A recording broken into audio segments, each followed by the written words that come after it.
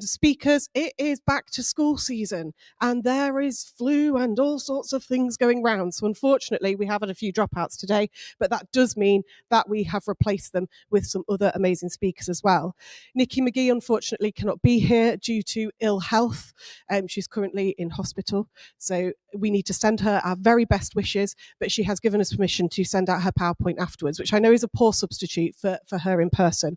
But obviously with all of the ongoing issues, I know we all wish her the very, very best and a very speedy recovery. And we will get that PowerPoint to you as soon as we possibly can after the event. She had 2 versions because our versions do not let videos play. But then she sent us one that has all the videos. So you will be getting as close to Nikki as we possibly can. If a couple of things to do, like with the running order of the day, if you haven't told Claire that you want your refund, you need to go and see Claire. She said she'd wave, but I think she's still out there. So the lady on the desk, go and see Claire if you do want your refund. And don't forget about today's prize draw. So you all have one of these. I think I've pretty much spoken to everyone. You all have one of these. There are 6 slots on it. We have 5 sponsors and you need to get your 6th one from us. Once you've filled it in, put your name on it, hand it in to us, and we have got an amazing prize draw. So we have got a teacher survival kit pencil case with real branded stationery inside it. We have got a much coveted Teachers Talk Radio mug, education books, and then lovely Nathan Burns, who is here today speaking, is going to offer you one of his books as well. But you can choose from any of them, which is very exciting, and it will arrive in the post. I don't know about you, but the post, like getting post, is very exciting. I got my back to school survival box from Hachette earlier this week, and it was really the boost that I needed. So yes, that's something to look forward to. We've got 3 Teach Meet sessions throughout the day. We've got a practical workshop with Nathan about putting metacognition into our lessons, and we've got loads of time for networking. I have seen that our sponsors have been rushed off their feet already this morning, which is fantastic to see. We've got the lunch break and we have got an afternoon networking break as well. It is a bit of an informal event, so if you do need to use the facilities or go and fill up your tea and coffee, please do just get up and go and do that. There is time built in for moving. Well, we've got this morning, our first session is going to be all based around humanities, so something for every single person in the room. Our second session is going to be a bit more split, so we'll have some speakers in here and some in our room upstairs. That's after lunch, and I will give you an update of that as to who is where after lunch. We will have our sponsors as well, and then in the afternoon, we are all back in here for our final sessions of the day and our very exciting prize draw. So, without further ado, we are going to introduce our first sponsor of the day. So Jigsaw, the lovely Selena and her very nice Jigsaw owl are going to come and speak to us and show us what Jigsaw Education are all about. Welcome. So I didn't know I was going to do this, did I? So this is a last minute thing. No, and I wanted to show you around the portal, but because I saved my password, I can't remember what it is, so I can't get on it. But I have got access to it on my iPad, so if you want to have a look around, you can do. The Cuddly Owls, there's one for every year group for Jigsaw RE, and they all have a name which means wise. And they're a bit of a distancing tool, a circle time tool, a thinking question, ask the owl this question. And as a teacher, if you don't know what the answer is, you can say the owl will get back to you next lesson. So because people worry about lots of things in teaching RE. So Jigsaw Education Group, I'll just put Oberon down there. It's very cuddly, it's very nice. Jigsaw Education Group came about 2013 when a woman called Jan Lever decided PSHE was taught really badly in schools, and she wrote a whole program which ended up as a file and a little memory stick. Then it went on to a portal, and obviously it became statutory. Out of that, through the people that she knew, there were discussions about RE and how poorly that was taught. So Jigsaw RE came about. Both of these things are on an online portal. They're access to slides, teacher notes, background information. It's all progressive, particularly the PSHE. You don't have to think about it. It's all mapped out for you. RE is slightly different, as you know, because you have locally agreed syllabi. They are all different.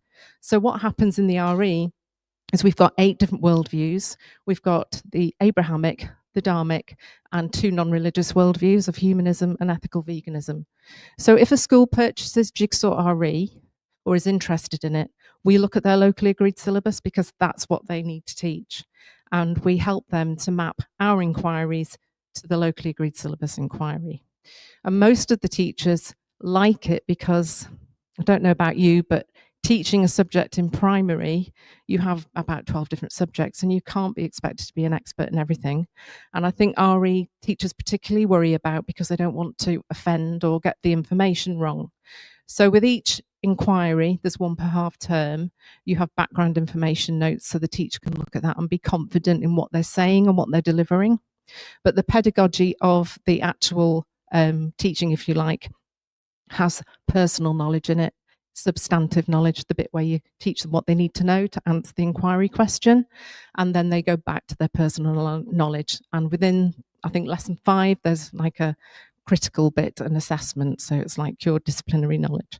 So there's lots of different activities to encourage oracy and respect for each other. There's a charter, and I really wish I had some images. I have got the website up, but you might pop that up, they can at least look at that. So if you want to come and find out a bit more about Jigsaw, PSHE goes all the way up to secondary. Unfortunately, there isn't anything for RE. I'd love to be involved in Key Stage 3 content writing, but we're not quite there yet as a company. It's not on our roadmap. But what we are doing is, because we're very much an approach, this is what Christians believe about God, this is what Muslims believe about God. And a lot of the locally agreed syllabi have more thematic questions now and inquiries. So we are trying to address that. So the one that is pertinent today that I am now getting involved in my company is worldviews and their view on care for the world. So their environmental stewardship, etc. And the background for that, for me, is I did a combined honours degree many years ago in Liverpool, and I did geography and RE. And it was a strange combination, but here I am, 30 odd years later, at an event that is asking humanities to connect their subject to climate change and sustainability. So I'm really back in my comfort zone, and it's funny how things come around. So I was a primary school teacher for 20 years.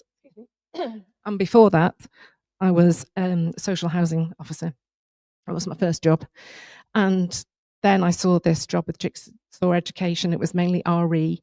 And I just wanted to support teachers because they need that help to have the confidence to deliver good lessons that the children are engaged in, and therefore they can increase attainment and progression. So that's basically it. We have CPD, we do webinars on all aspects of PSHE and RE, and a lot of them are free on the portal, on the website. And if you want some more information about it, you can go to the website, or you can come to me and fill in a form, and we can have a chat. I can show you around and see if it's suitable for your local authority, if you like, or your school or your setting, or if you know of anyone who might benefit from that. So thank you very much for your time, and sorry that was a bit of a, but there you go. Thank you very much. There you go. It's very cuddly. Like if you need a cuddle this morning, it's very nice. So thank you very much. So obviously Jigsaw are one of our sponsors today, so please do go and see them and get your stamp. As Selina mentioned, the vision for this kind of today was about bringing together the humanities and the impact that we can have on teaching about climate education and sustainability. We're absolutely aware though that that is not something that we want to spend the entire day on, so there's a real mix of things throughout the day. We are going to start off, as I said, with some amazing speakers in terms of their expertise and knowledge and the things that they can bring to humanities overall. These people that, although they might have their subject specialism in history, RS or geography, have brought together a more holistic viewpoint. So we are going to start in just a minute with Sally Thorne talking about inspiring each other and cross-curricular ideas for Key Stage 3. Thelina Chowdhury is then going to talk about metacognition. We've got Deborah Hayden talking about teaching the Holocaust in a cross-curricular approach. Jess Angel is going to talk about enriching your humanities curriculum through extracurricular opportunities, something that I think is really important there. Azan is then going to speak to us about climate in the classroom, so bringing us right back to our theme for the day. And then John Huff is going to come and talk about pre-writing activities. And then those of you who are here for history, we'll get to see John again later as well. So without further ado, Sally.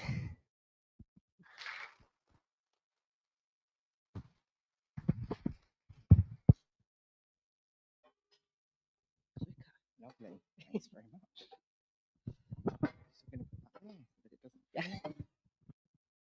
Hi everybody. Oh, hi everybody.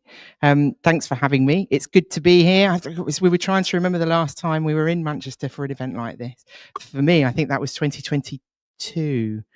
So yeah, it's been a while. It's nice to meet you all. I'm Sally Thorne. I am a history teacher by trade, and I'm here to talk to you about interdisciplinary studies at Key Stage 3. So thinking about how you can do a combined effort across your faculty in order to strengthen what it is that you are doing across it. And this is kind of inspired. So I was head of humanities at a secondary school in Bristol. We are all girls, apart from in the sixth form. And while I was head of humanities, I was really interested in solving some problems. So when I took over the department, we were all quite separate. I was the first head of humanities at the school. It had been separate heads of department up until then, kind of all working in our separate silos. And the problem that we had really was that we had too many teachers for year 7. So you might have the same problem that when timetabling happens, year 7 are like way down here and they get what's left over at the end of the timetabling process. We also had only a small amount of curriculum time for humanities. It was 1 hour a week for each of the 3 subjects, so 6 hours across the fortnight. And quite often, some of those classes would have 6 teachers for those 6 hours because it was just fitted on where it was left over. So we had this issue that they were not getting a good humanities offer because they just saw too many people. We also, as I said, it's also the PowerPoint says that we only had that 1 hour a week. Thankfully, after 8 years of campaigning, and when I stopped being head of humanities, then they upped the curriculum. Thanks very much. You're just waiting for me to leave, weren't you? So there is a bit more curriculum time available now. And what we found was that it was really difficult because we didn't see them very often. It was really difficult to get to know the students in time for that first data drop in year 7. And there are just too many assessments then compared to the amount of teaching hours.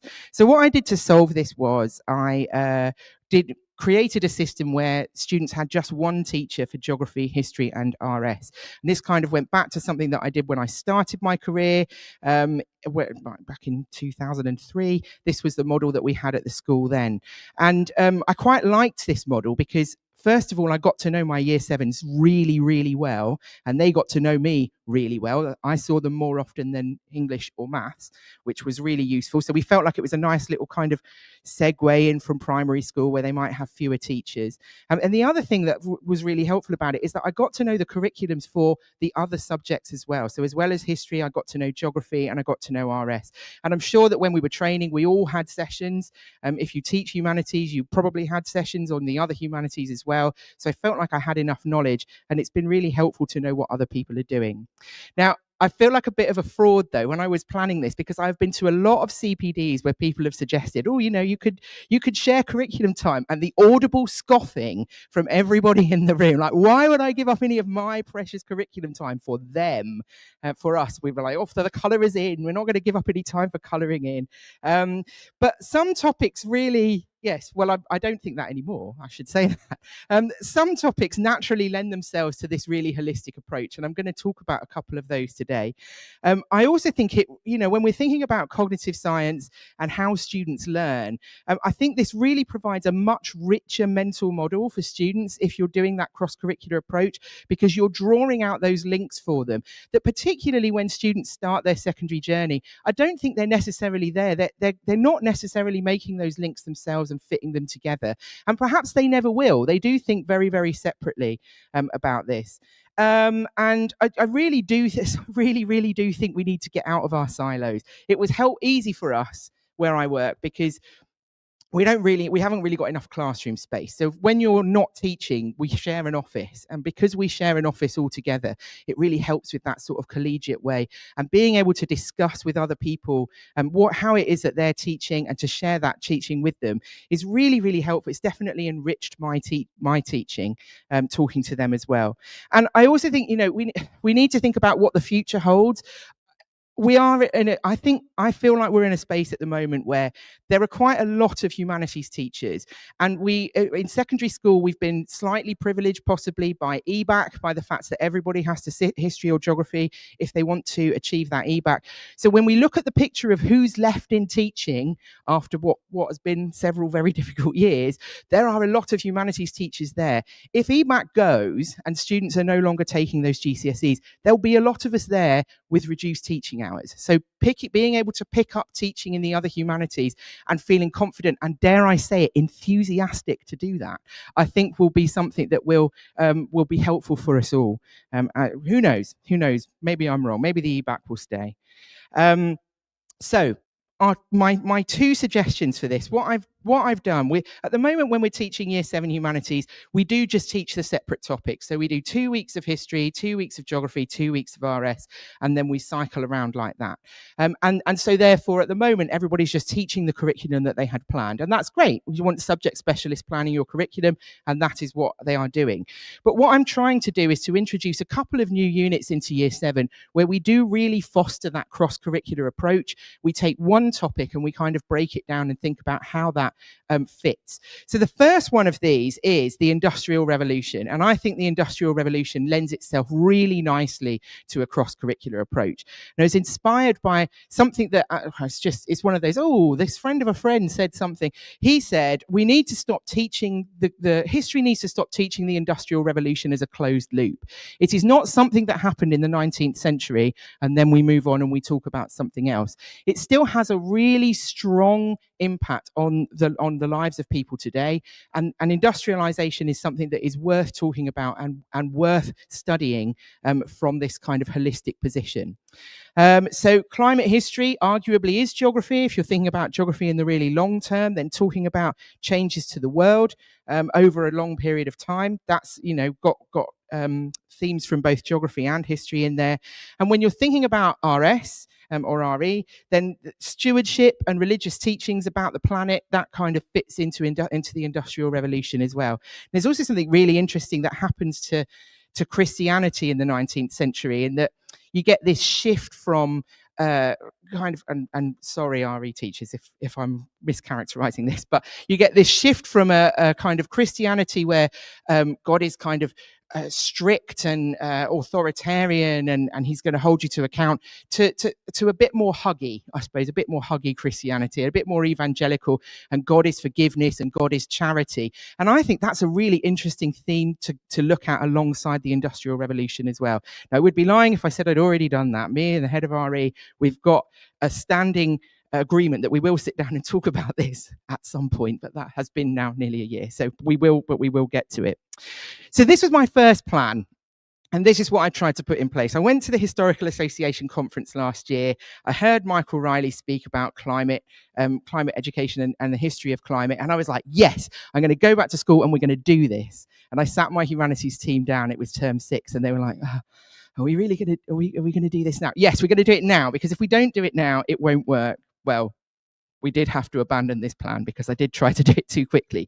But my first plan was this. So 3 phases of the Industrial Revolution, each paired with a geographical impact lesson that went next to it.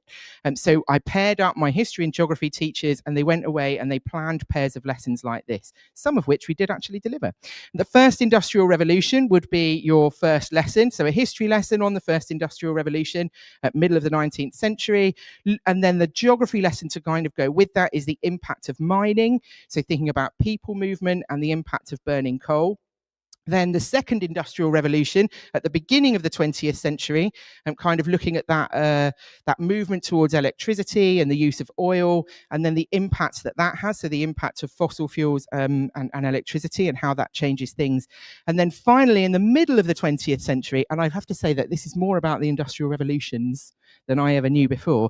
But the middle of the 20th century, the great acceleration, so this movement forward to consumer society, and then the paired lesson was the impact of overconsumption and plastic pollution, things like this, all themes that our geography teachers have later on in their Key Stage 3. So it's a bit of a here's a smorgasbord of things that are coming up later on. And then within that, interwoven within that, I wanted to talk about stewardship and how different religions view their responsibility towards the planet.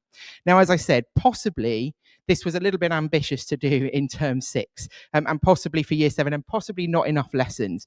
So I went away and thought about it, and we're currently replanning it to look a little bit more like this. So what I'm hoping for is a long-term look at human development and the impact it has had, rather than a focus just on the Industrial Revolution.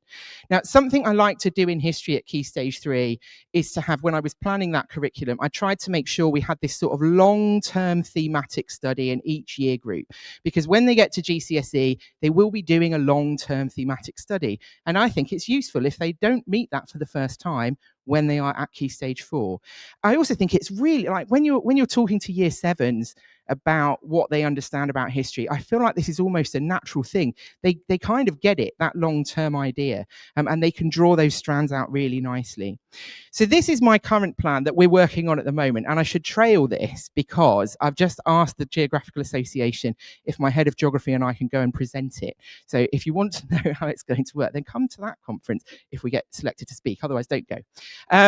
So here are the ideas behind that. So we're going to start with the emergence of farming and settled communities. So going way back into prehistory, if you need to put that into your Key Stage 3, and then pairing that with a geography theme, looking at urbanization and possibly food security alongside that idea of agriculture. Then we move on to look at early globalization, which brings in the geography theme of migration. Then we get to the first industrial revolution, and we pair that with a look at climate change, and then the great acceleration, because that really did land quite well with our students. So we're looking at the great acceleration and plastic pollution and sustainability. So we're not much further on with this yet. I can't tell you that we've planned all this and taught it all and it's working really well, but we're very excited about planning it, and lots of people have got lots of ideas about this. And I think it's going to be really helpful for us to have that sort of cross-curricular unit.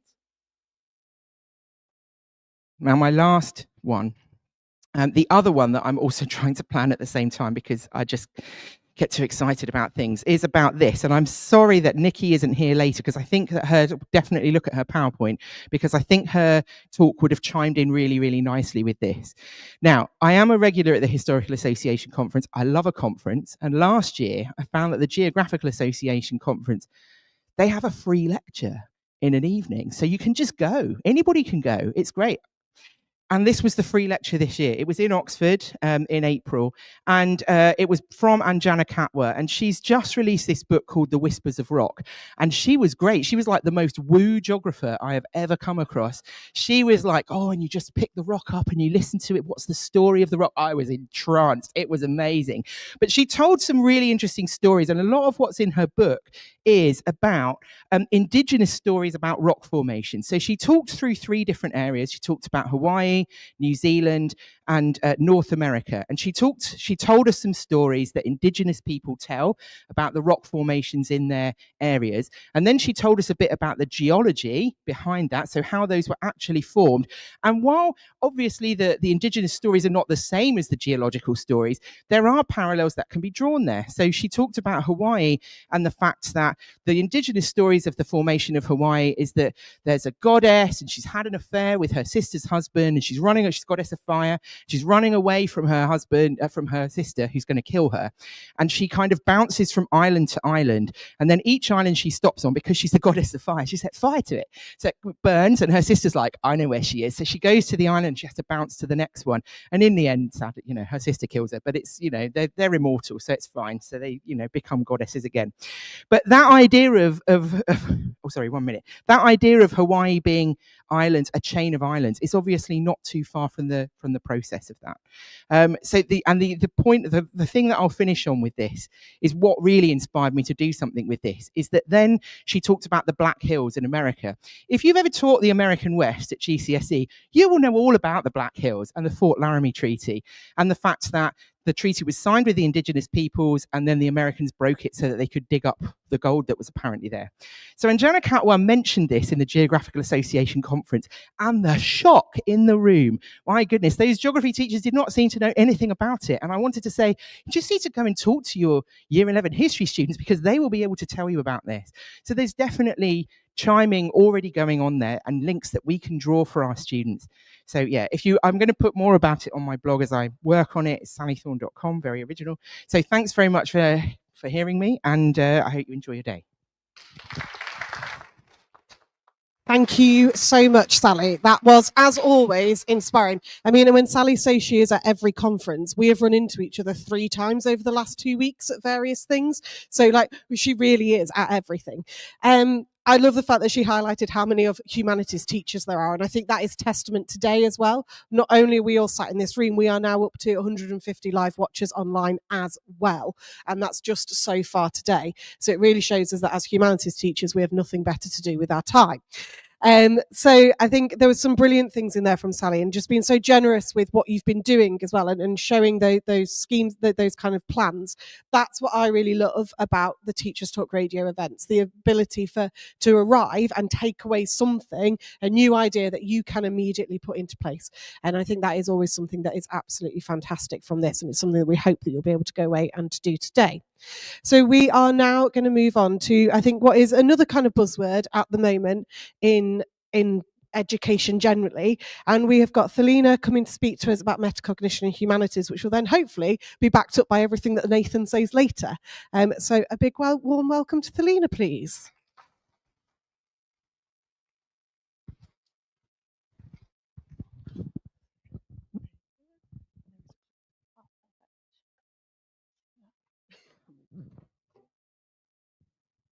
Right, hi guys, my name is Thelina. So I will be speaking to you about metacognition. Now that I know Nathan's here, the pressure is on. So if I don't say it doesn't match up, then we'll act like I didn't say anything. So in terms of my kind of talk today, it is humanities focused. I am geography by trade.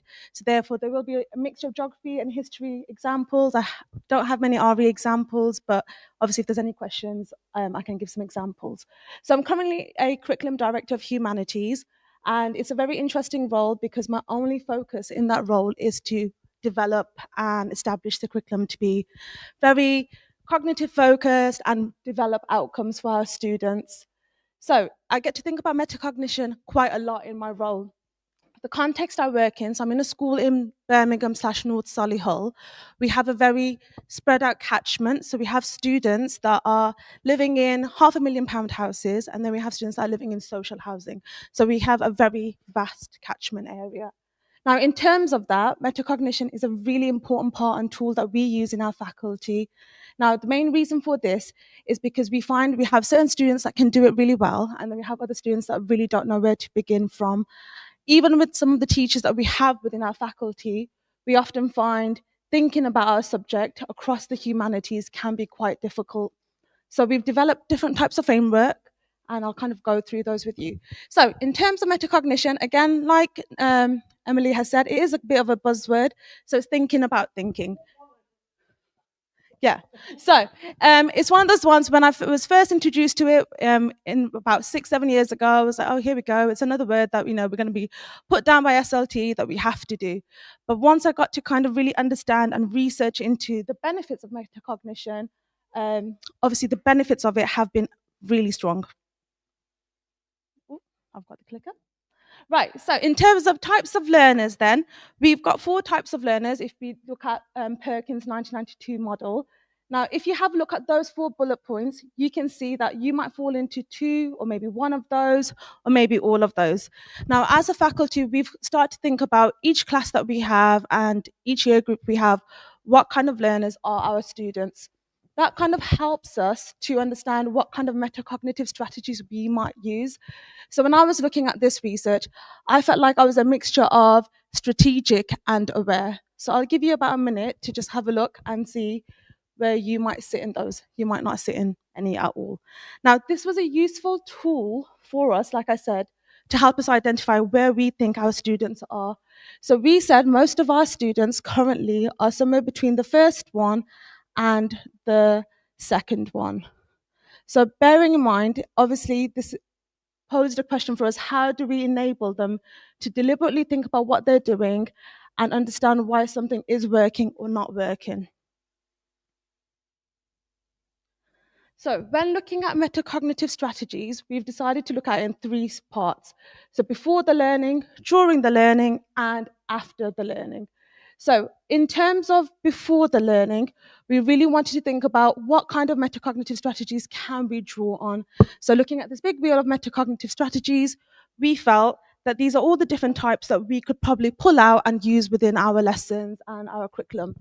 Now, the common ones that we are really pushing for is obviously activating prior knowledge, self-regulation, thinking aloud, and obviously making connections as well as analyzing. So what we did is we looked at our curriculum. We just put pen to paper, and this was a group effort. We would just pull out a topic and we just put pen to paper, and we thought about, okay, what do our students not know? What do our students struggle to understand? And what do we actually want them to know? So this is a Year 8 Africa topic. In this topic, we want them to actually leave knowing that it's a diverse society and landscape due to its size and history. So a bit of cross-curricular link there as well. Now, in terms of that, we have mapped out the key concepts. So for our key concepts, we have chosen a few key concepts that will underpin the thinking in our topic. So I've got things such as society and culture, location and scale, stakeholders, sustainability. So when it came to choosing metacognitive strategies, what we decided as a faculty is to start thinking about how do we make them see it through those lenses of the key concepts. This is when I'll come back to that one, developed through the lens, okay? So this is something that we're still working on. However, it's identifying the key concepts to students very explicitly. So we would teach students that the key concepts in geography are, the key concepts in history are, and the key concepts in RS are. Just as a heads up, in our school, humanities is just geography and history. RE's been put into social sciences, hence the geography and history examples. So in terms of history then, if you look at the examples of cause, effect, continuity, and change, what we will do is introduce what they mean to the students and give them examples. When we have Key Stage 3 classes, I've given examples for Key Stage 1 and Key Stage 2 if you have any primary school teachers. We have laminated cutouts of the lens with the concept written on, with language that they would need to use in order to activate that concept in their responses. So for example, in history, when talking about change, using language such as before, after, and that has improved the language that they are then using in the response. When we have done this for geography, we're looking at sustainability, we're talking about my brain's gone blank now. So for sustainability, we're talking about obviously how can we reuse products and how are we meeting the needs of future generations. So this is an activity that we are using predominantly for Key Stage 3 as it helps them to kind of be more self-regulated. The lenses would be on their packs, like in like a little pack on the table. They can take that lens out and help them respond. And as you are walking around and monitoring the information, you are then able to give feedback about how effectively they've understood that concept. So that goes back to this. In terms of building student schemas, we have found in Key Stage 3, outcome has massively improved as we can see students using language that we'd want them to do to be a true geographer or a true historian. That takes us to this stage here, what makes an expert in that subject. This was a piece of work where we have a lot of non-specialists. So in geography, we obviously have a lot of non-specialists. We really wanted to think about what an expert geographer should know and what should an expert geographer be able to do. So although this is for the students, this doesn't go in front of the students. This is more for the teachers to use and have as kind of like a framework that they can refer to. And it is also something that we do show to parents in parents' evening when we're kind of telling them this is what your child should be able to do. This is what they need to show us in subjects to move to the next grade. We try to map out as many possible parts of the subject and see where students are modeling those examples. Then obviously when you're doing reports, you can then lift some of these statements back into the reports to then say, this student was able to critically think about geographical issues. So it's not a document that stands alone, it's been then brought back to parental conversations. Now, how is this metacognition?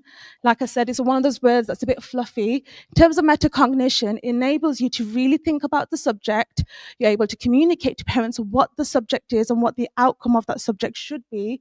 And also, students are then able to see that feedback in the report to see how close they are, what they need to do to be a better expert geographer or historian. The next one I have is use of icons. Now, a lot of you guys might use the website Noun Project or Flat Icon. I'm obsessed with using these websites.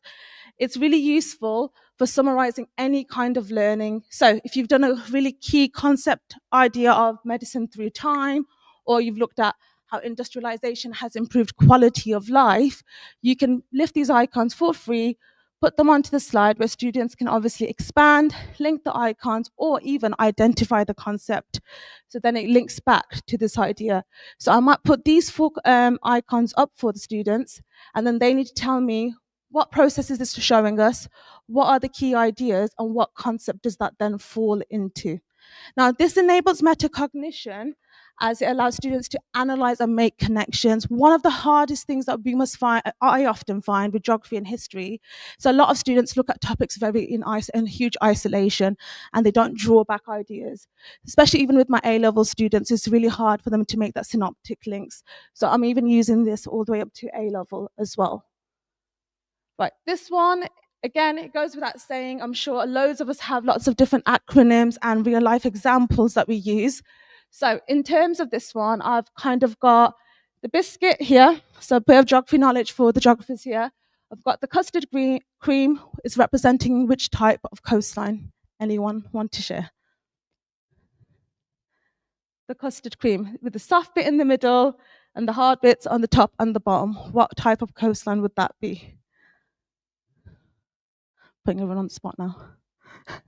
Right, so in terms of this one, we're looking at a concordant coastline then.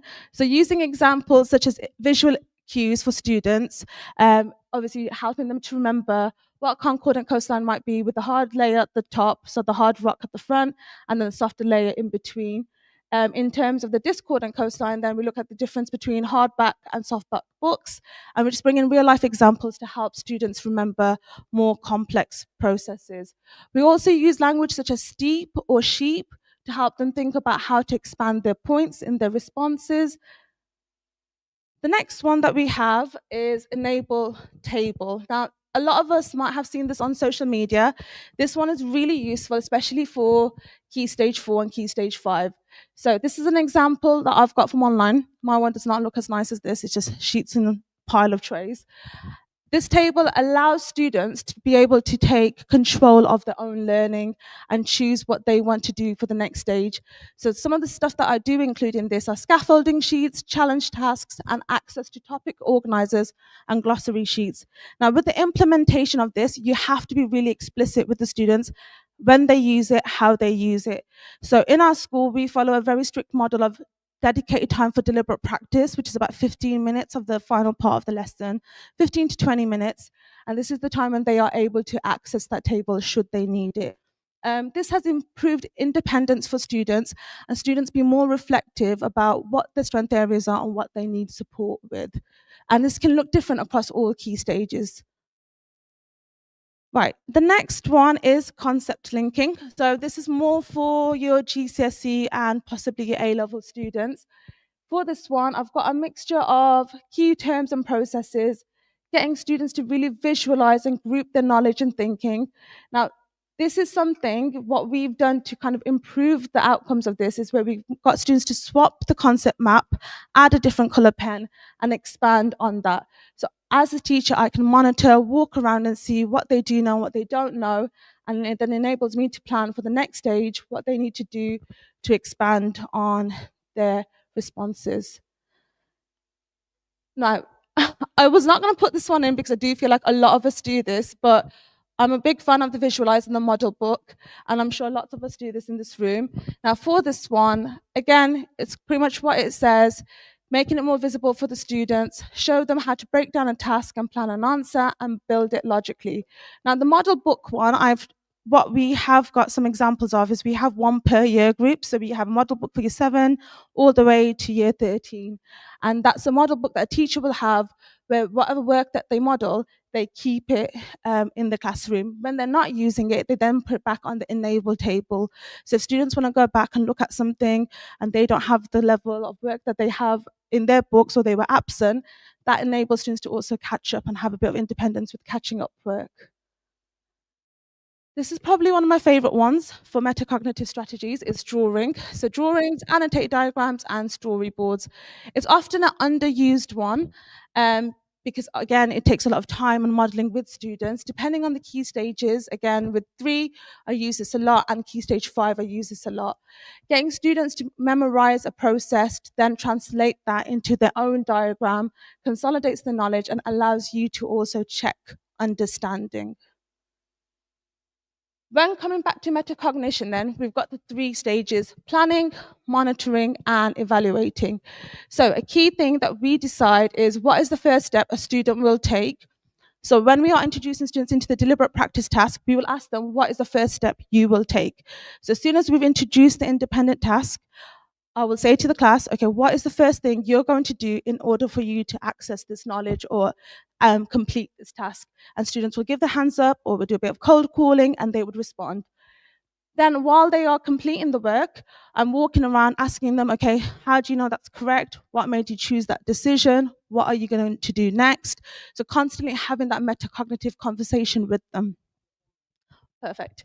For evaluation then, when we bring up the books and the answers to the visualizer, I always bring a student's response that I think is quite good or sometimes not as good. We bring it up to the front, and then as a class, we decide what was the strongest part of the answer and why, and what was an area to develop and why. And this is a great tool because it now allows peer marking and also self-reflection. Now, these are some of the benefits of metacognitive strategies. The main one that we found is it's increased learning intention, improved critical thinking, and the main one for us is self-regulation. So those are just a few of the strategies that we've introduced in our faculty. Thank you. Thank you so much. So yet again, another fantastic list of amazing strategies that we can go away and use. Some of the things that I really took away from that was the use of lenses. I've seen this in RE quite a lot with the different lenses that they use. And I think that's where maybe we've borrowed that from. I can see the RE teachers like, yeah, no, that was our idea first. Remember, we're all here to help each other.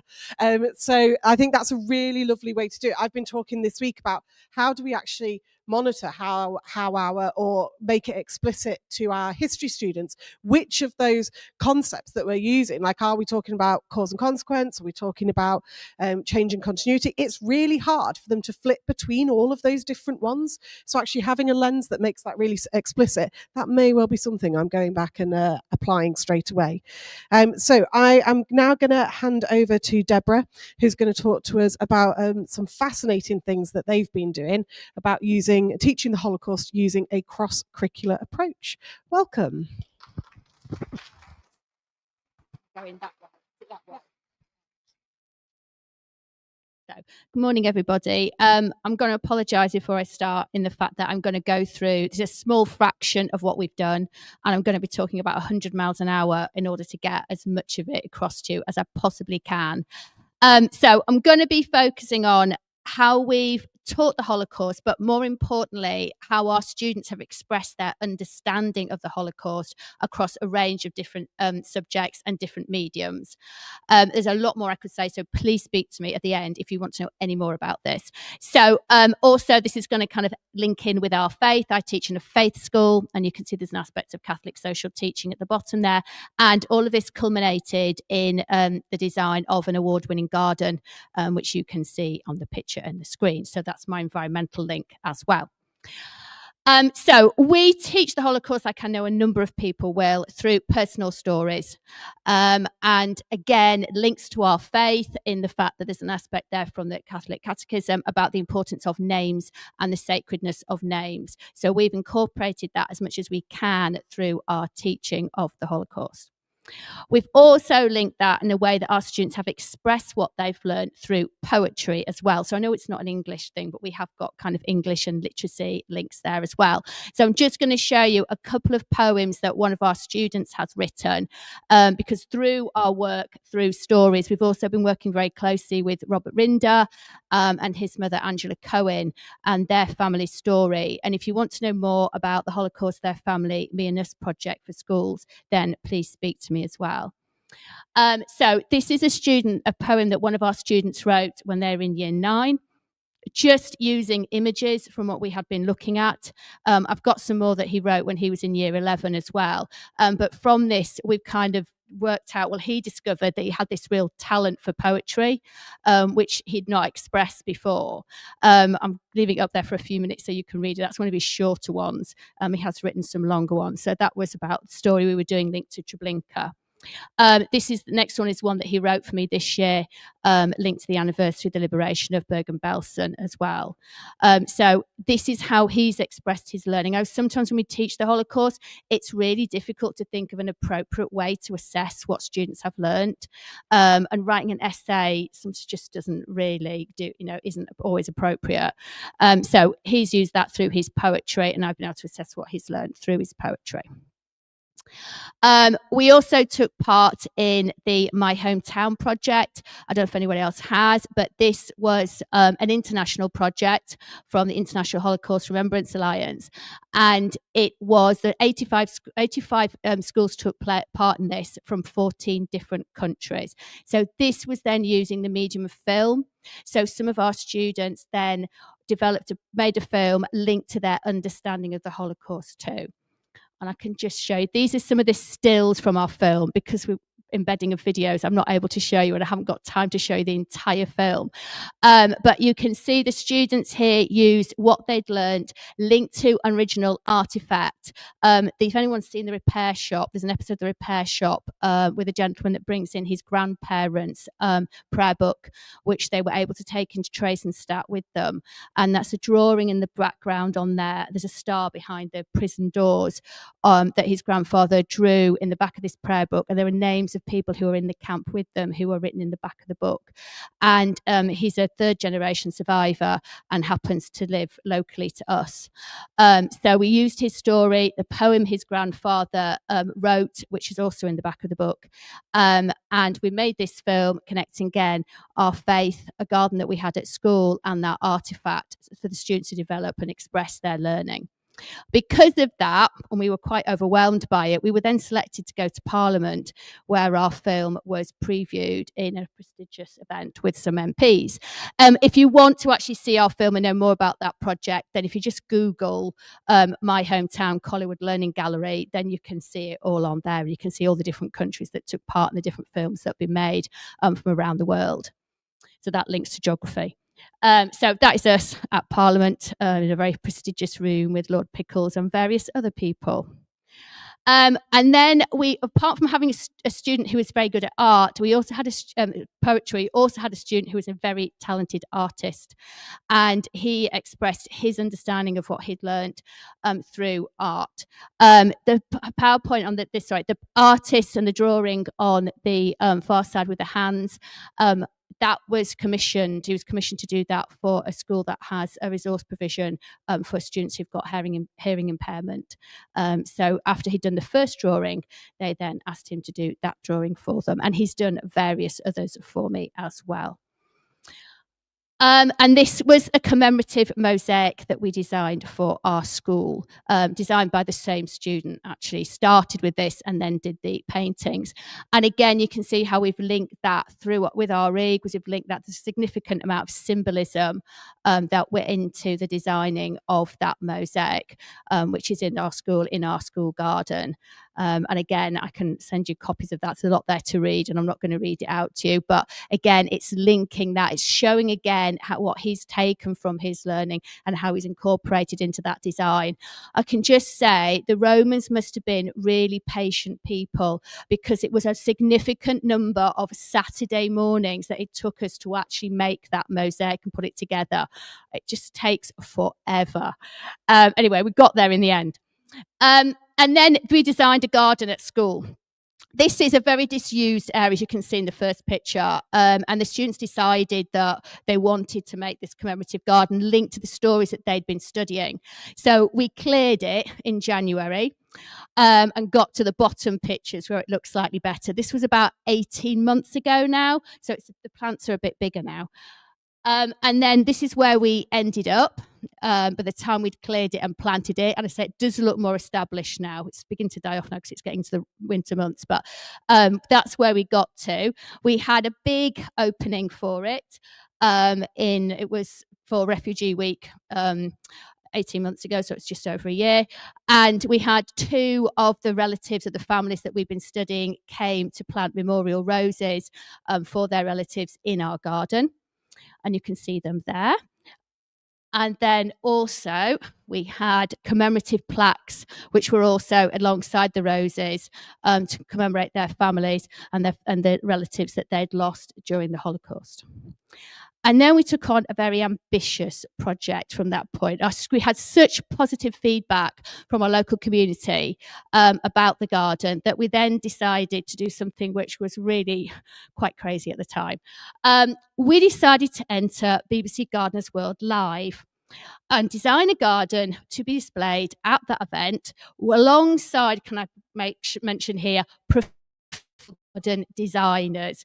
We were the only school entry, and we went for a site visit in March, sat in this room with all these garden designers and felt completely overwhelmed with what have we actually done here.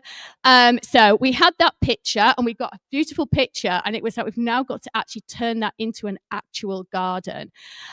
So this is our next story. And again, we've linked this to the idea about cultivating a better future. That was our tagline. This is the vision that the students came up with. Obviously, it was 80 years since the liberation of Auschwitz and the ending of the Second World War. So our garden, the timing was just right for this. It all kind of culminated together. So, oops, I've gone too far, sorry. So that's what they wanted to come up with. That was our vision about cultivating connections, generations, faith, communities, symbolic pebble link design, unity, a reflective pool. It was a symmetrical garden to say that as human beings, we are all a mirror image of each other. We have more in common than we do apart, and that we should come together around the reflective pool in the middle to focus on what we've got in common rather than our differences. So there was a lot of very deep meaning behind what the students designed, and they researched every single plant that they included in the garden for its symbolism, and the colour as well. The colours that they used in the garden for the plants all had a symbolic meaning. We have a booklet as which we had to tweet in the end. I haven't got time to go into all of that now. So that is our garden. There's different elements of it. I'm just going to go through a range of pictures. That you can see in the middle is our reflective pool. We also took the mosaic hands from the students' original mosaic to show the different groups who were affected during the Holocaust. So we have different coloured hands for each of the different groups. We had pebbles within the triangles. The triangle also represents the Holy Trinity, so that forest part being the Star of David, it also links to our faith as a school. Every single one of our students in the school wrote their name on a pebble, so they were all included, but also their names, and we use first names only because there are so many names from the Holocaust that we don't know, that our students use their first name to show that their name might well have been the same name as somebody who was lost, and it's therefore commemorating them. We're also a very multicultural school. We have a number of students from different countries, so they wrote their name in their home language as well. I think you should be able to see that there. So there's some of the pebbles with their names on. And then we had water features, which I'll come back to this in a moment. We do a lot of work about the stories of the Windermere children, which links to the work we've done with Rob Rinder. So we included water features as well, and apple trees were in the corners of each corner of our garden because that links to his family story as well. And it's a bench which had a quote on about the sacredness of names. Then, yeah, there we are. We're talking to, if anyone watches Gardeners World Live, that's Nick Bailey. Our students had their pictures taken with all these gardening professionals, and they didn't know who any of them were. We're like, no, this person's really famous. I'm going to go through again. We were completely overwhelmed with the feedback that we had. That's just people around our garden, and that's our students talking to people about the members of the public about our garden. We spoke on the first day from 9 o'clock in the morning non-stop until 2 o'clock when it rained. And then we went home that night and I put this booklet together because we just could not get around talking to people. It was amazing. And then we won a gold award for our garden. And we also won the People's Choice Award for the best beautiful border. And then, because the story didn't end there, then our garden then was transported. Our plants and our design were shared with the Lake School in Windermere, which is on the site of the Kalgarth estate where the Windermere boys arrived when they came from Prague. And so on August the 14th this year, which was 80 years since their first arrival, the memorial garden using our plants and our design was opened on Lake Windermere by the Windermere boys and girl. And there we are in the news as well. It was in lots of newspapers as well. And that's it. And I've just about fit it in, I think. And those are my details. If you want to know more, then please speak to me during the day because I could have spoken here for an hour, if not longer, about it.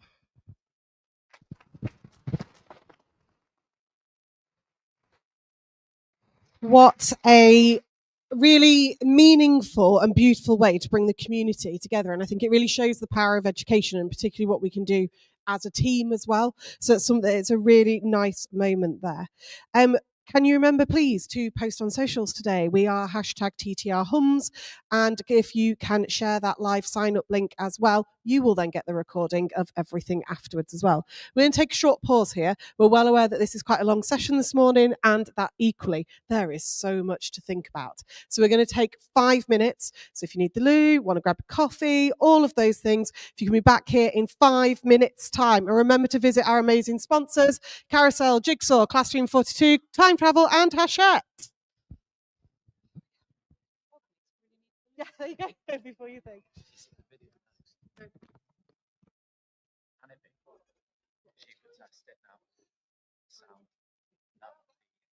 You said this speaker's range. Yeah, it was fine. It was a case of we're not. Yeah. No, it makes sense.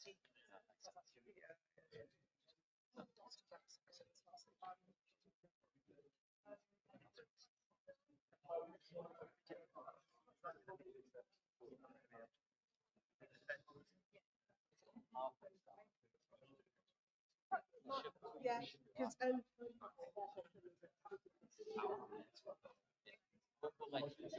because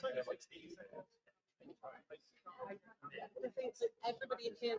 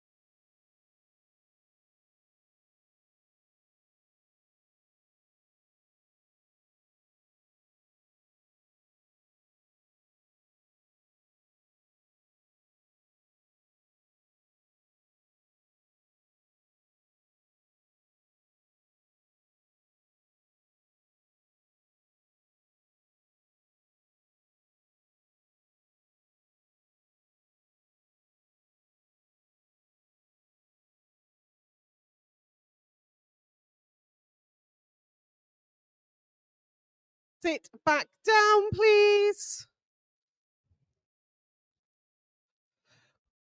So let's have a quick look. I have spotted a posse of RE teachers. Who are the other RE teachers in the house today? Give us a hands up so you can all see each other. Who are the geographers? Oh, a little geography massive over there. And history.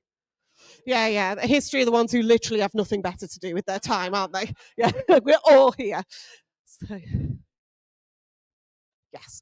Claire is just saying, if you haven't yet requested your refund, please see Claire and she will sort that out for you. Thank you for all the social media. We can see that is going out at the moment. So all lowercase, hashtag TTR hums, and sign those things. So our next one is going to be is Jess talking to us about extracurricular opportunities. I love an extracurricular club. I'm running Classics Club where I am at the minute, and we're spending the whole half term looking at gladiators. So I'm really excited to get some inspiration from Jess. So over to you.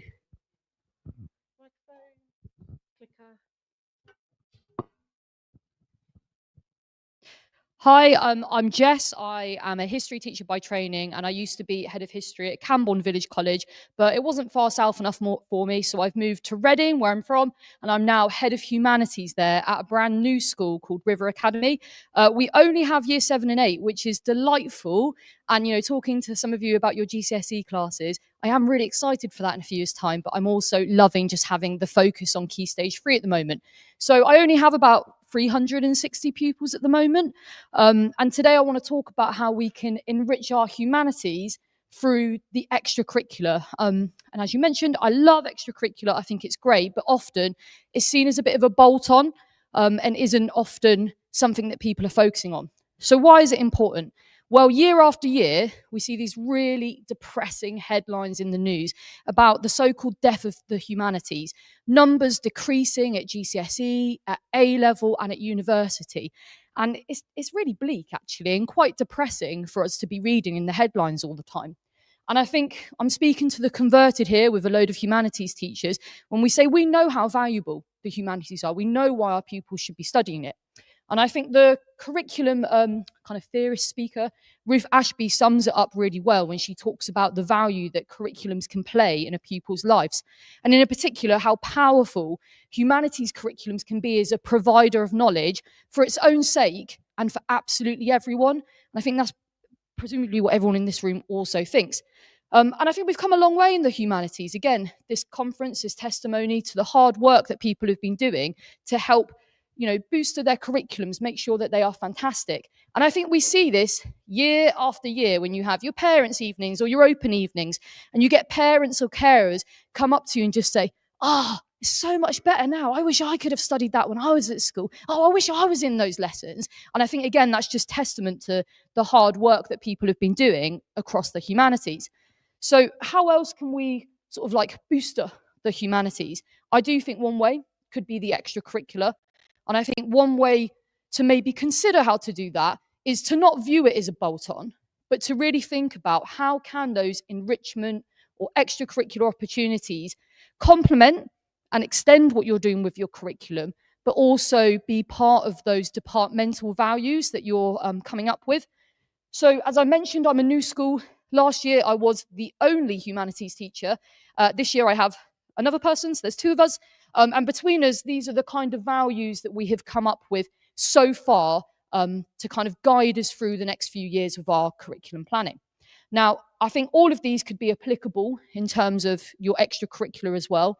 But as I only have 10 minutes, I'll kind of think about these 2 for today and try and give you some examples of what we've done.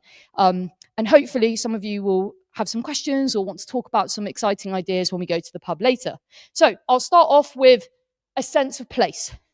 As I mentioned, I'm in a new school, which is really weird because it's kind of like Hogwarts where there's forbidden floors and you can't go to parts of it and you're trying to get to know everyone. So building a sense of place and community within that school is really, really important. But also we have a real diverse range of pupils, lots of which are quite new to the Reading area. So making sure that not only are they feeling the community in their school, but also in their local surrounding area and building that sense of place, we think is really, really vital. I've taken some quotes here from one of my favourite teaching history articles, and the amazing late Helen Snelson, who spoke about how much power trips can have for pupils in terms of deepening their understanding of a place and, again, building those connections in those communities. So with this in mind, and with absolutely no relation to what Deborah just spoke about, we came up with a trip called My Hometown Trip, which maybe I need to rename now. But the idea here is that our pupils can gain an essence and an understanding of that local area. So this, the idea of this was to have a whole year group, year 7, off timetable for the day, and to allow our pupils the chance to explore their local area and make some meaningful connections that also was closely linked to what we were studying within our curriculum. So, for example, within history, we were looking at a local history unit of the story of Reading. We took them to the museum and they completed some activities there. Okay. Within geography, I'm not a geography specialist, so sorry if I butcher this, but our geography teacher was leading on sort of like a geographical survey of the high street and thinking about what's happening there, but also looking at links to globalization and migration within the area as well, and thinking about how wonderfully diverse our high street is. And within RPE or RS, we were looking at how many lovely kind of local sites of worship there are in the area. So this only worked because we were able to convince our SLT to have a whole day of timetable. So the students completed a rotation of activities completely free of charge as well. So we were able to make sure that there was no cost to this in terms of our accessibility for pupils, and clear links to that curriculum. And what I particularly enjoyed about this trip is everywhere we went, the students could revisit on their own, or they could take their families there. And we've had lots of our pupils say, "Oh, miss, I've gone back to the museum in Reading with my granddad." I'm like, "Oh, that's great." So this idea of also not only showing them how it links to what we're doing in school, but showing them that they can explore the humanities in their own time as well. The second value that I think is really important, not just in our humanities department, but as a school, is about providing opportunities for absolutely everyone, regardless of their financial background or their prior attainment.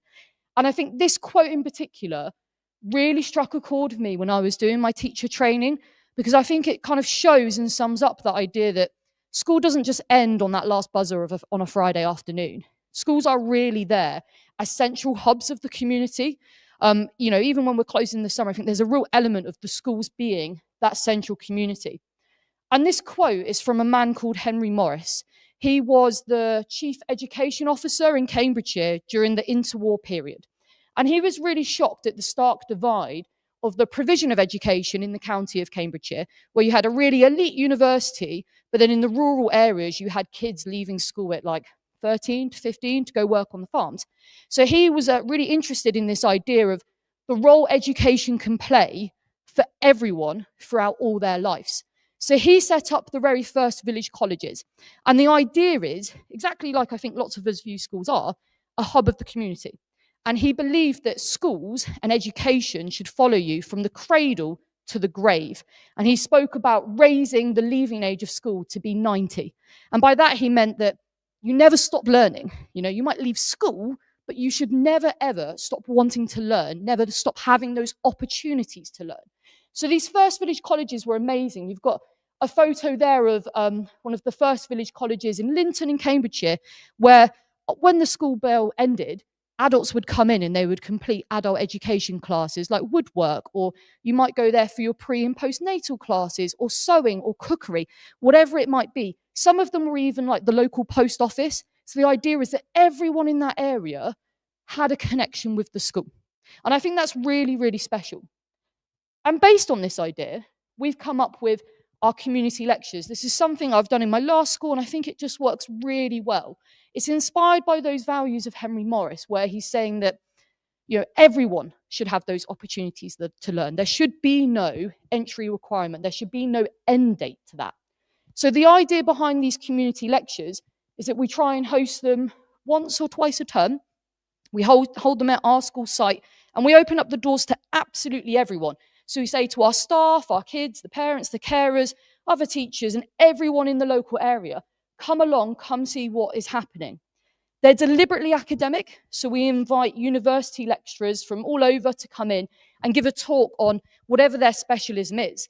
So yes, there are links within our curriculum, but it's not always closely matched. And actually, that's part of the point. We're trying to show our kids that, a curriculum is a selection of choices. We can't cover everything. There's so much more to that. And as much as I would love to talk about the role of pets in ancient Greek life, I literally don't have the time to do that. So come along and learn this. And I think it's also really special to have these lecturers come in and give these talks on slightly different areas to not only extend their thinking, make them realize how much more there is, but we're also showing our students that we don't know everything, and that's okay. We're modeling that we are still learners too. And that process doesn't end when you've got your GCSE or your A level. It's something that hopefully stays with you for life. Our students run the room in the sense that they are the ones that show you to your seat. They're the ones who lead the little intros. I help them a little bit. They do the thank yous. They lead the questions. But really, the events are theirs. They run it. So far, it's been quite a success, and hopefully we can continue doing that.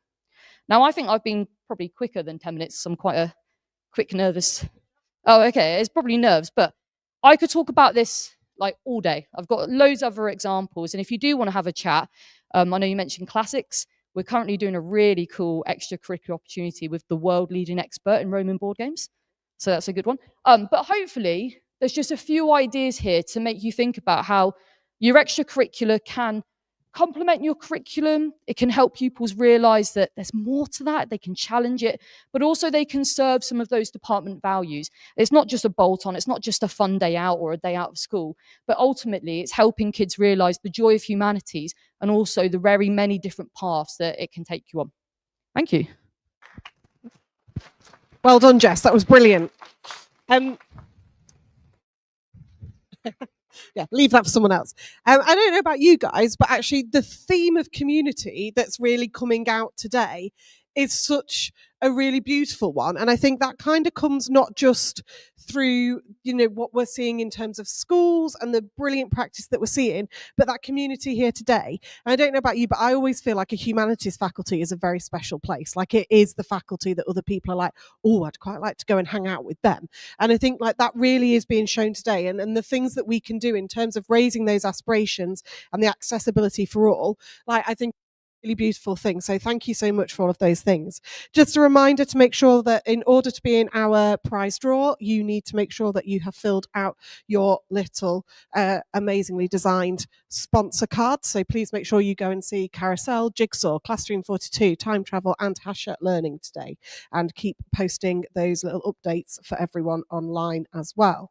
We are going to bring it back now to our main theme for the day with Azan, who is going to come and speak to us partially from a religious studies lens, but also bringing it round into the humanities as well about debating climate in the classroom. A big welcome for Azan, please. Thank you very much. Good morning, everyone. Hope you are all doing well. Lovely to meet you all. My name is Azan, and I'm today going to talk a little bit about kind of using debate and oracy as a focus, particularly around teaching climate in the classroom. And whilst my lens is focused on religious education, it can apply across a number of different humanities subjects. I actually trained as a history teacher, but RE is kind of my specialism, so I've kind of got a bit of a dip into other things. I mean, not yet the geography yet, but maybe at some point. So today we'll kind of talk a little bit about why oracy matters. I'm sure I'll be preaching to the converted there. A little bit about oracy and debate specifically for religion and worldviews, and also activities and some strategies that you can take away and maybe use and apply in your classrooms. So a little bit about me. I teach at a school called Plashet School in East Ham. And just a bit of context about the school. It's in an area where the student population is around 98% Bangladeshi, Pakistani, Sri Lankan and Indian, so South Asian backgrounds. A large majority of those are from Muslim and Hindu backgrounds, and then we've got other minorities in the schools as well.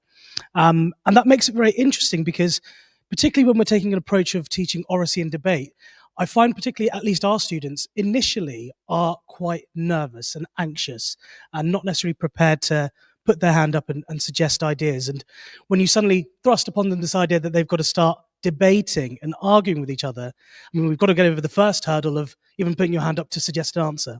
So how do we do that in ways and using activities that get students to engage in an effective way? I also used to, I kind of worked across the, call it the debating circles. So I used to work for an organization called DebateMate, which provides kind of debate clubs across the country. That I think they work in Manchester in particular, but in London, Birmingham, Liverpool, and outside of those regions as well.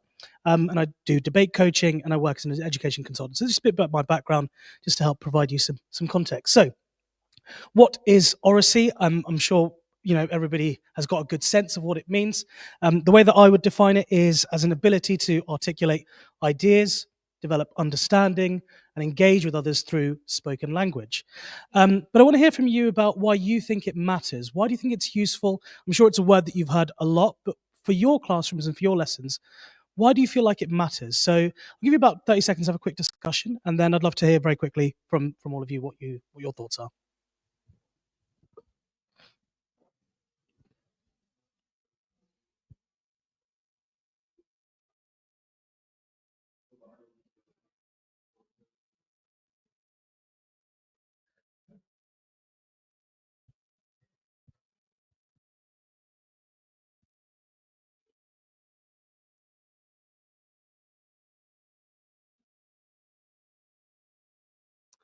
Okay, so we'll probably gather our ideas again now. So unless anybody's willing to put their hands up, I always say this to my students, put your hand up. Otherwise, I'm just going to point at someone, and you can save yourselves the fear of that. So maybe you'd like to share some ideas? Right at the back there, yes, please. Hmm. Yeah. Yeah, absolutely. I think the point that you make there about the fact that no matter what your background is, you need to be able to articulate effectively is so important, particularly as I'm going to talk about this, about the gap that we see between students from different backgrounds and how being able to articulate and speak in a particular manner can translate to benefits later on in life. I saw a hand there as well.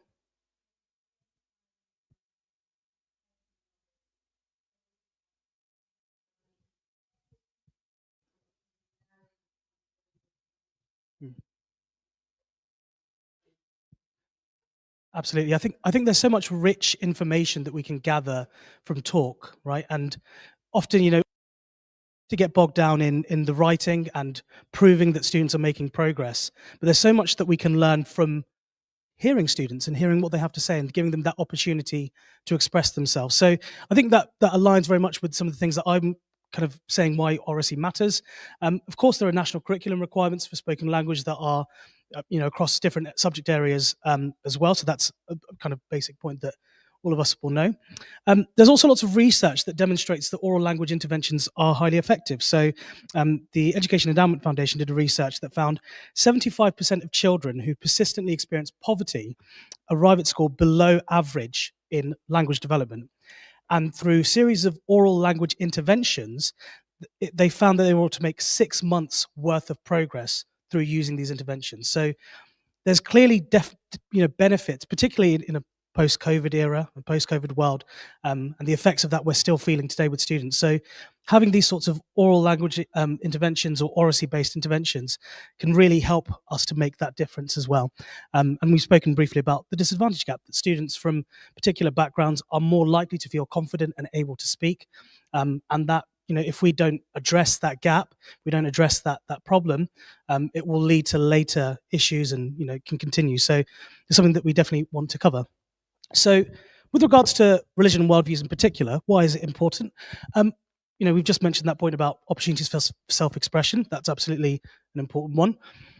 As classrooms get more and more diverse, we need to be able to see and be able to speak to each other in an effective way. And I think for me, I've been thinking a lot about how in the current climate of the internet and social media and the way that our discussions are going, more and more people are ending up in camps. And I think that's a really worrying problem.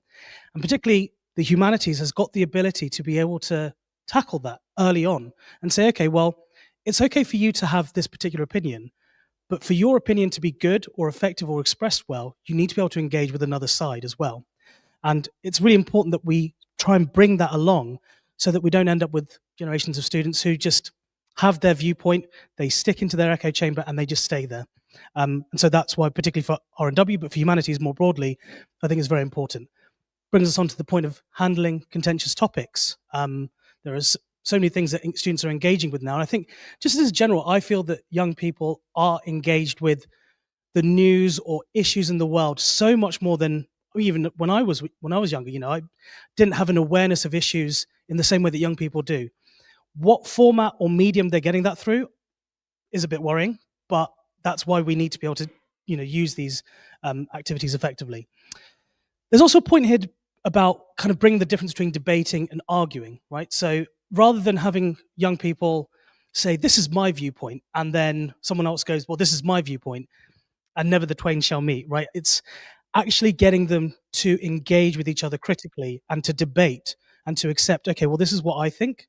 I understand where you're coming from. This is why I don't necessarily agree with that particular point as well. And of course, I think in the long term as well, for developing skills for GCSE, particularly in R&W, there's a real important focus on evaluative skills. And that's across the humanities. And I think developing these skills will help us to, you know, in the long term, on a basic level, hopefully achieve better results. And a final point that I want to make here, which is there's a kind of increasing a number of discussions about the differences between something called debate and dialogue. And there's been a number of different researchers that have talked about this idea of dialogue and introducing dialogic approaches in the classroom. It's something that I really support as well. So that my friend Will Ord, who I'm going to kind of share some of his resources, talks about this idea of dialogue rather than, say, debate. My personal view is that I think debate's a really good way to get into the discussions around oracy, because it gives students a really clear way of understanding, okay, side A, side B. But in the long run, what we want to get them towards is from debate to dialogue, to be able to critically engage and understand different viewpoints. But it starts with that binary before it moves into something a bit more kind of open. So there are lots of challenges that I think that might emerge from when we're teaching particularly environmental issues. And again, I just want to hear a couple of thoughts that you might have about teaching some of those environmental issues. So quick 30 seconds discussion. What are some of the issues that you find when you're teaching things like environmental issues within the classroom? So 30 seconds, off you go.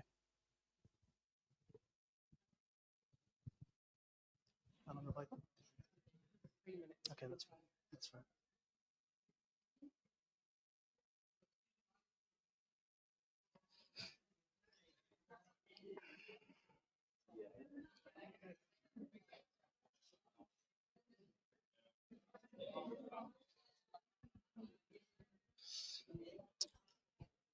Okay, so just in the interests of time, I'm going to have to bring you back again. So I'll just take one or two suggestions on some of the challenges that you might face when teaching environmental issues. So anybody want to suggest something? Yep, at the front. Okay, yeah. Okay, so that is definitely going to be a big challenge. And I think, again, we talked earlier about the internet and about how, you know, that spread of misinformation means that it can be very difficult. And again, this is why I think these sorts of activities allow us to engage with that information. It's not saying immediately, okay, well, any evidence that you've seen online is completely wrong and, you know, therefore you don't know what you're talking about. It's actually saying, okay, let's take on this information that you've given us, let's engage with it critically and see whether or not the conclusions that we can draw are good ones, right? So a couple of things that I've talked about, you know, you mentioned this lack of understanding or deep knowledge, both for students and for teachers. You know, I think there can be a lack of understanding that we have around some of these issues, and it can be important to do that. And through the lens of using oracy and debate, we can effectively try and build that knowledge. Often there can be feelings of apathy, powerlessness. I feel this often, where I feel like whenever I talk about the environment, that ultimately there's not really a lot that I can do personally. And actually having these discussions and using those discussions allow students to express that feeling of maybe there isn't anything that I can do. But actually to turn that into something, actually, no, maybe there is something that I can do. It's relevant to subjects like religion and worldviews, and there's also cross-curricular interests as well. And it also allows us to think about some of the political and cultural sensitivities that we've got in the world today to be able to do these things as well. I've put a couple of different solutions, so how debating and oracy specifically might challenge these particular problems. So, for example, you know, students need to be able to develop and understand their understanding to argue effectively. In order to be able to make a good point, to be able to argue your case, you need to have good evidence and knowledge. So again, introducing debate requires you to do that. Debating and arguing about an issue feels like a step towards some solution. It doesn't feel, it doesn't fix the problem, or, you know, it doesn't remove the powerlessness, but it feels like maybe I'm making some sort of progress or step towards these things. Providing different perspectives allows us to address some of those issues. And it's a structured way in particular, and this is something that I'm going to come on to, which is using these sorts of debate and oracy activities is a structured way to actually begin discussing these issues rather than just sort of put your hands up, what do you think, kind of moving around the classroom. It's structured ways to try and do these sorts of activities. Now, if I said to you, you now have 10 minutes to come up with a 3-minute speech on the following topic, hands up who would feel confident doing that. So yeah, no hands up, okay? And the reason I make this point is because often when we introduce debate as a concept, what can happen is we say, okay, let's do a debate. And you then say, okay, but for students, there's a lot. It's a very difficult thing to get everything together to begin doing that, right? So how do you progress, scaffold, and do it in a way that allows students to get to that point? Well, lots of different activities that you can use. So I've got a range of different activity suggestions here. And when you then later look at the slides, I've also got some explanations here of how to do some of these activities. Normally when I do this session, I like to actually run the activities, but what I'll do today is during the networking break, if you'd like to come and see me, I'd be very happy to run like an example activity, and we can go through and you can see how to actively do some of these activities in your lessons as well. But when you take a look at the slides, you can see some examples that are there. The other things that you can do is always introduce some interesting statements. So I like kind of bringing up some slightly controversial statements and getting students to think about them. So things like Muslims cannot advocate for animal rights if they also celebrate Eid al-Adha. Interesting one. So, and again, getting students to think about both possible sides. Religious organizations have less responsibility than the government to help the planet. All those sorts of things can be really interesting as well. So key takeaways that I'm going to just leave there before I finish up is particularly around some of those tips and strategies. It's really important that you don't jump right into the deep end. You sequence these different activities as you go along. You introduce these structured activities, ensure that you've set up the behavior well for that as well, because these activities can be really exciting and also cause a lot of passion. But as long as you've set up in the right way, then students will be able to engage with it effectively. And yeah, feel free to kind of take a look through lots of activities.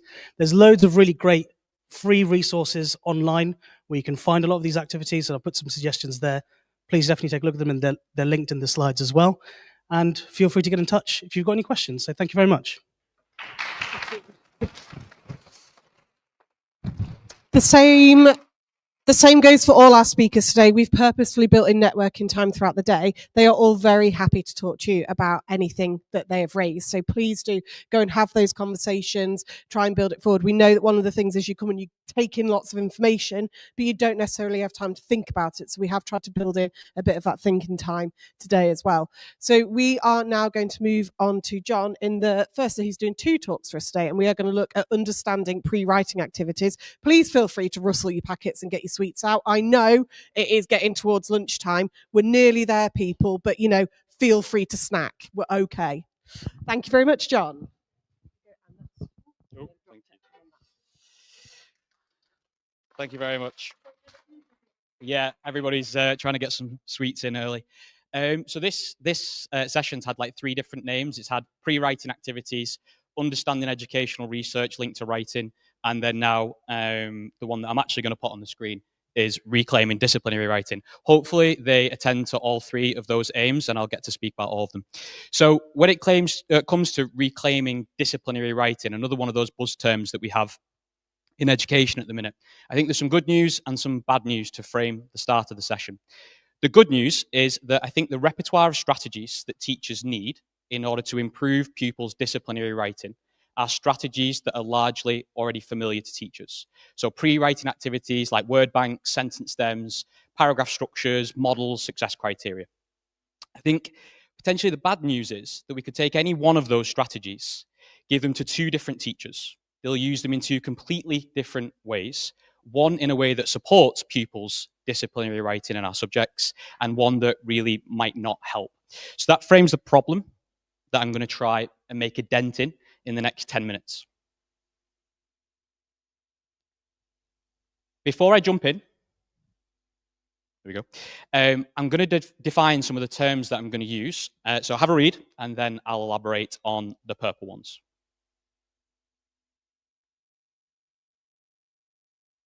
So by encounters, and a few people have actually used this phrase already today in their presentations. By encounters, I mean every teacher explanation, every extract, every model, everything we ever give to pupils when they encounter our subjects is designed to build their knowledge. That one's pretty simple.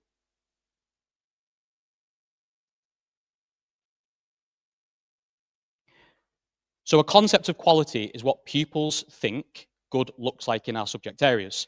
And one of the benefits of going to university for 3 years to study the subjects that we then teach is that we get that access to the very best thinking, the very best speaking, the very best writing in our subject areas. And then we use that knowledge in our planning to try and make these complex ideas more accessible to our pupils.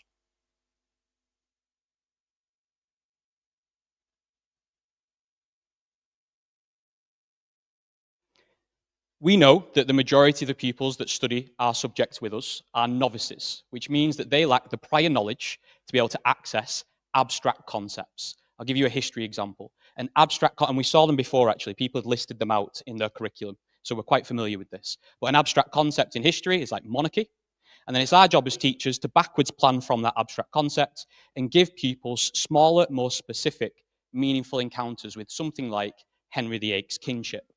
We would teach Henry VIII over 5 to 6 lessons, and we're hoping by the end of it to be able to ask the question, so what type of monarch was Henry VIII? Was he different or similar to monarchs before him? And here we can see the process of teachers taking an abstract concept and trying to make it more concrete and meaningful for their pupils. And I think when it comes to disciplinary writing, teachers have started to try to do the same thing. They're trying to make disciplinary writing more concrete and meaningful for their pupils when they use phrases like this.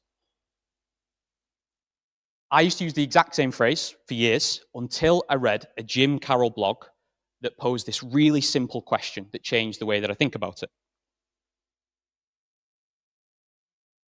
Now, this links really nicely to Deborah's point before about how important it is to be able to name something, because when we can name it, it becomes a more concrete and meaningful encounter. If we can't name it, then we're probably going to struggle with that. So, what this question helped me realize is that if writing like a historian means that I, on my own, away from my pupils, is going to summarize the very broad strokes that historians use when they write, the very broad phrases, words, and a structure that also links to my exam board. And I'm going to capture that in a set of supports that I put on my display board, that I glue in the pupils' books, and that I whip it out every single time pupils write. I am not giving them a nameable, concrete, meaningful encounter with a geographer like David Attenborough, or a historian, or a theologian if you're studying religious studies. And whilst we can get quite a lot from this like quite short question, I think if we play it through an unrealistic and quite silly scenario, we can get even more from this. So have a read, and bear with me, it does have an important point.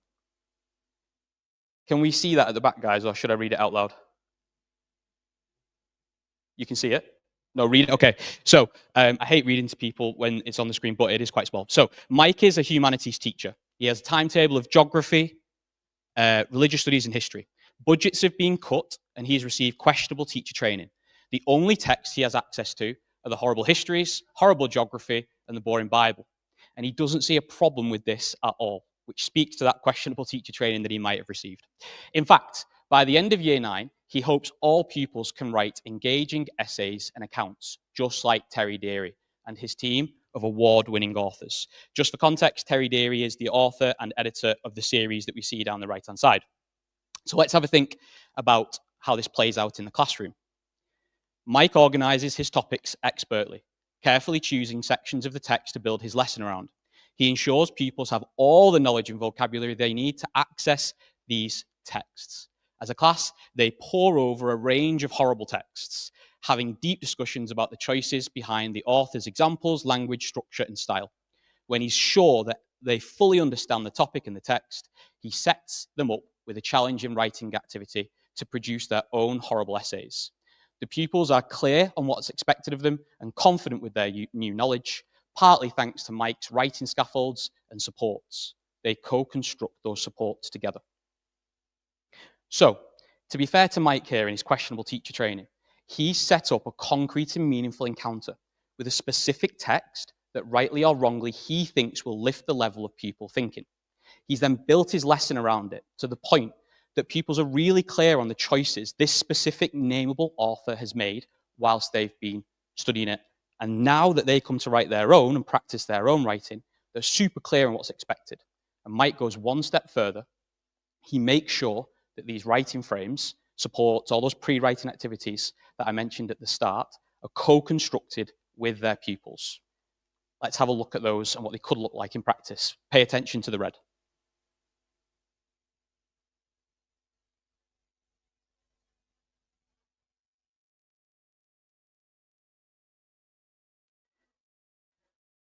So, if we think about the red, one of the key takeaways from this is that Mike has co-constructed his writing frames with his pupils in a way that showcases choice. The choices that the author has made that they've just studied, the choices that Mike wants them to practice making when they write, and that means that they're super clear on the fact that writing frames do not make choices for pupils done by their teacher in the classroom in their planning. They're done live in lesson so that pupils appreciate the range of choices that they need to make when they write. They don't make the choices for the children. They showcase the choices on offer to them. The second thing that takes them one step further is that these writing frames and supports and word banks reflect the very specific nameable text these pupils have just studied.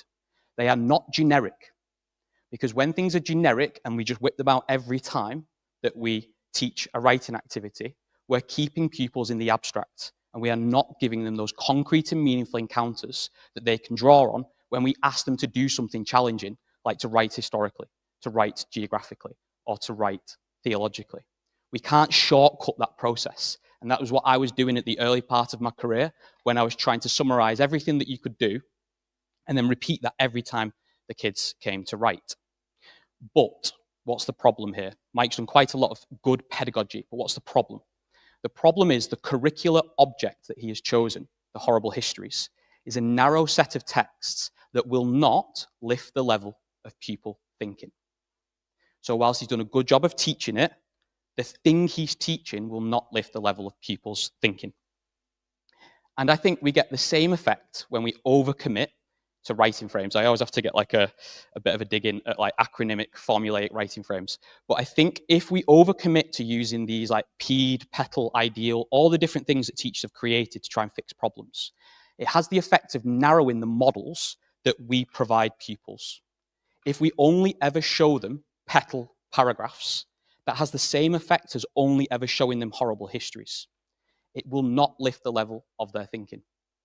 Then, when they come to practice, if the only writing practice they ever get is using the same writing frame from year 7 to year 11, then they don't get to see the choices that people make when they structure their own arguments. Those choices have been made for pupils. So that concept of quality that we mentioned before starts to suffer. And we can't expect pupils to be able to write historically if all we've ever shown them is a really narrow set of texts, whether it's horrible histories or something that attends to petal, peel, ideal, all the different ones that we've got.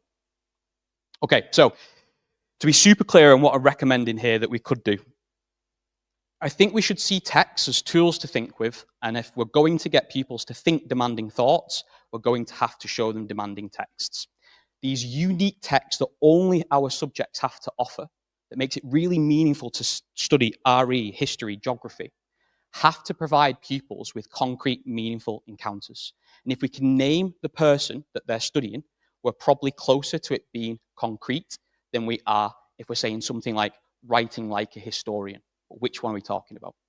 So those unique texts are designed to lift the level of our pupil thinking, whilst we co-construct word banks, sentence stems, and writing structures that showcase the choices that we want pupils to make, not made on our own away from our pupils, but modeled to them so they appreciate the choice. So that as the text that we build our lessons around lifts the level of their thinking, the writing supports lift the level of their writing and their decision making. And the whole time being hyper aware that everything we present to our pupils shapes their concept of quality, either positively or negatively. And we've got to be really aware of what effect we want it to have on their view of studying history or geography. Ideal paragraphs, petal paragraphs, peel paragraphs will make pupils think, if it's their only experience of text and models, it will make them think a good essay is PEE in history, when that's not the case. It's been over-applied, in my opinion. If you want to see me put my money where my mouth is and offer a really concrete and meaningful encounter with a text that I think can lift the level of our pupils' thinking, come and see my Holy Wells session this afternoon, where I'm going to read a story to you as if I was reading to pupils, and I think it can help you get a concrete idea of what I mean by this. Thank you very much.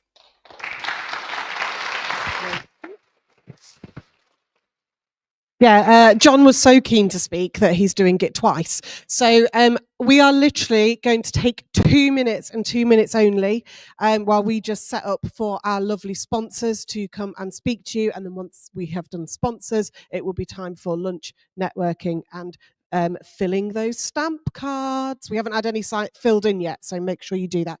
2 minutes.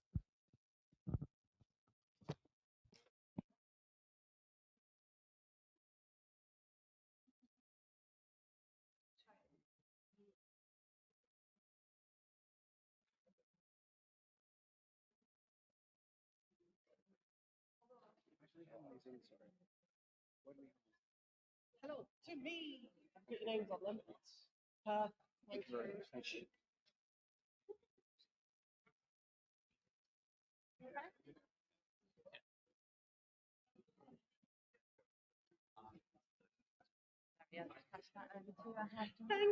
Oh, look, it's beautiful, isn't it? All these filled in ones.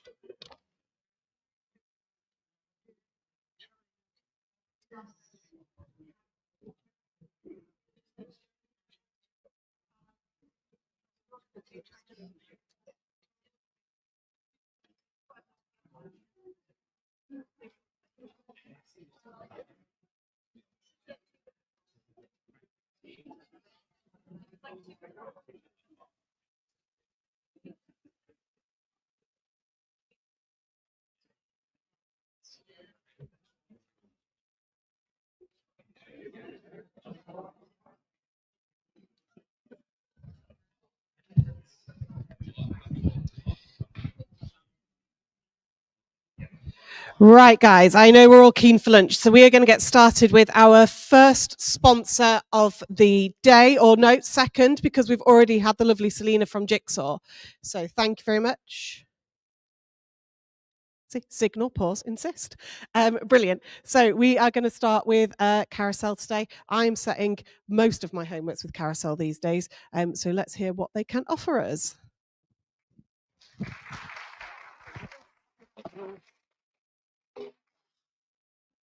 Thank you. I'm Chris. I'm head of customer at Carousel.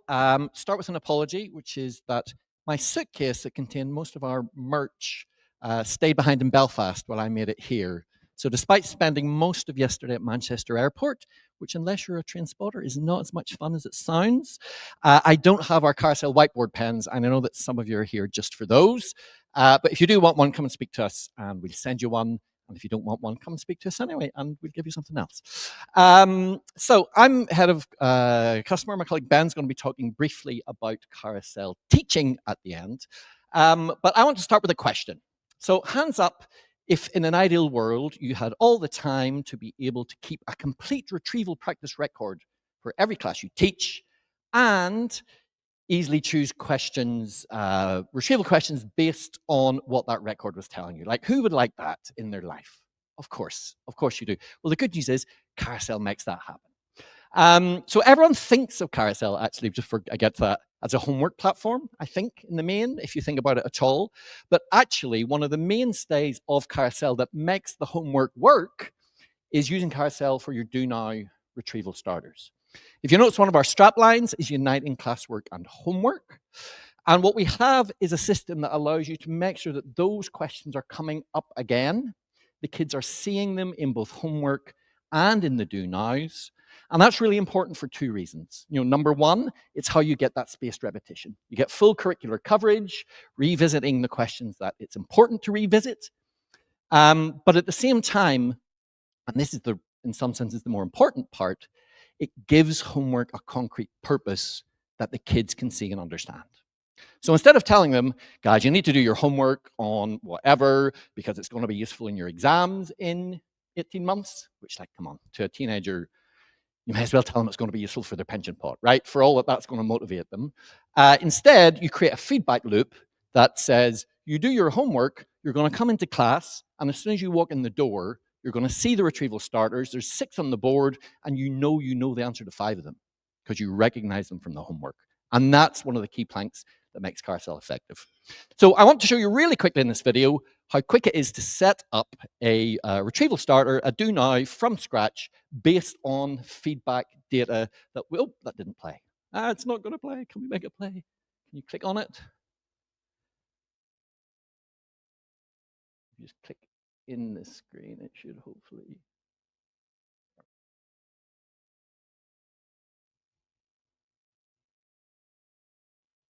No, I want to play.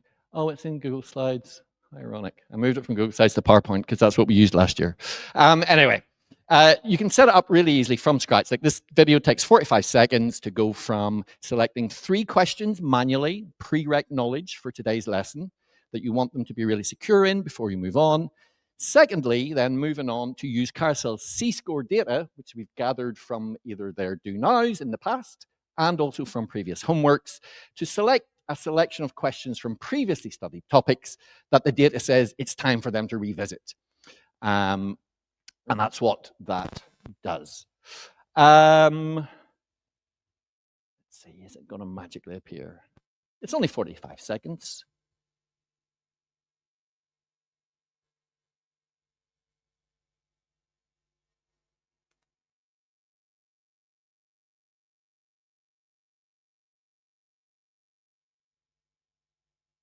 I'm scared to click anything in case I break it.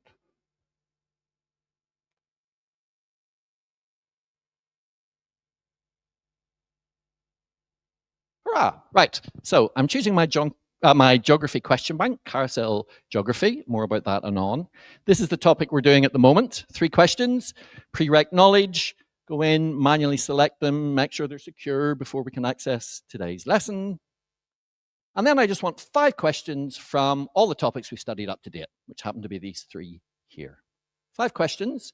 I add the class. It pulls up their C-score data, which is the strength of our recommendations. I put on a filter with a minimum of 8, choose at random, confirm my selection.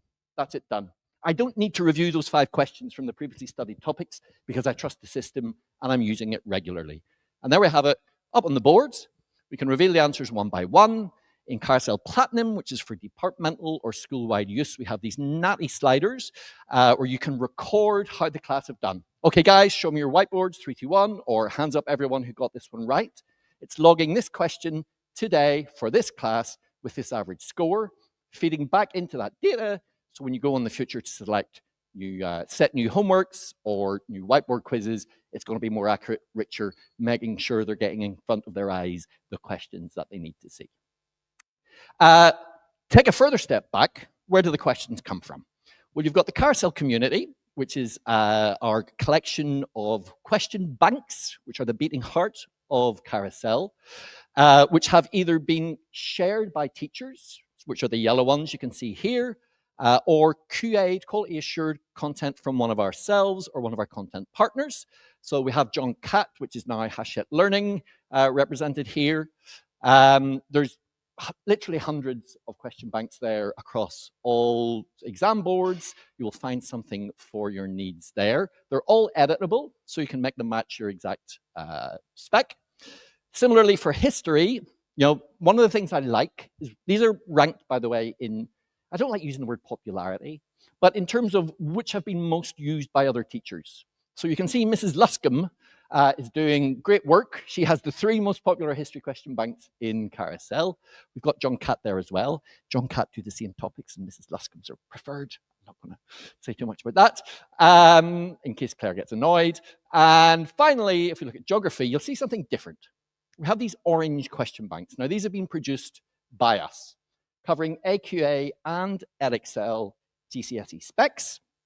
They've been written by Mark Enzer, Kate Stockings, and Ben Rankin.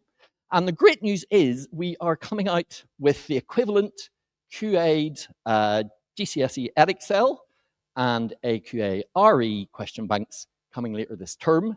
Keep your eyes peeled for those. And we have goodies, even if not pens. So you can get 1 year of Carousel Gold for just £35.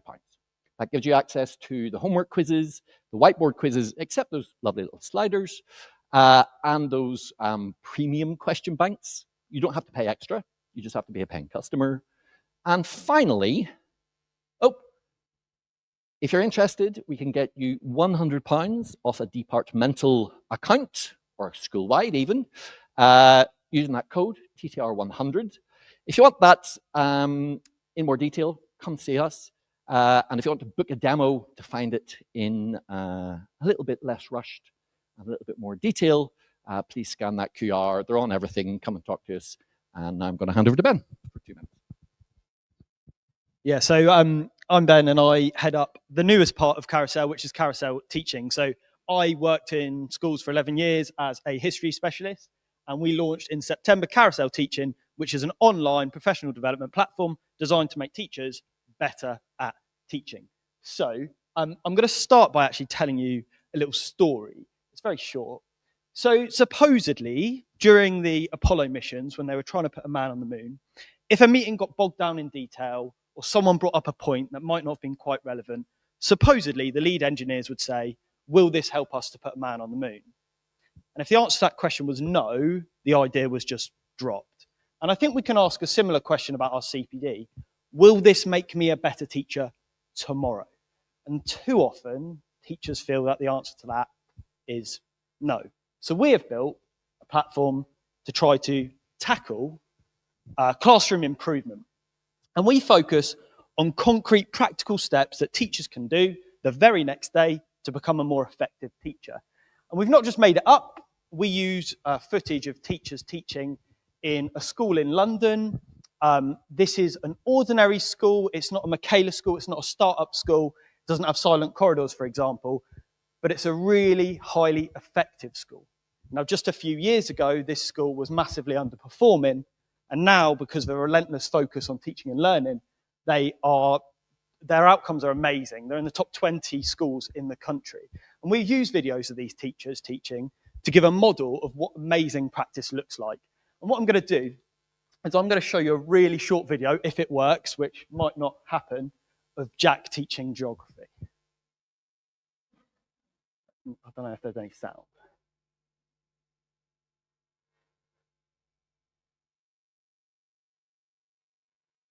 Don't worry if not, I'll just talk, it's fine. So this is Jack starting off his lesson, sort of classic lesson start, meet and greet at the door. And this 16-second clip, we've got a lot going on. But when I started working for Carousel, I was also the head of history at a school in Hampshire. And I thought our lesson starts were pretty good. I thought they were pretty strong. And then we watched Jack's lesson start. There's an extended sequence, about 5 minutes. And Jack, just at the end of this clip, he puts his hand across the door and he says, oh, just hang on a second, Harrison. And what he's doing is he's regulating the entrance. He's stopping the number of pupils coming into a room at one time to try to minimize the noise and disruption. Now, we introduced this across our department, and the starts to lesson were immeasurably improved by that. So our platform is all about small, concrete things that you can do the very next day to make you a better teacher. And just to whiz through, we are 50% off for September. And for everyone here, if you mention TTR Humanities, if you do want to get in contact with us, we'll hold that 50% offer till the 20th of October. And you can come over, scan a QR code, and everyone in this room can have access to one of our individual courses completely free. Thank you very much.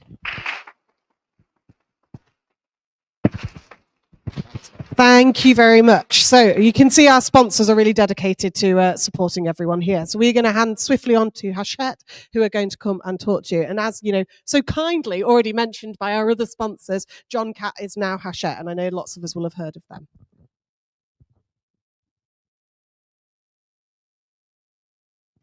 Hi there, I'm Will Goodfellow from Hachette Learning. I'm the lead product manager for history, but I'll try and talk about some other subjects as well if I have to. I've just realised I'm the third bald and bearded person, so you don't have to do that to be a sponsor, but yeah, there we go. So this is just to introduce our brand new EdTech Solutions offer. It's called My Smart Revision, and it's actually been it's a finalist for the Teach Secondary Awards for curriculum improvement, so we're really proud about that. And it's essentially offering you a smarter way to study and prepare for exams, all built around personalised revision pathways. So we've got 2 products for history, covering AQA and Pearson EdXL. And then for geography and RS, religious studies A, we've got AQA. So this is really built around, at the heart of it lies this engine of adaptive learning. And we've partnered with a company called Area 9 Lyceum, who are really big in the edtech space. And it's really about, again, that sort of buzzword, that metacognition. But students have an opportunity to really think about their answers and also assess how confident they are with their answers. And that will actually inform what content they see, what questions they get asked.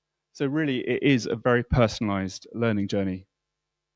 Obviously available in all, whether it be on your phone, so students can do it on the bus on the way to school, but also tablets and their laptops.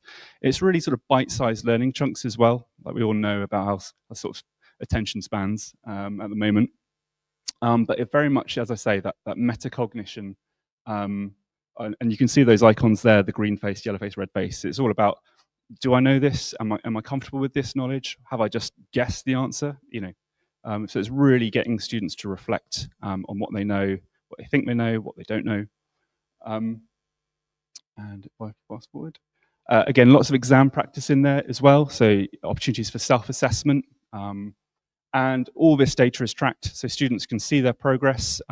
They can identify their own gaps in their knowledge, but the teachers can do that as well. So yeah, feel free to scan the QR code to learn more about My Smart Revision. I'm around today, or you could chat to Claire at the Hachette Learning stand as well. We'd be more than happy to talk to you further about that. And yep, obviously we've got the EdTech solutions, but don't worry, we've still got our print as well. And we've got some new resources just to reflect the spec updates. So with the religious studies, we've got an updated version of our textbook and revision guide. You may be aware of the Pearson Excel history. You've got some assessment changes which were brought in, and now some tweaks to the content. So again, we've updated our revision guide, and then you've got the updated 4th edition of Excel Geography. With our Key Stage 3 Geography, Progress in Geography offer, we're constantly updating new material with our Boost platform. So there are new video explainers, new interviews with geographers, a curriculum handbook. So yeah, do go online and see the huge variety of resources we've got there to help teachers and students with geography teaching at Key Stage 3. Okay, you probably, if you've seen me before at conferences, then you'll know that this is very much my baby. I've been working on this for like over 6 years. I'm pleased to say that the first 2 books, Connected Worlds and Expanding Worlds, are already out. I'm busy working on the Fragile Worlds book, which is out next year. And this has been an absolute game changer in terms of getting kids really engaged with history at Key Stage 3. We've had kids who just sort of completely switched off, don't care, and they're actually now loving history. They're taking the books home to read. They're secretly turning over the pages at the end of lessons to finding out what happens next in the stories. So it's brilliant to see. But yeah, obviously Christine Council, say no more. It's rigorous but super accessible, and yeah, I could chat about it for days. We've also got CPD offers as well. What is geography teaching now? Came out yesterday. And then we've got the secondary history in action as well, if you're really looking to up your game when it comes to history teaching. And then we do actually have online courses as well with our Hachette Learning Academy. So yeah, online learning modules there. But yeah, if you want to talk to me about anything history, then that's my email up there. My colleague Alison unfortunately couldn't come today, but she is watching online, so I feel like I'm being judged already. Or speak to Claire. We'll sort you out with loads of nice discounts and things like that. And yeah, that's pretty much it. I won't keep you any longer. Enjoy your lunch. Still 2 more before lunch, people. So Classroom 42 are now going to come up and have a chat to us about what they do as well. If you've got your teacher voice on. I'll give it a try.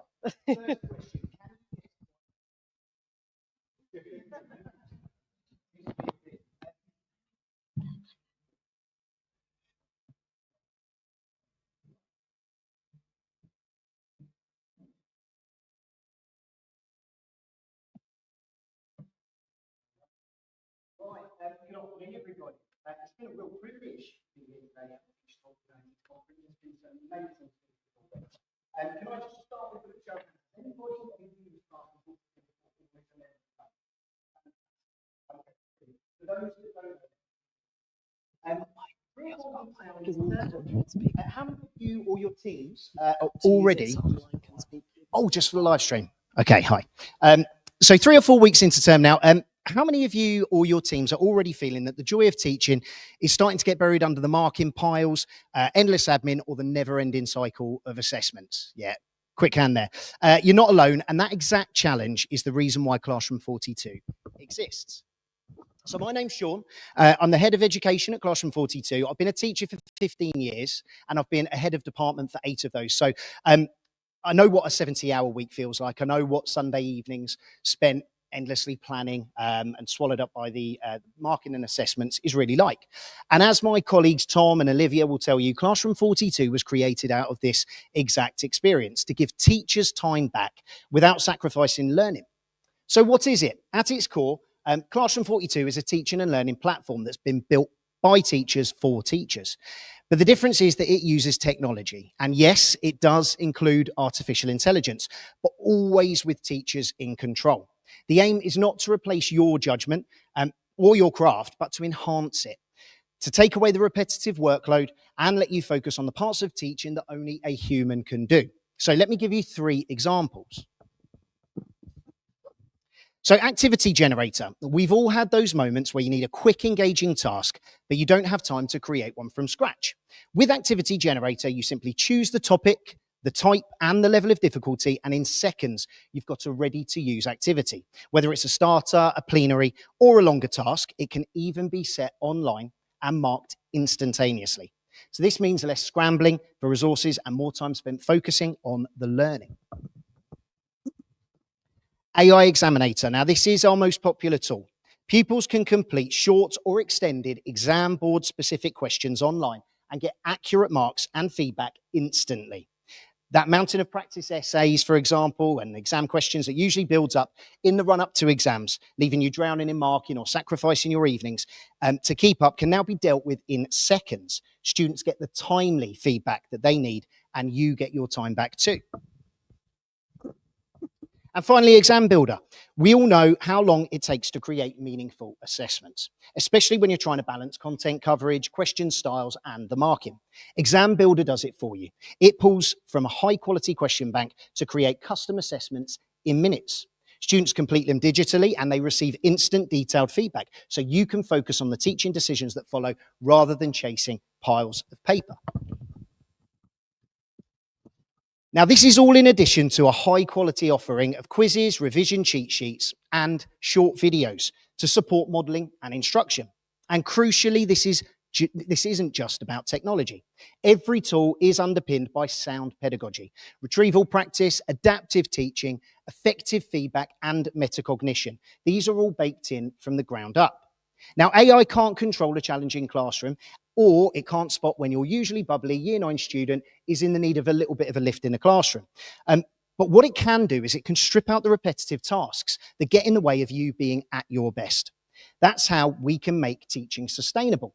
And even the Department for Education has highlighted workload as one of the biggest drivers of teachers leaving the profession. And it's pointed to AI as part of the solution. But the message will always remain clear. Teachers' judgment is vital. That's why Classroom 42 is built to keep you in control while saving you hundreds of hours across the year. So we have a simple invitation for you today. Every humanities teacher here can trial Classroom 42 for free for you and your students for the rest of this half term. You will be joining hundreds of teachers and thousands of pupils already seeing the difference to workload, learning and well-being. Please just scan the QR code on the screen or come and see us at the stands after this session. Have a chat with Tom, Olivia and I, and let's talk about how we can help you to be the teacher that you were born to be. Now, thank you for your time, but more importantly, especially with all of the amazing things that I've heard today, thank you for the work you are doing in your classrooms. Together, let's save time, spark curiosity and transform learning with Classroom 42. Thank you very much. Thank you. And yet another big thank you to all of our amazing sponsors today. So just to let you know, it is lunchtime. So thank you so much for all our Teach Meet One contributions, and it's such an inspiring start to the day. It is time for lunch. If you've paid for lunch, please see Claire. If you haven't, then there were some suggestions sent out, but just to kind of let you know, there is a Starbucks like just down the road. About 4 minutes away is a Tesco, and if you fancy, about an 8 minutes walk away is an M&S, which has been trialed by Amber. So these are accurate walking distances, everyone. Bring your lunch back. You take that opportunity to do your networking. Make sure you get your prize draw card filled in by visiting our sponsors, Time Travel Education, Jigsaw Education, Hachette Learning, Carousel Learning, and Classroom 42. I've had some handed in already, but if you're the person who didn't write your name on it, can you please come and do it? And there's a learning opportunity for the rest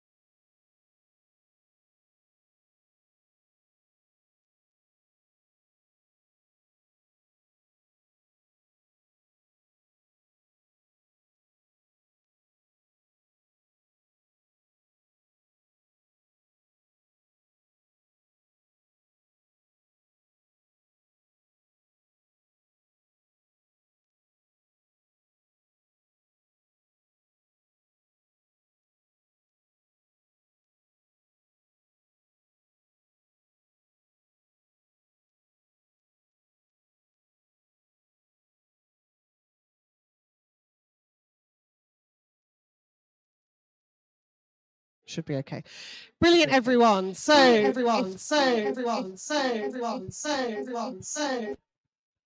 Do it without that one. Can you hear for that? Is that okay? No echo. Perfect. Right, so we are going to have it's soon there, isn't it? We are going to have a short video from Time Travel, and then Sergeant Parsons is going to speak to us. Time Travel have sponsored every single one of the history events since we started, and we are always grateful for their continuing support. Thank you very much.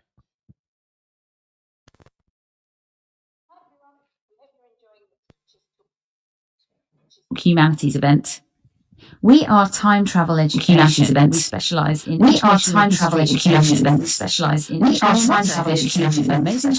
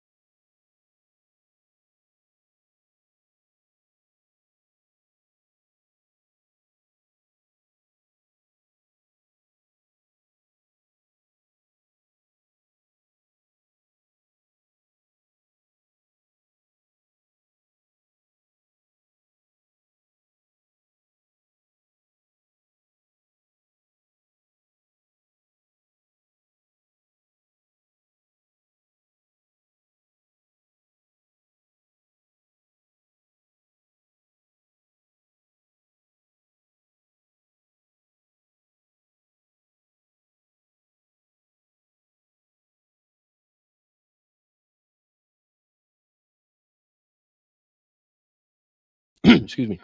Right, guys. Those of you who don't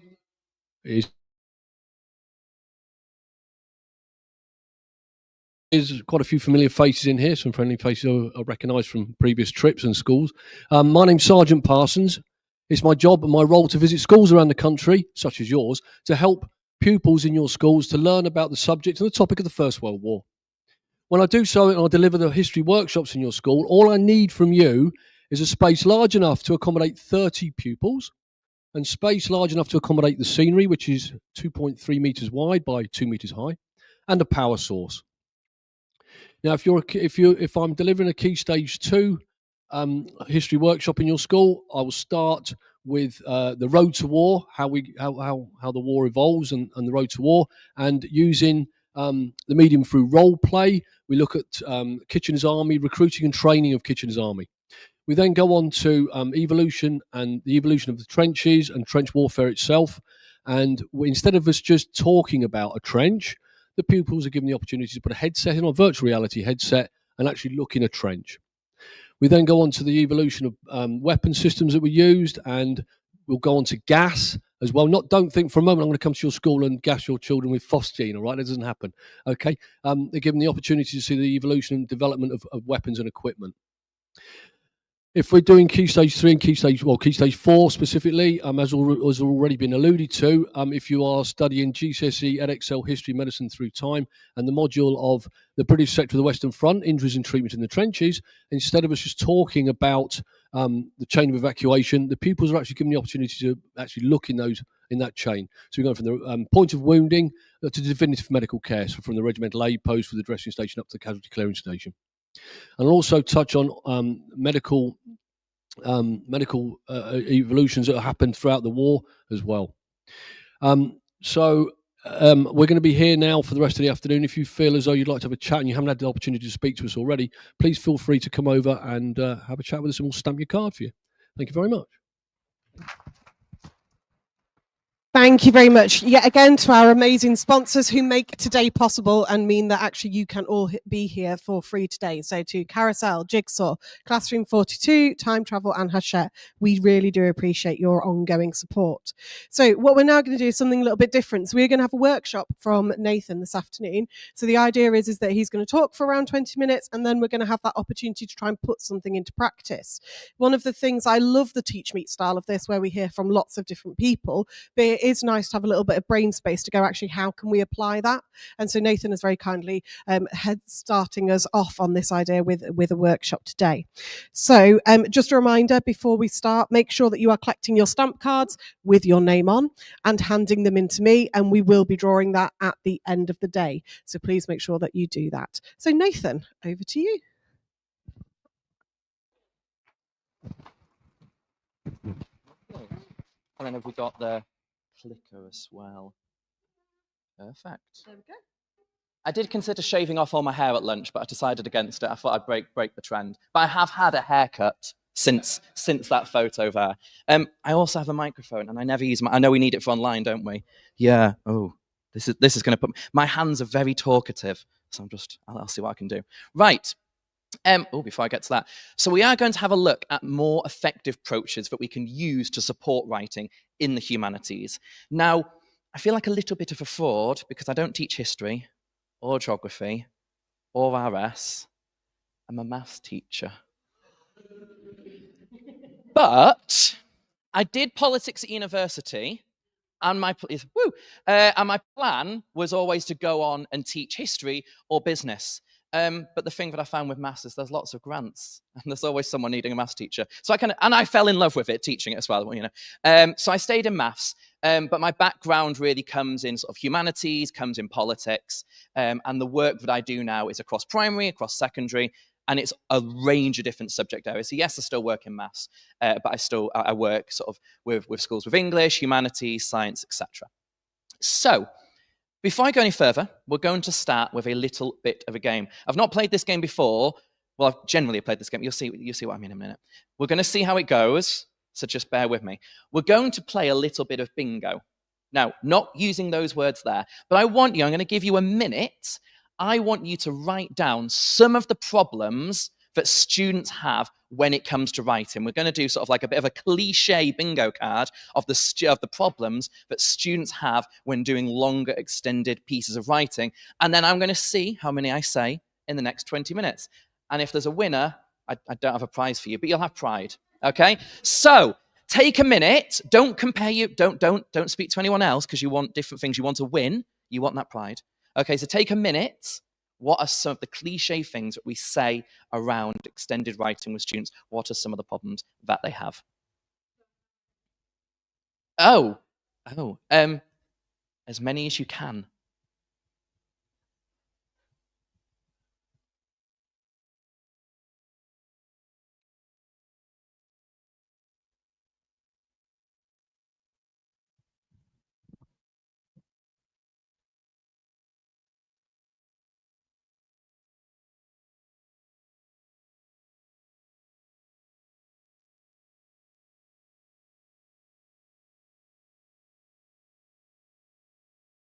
I realise there isn't a second's hand on that clock on the back, so I'll give you about 30 more seconds, and I'll guess when that's over. Teacher seconds, yeah. So we're done. No.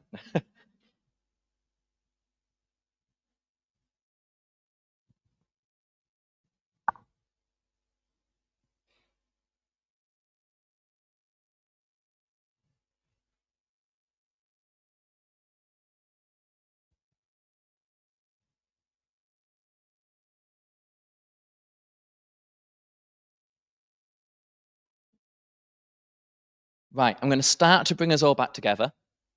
So hopefully you've got a few things down on your bingo card, and I hope for your sake that I say some of them.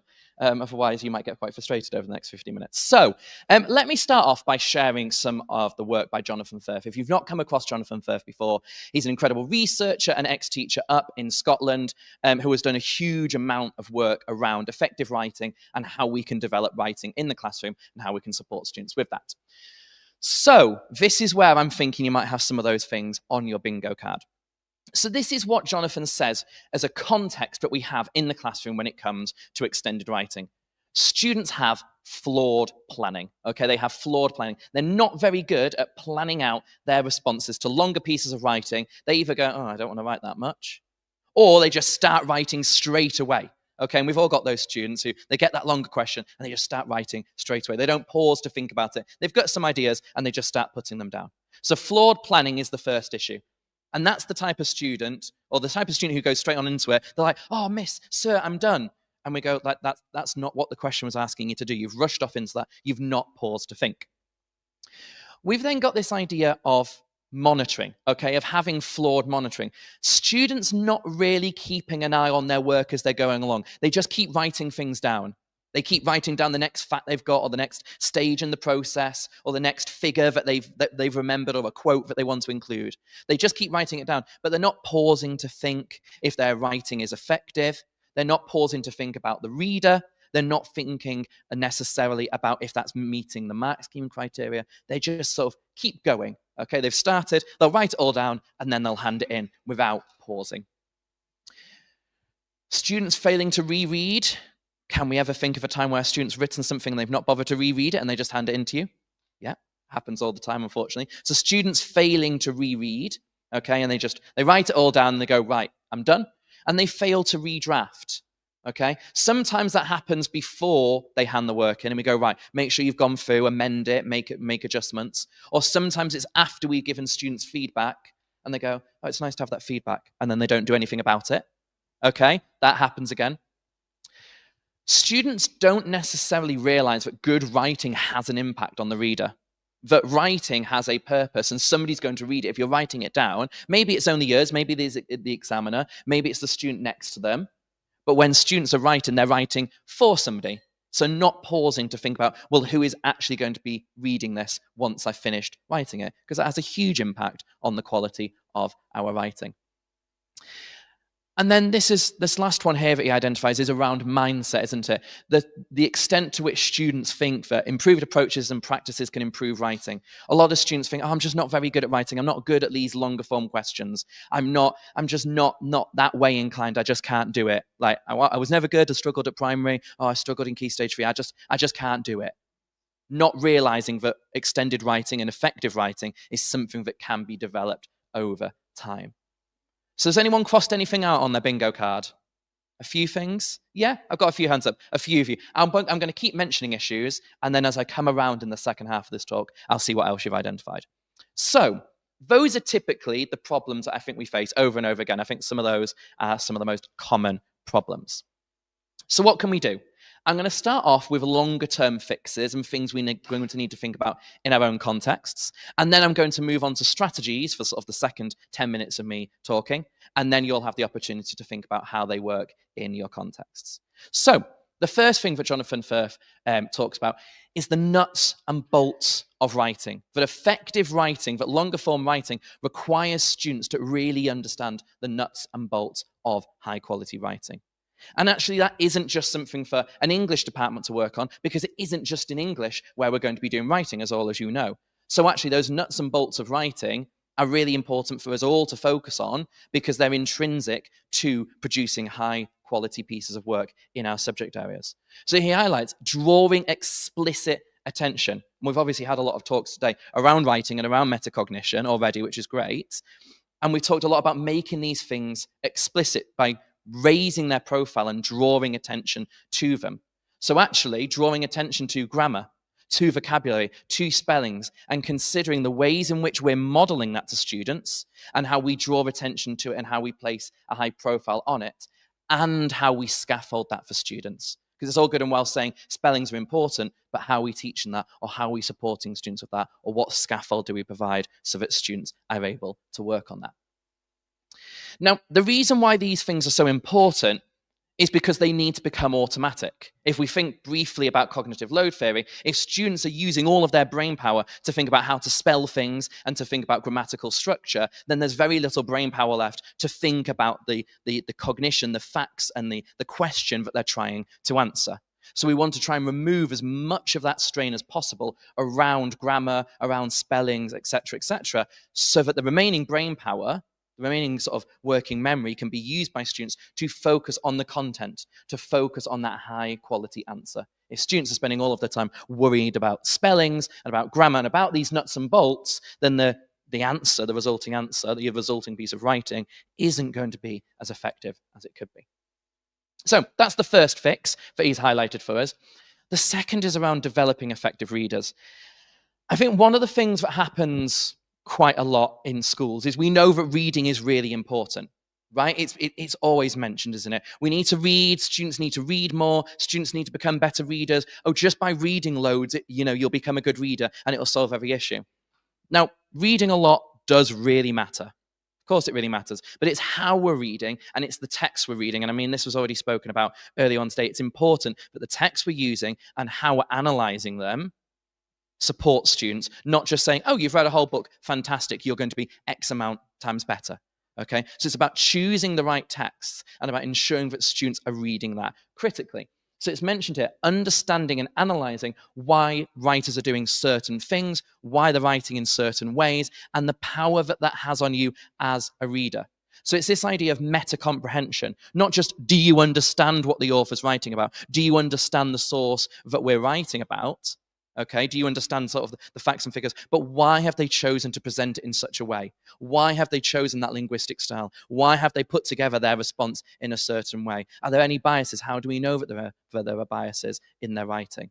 So moving beyond the what is it telling us to why have they laid it out in certain ways? That's what is going to make an effective writer, make an effective reader, and in turn will support that effective writing. So that's the second thing that Jonathan Firth identifies. The next thing, again, is around teaching high-quality writing. So we've talked about nuts and bolts, and we've talked about the impact of high-quality reading to support writing. But we've also got these ideas around structure and style. Because, again, it's very, very easy to worry about all of the content that we want students to know, and to worry about maybe what the mark scheme says, and to make sure that quotes are used appropriately, and there's referencing and whatever else. But students also sometimes, often, all the time, need support on understanding high quality structure and style. So do students understand how to use paragraphs, when they should be using them? Do students understand even things like how to use shorter sentences because they improve reliability rather than trying to build multiple concepts into one sentence? Are students clear on how they can structure paragraphs in different ways to improve the quality of their writing overall? And so if we take time to pause and consider all of these things, it allows us to reflect on how we're teaching it and how we're placing emphasis on different things. Like I say, we'll have a chance in a few minutes' time for us to talk about some of these things. Another thing that he identifies is around planning. And of course, one of the biggest problems that he identified was students have typically really poor planning. Okay? They see a question and they go, oh, not really sure, don't really know what to do, or I'll write down some things. Or we get the students who have a few ideas straight away in their heads and then instantly they just go and write it. Okay? Not taking that time to plan out. And so he breaks planning down again into 3 different things that he thinks that we should be focusing on when delivering to our students to improve the quality of their writing. Starting off with identifying those clear goals. What are you actually trying to achieve in this writing?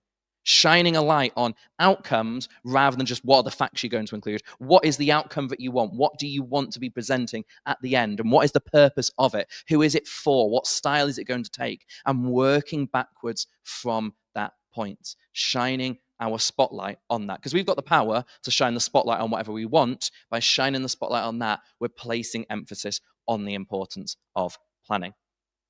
Starting small and building bigger. Again, rather than thinking, okay, I've got to do these 2 pages or these 3 pages, or this is a 20-mark question. Where do I even begin? Well, starting small. How are we going to start? What needs to go into the introduction? Planning that out and taking it step by step, rather than having to see a whole question all in one go and worrying about a longer written response on that. And also this idea that plans should be fluid and changeable documents. That's not you get halfway through, you haven't followed your plan and you go, yeah, that didn't matter anyway, I'm just going to carry on. But to understand that as you write things up and as that pen starts flowing on that piece of paper, that your plans may change a little bit. Or they might need to change if you're running out of time.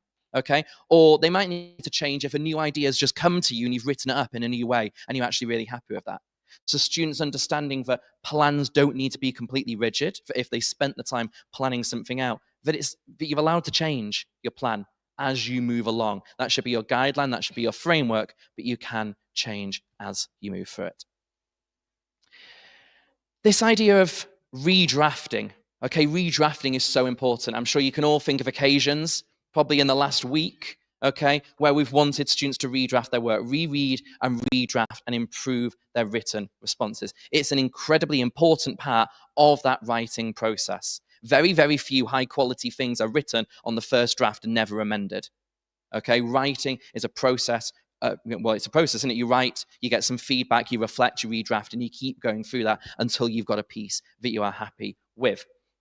So building in this habit of redrafting, in the same way that we need to make sure that planning becomes a habit, something that students realize the importance of, redrafting also on that back end of it, not just I'm done, here's my book, I'm done, off I go, but actually there's a redrafting process to that.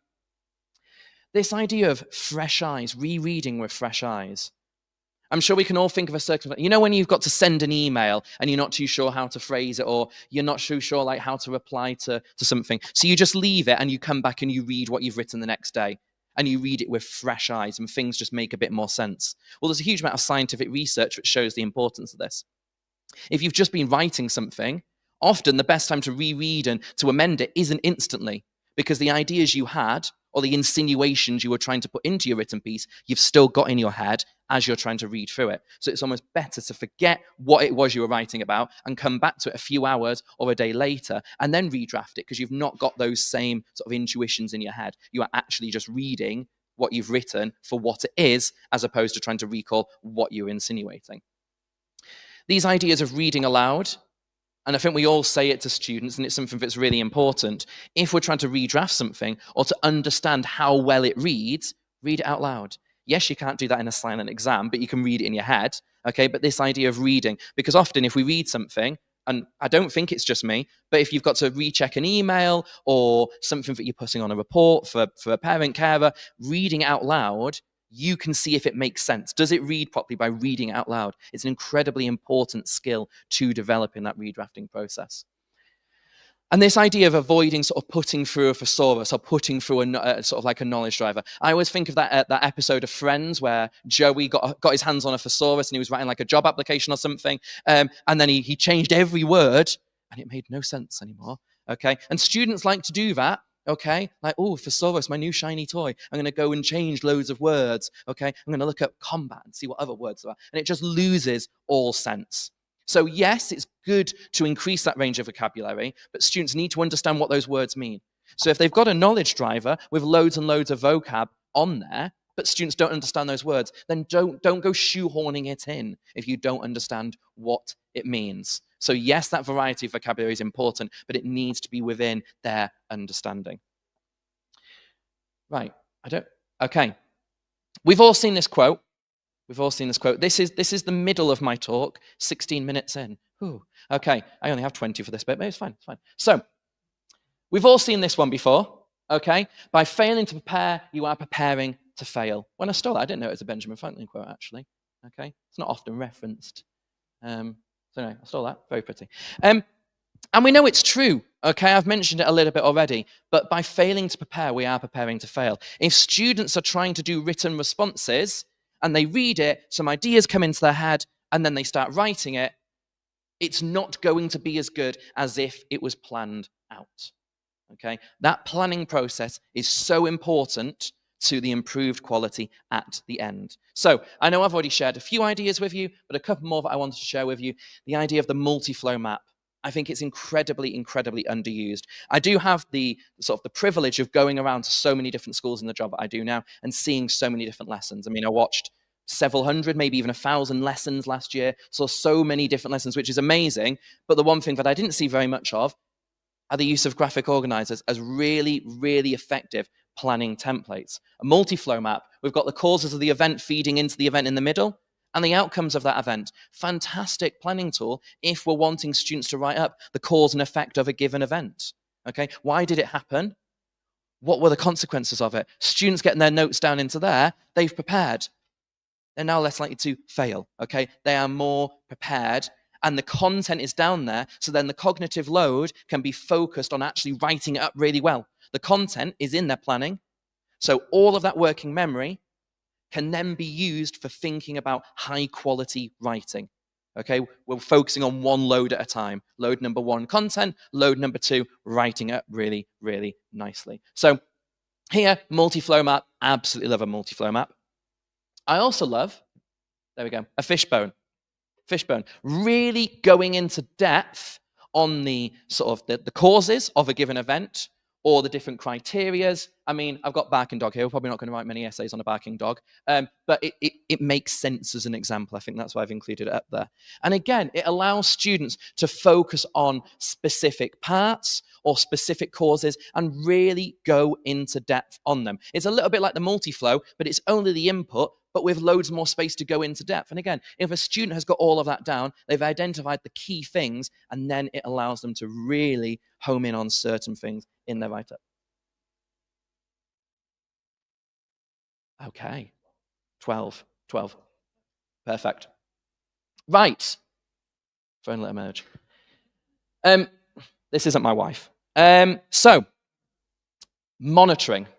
I talked about monitoring a minute ago, flawed monitoring. Now, I've included this image because I want to paint a scene. Can you ever, and the answer will be yes, but can you ever think of a time where you were in your room or an office somewhere and you were just, you had your head down and you were just getting on with work, you were getting loads of emails done, you were getting loads of planning done, you were getting loads of marking done, and someone comes to the door and they go, "Am I interrupting?" And you go, "No, come in." And in your head, you're going, "You are interrupting. I was really in the flow. That's really annoying. But yes, you can come and speak to me." And it's really frustrating because we're in the flow. And then they go and you're like, "I don't know where I was up to. I don't know where I was up to with that lesson. I don't know where I was up to with that email." That is the difficult thing with monitoring. Because monitoring, we are in the process of doing something. Okay, we're in the process of writing out that essay, of responding to a given question. We don't like to stop. We don't like to pause, and we don't want to think about what we've done. We just want to get to the end. It's human nature, unfortunately. Once we've started, we just want to get it done and get it finished, close the book, hand it in, and move on with things. It's very, very annoying to have to pause and monitor. But we really, really need to. So what are some of the things that we can do? Well, the flow map is one of the things we can do because it works really, really well as a planning document. Okay, here, describe how rivers form. Yeah, I've really gone for the cliche geography things as a non-geographer. How does a river form? Okay, there's no longshore drift actually in here. That's the most cliche one, I think, isn't it? So here, so the student has identified the 5 things they're going to talk about, and then in their write-up, they're monitoring, it's ticking those things off on their checklist as they go. So they're making sure they're on track. They're making sure that they've included all of the things that they need to include during their response. So it's an easy way of getting them to monitor as they go along. Or here, key questions. That's a big question. Okay, what do Christians believe? You could write quite a lot. Okay, and in primary school, that might be a paragraph. Okay, and in university, it might be 50,000 words. It's a very, very big question.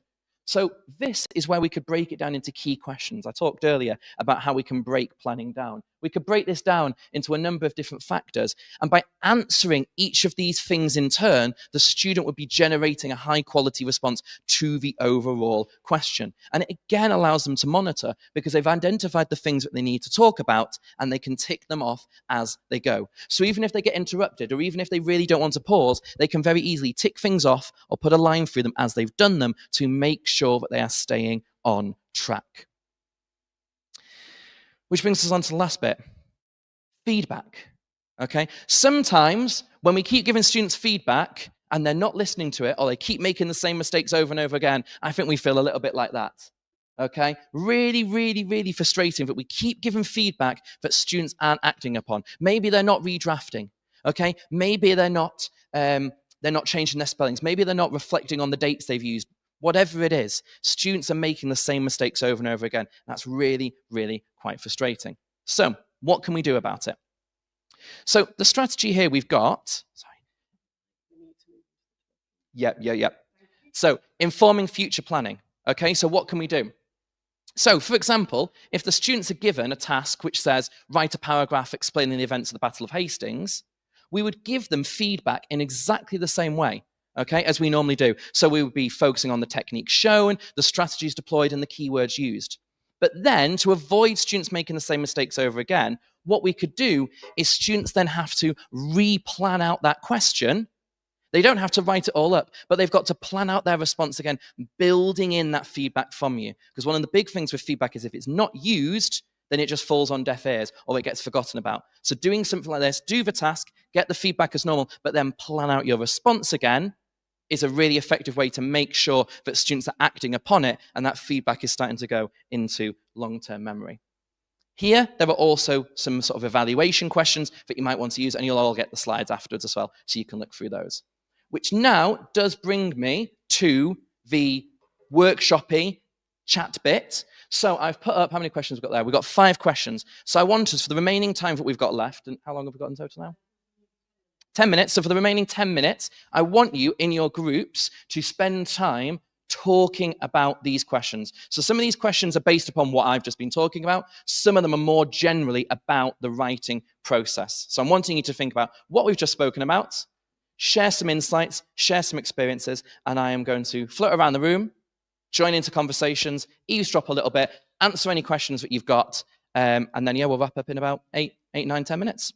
Perfect.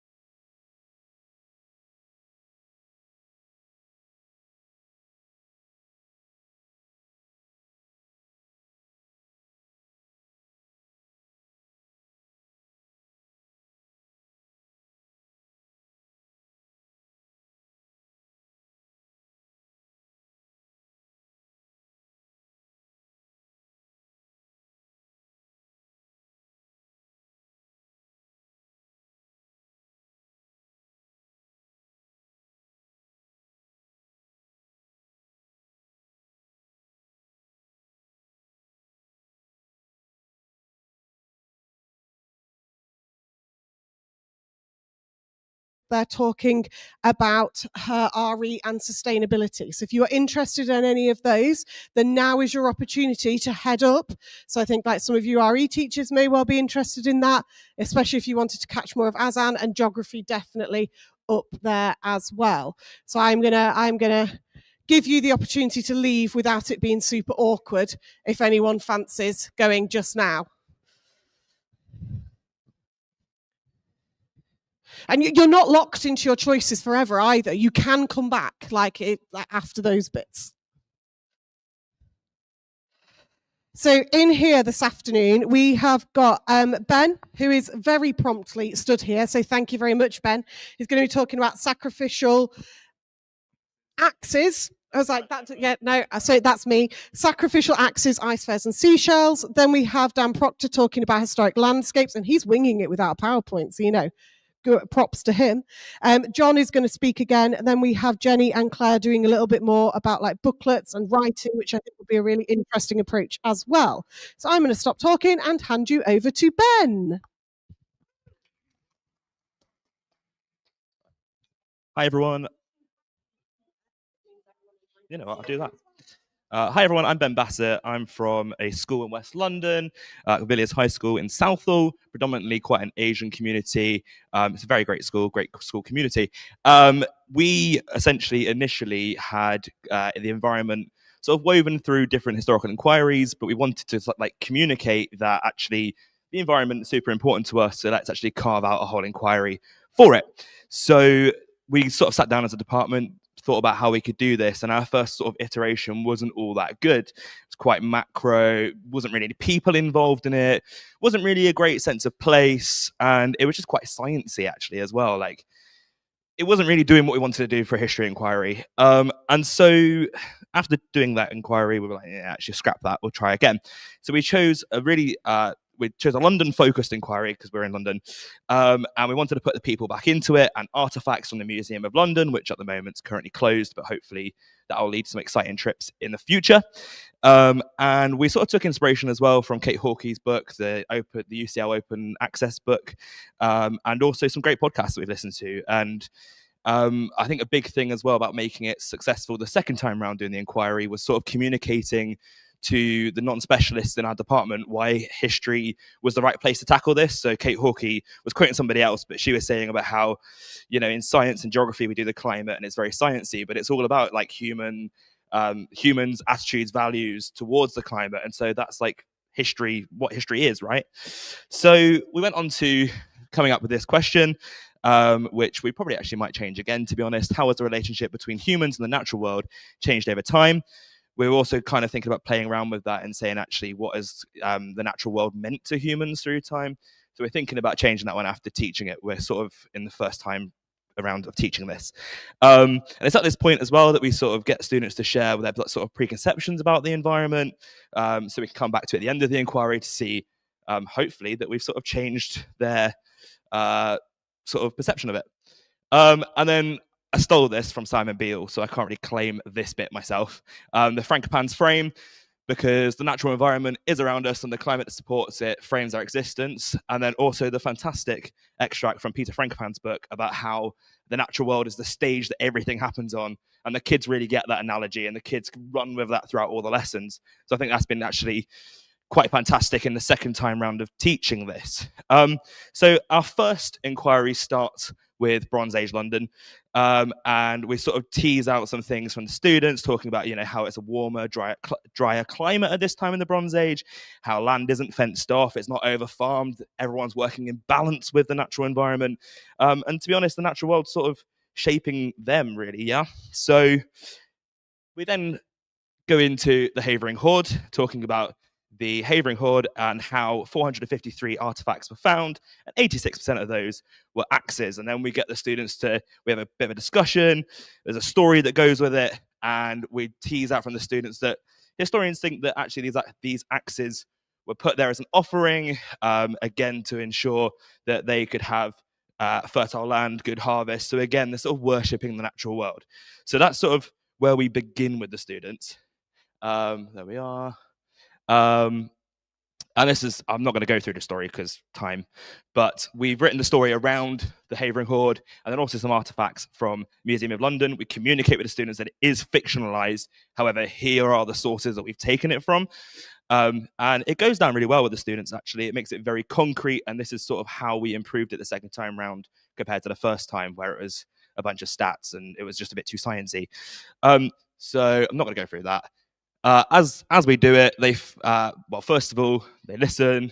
We just get them to track along, and then we have a discussion. They fill in this worksheet, which then feeds into this graph, which, upon teaching for the first time, because kids got confused, to be honest. So we're going to change this as well. But throughout the inquiry, the students are meant to fill in this living graph, and the y-axis is talking about the natural world's impact on humans. And then at the top, it's the humans have complete impact on the natural world.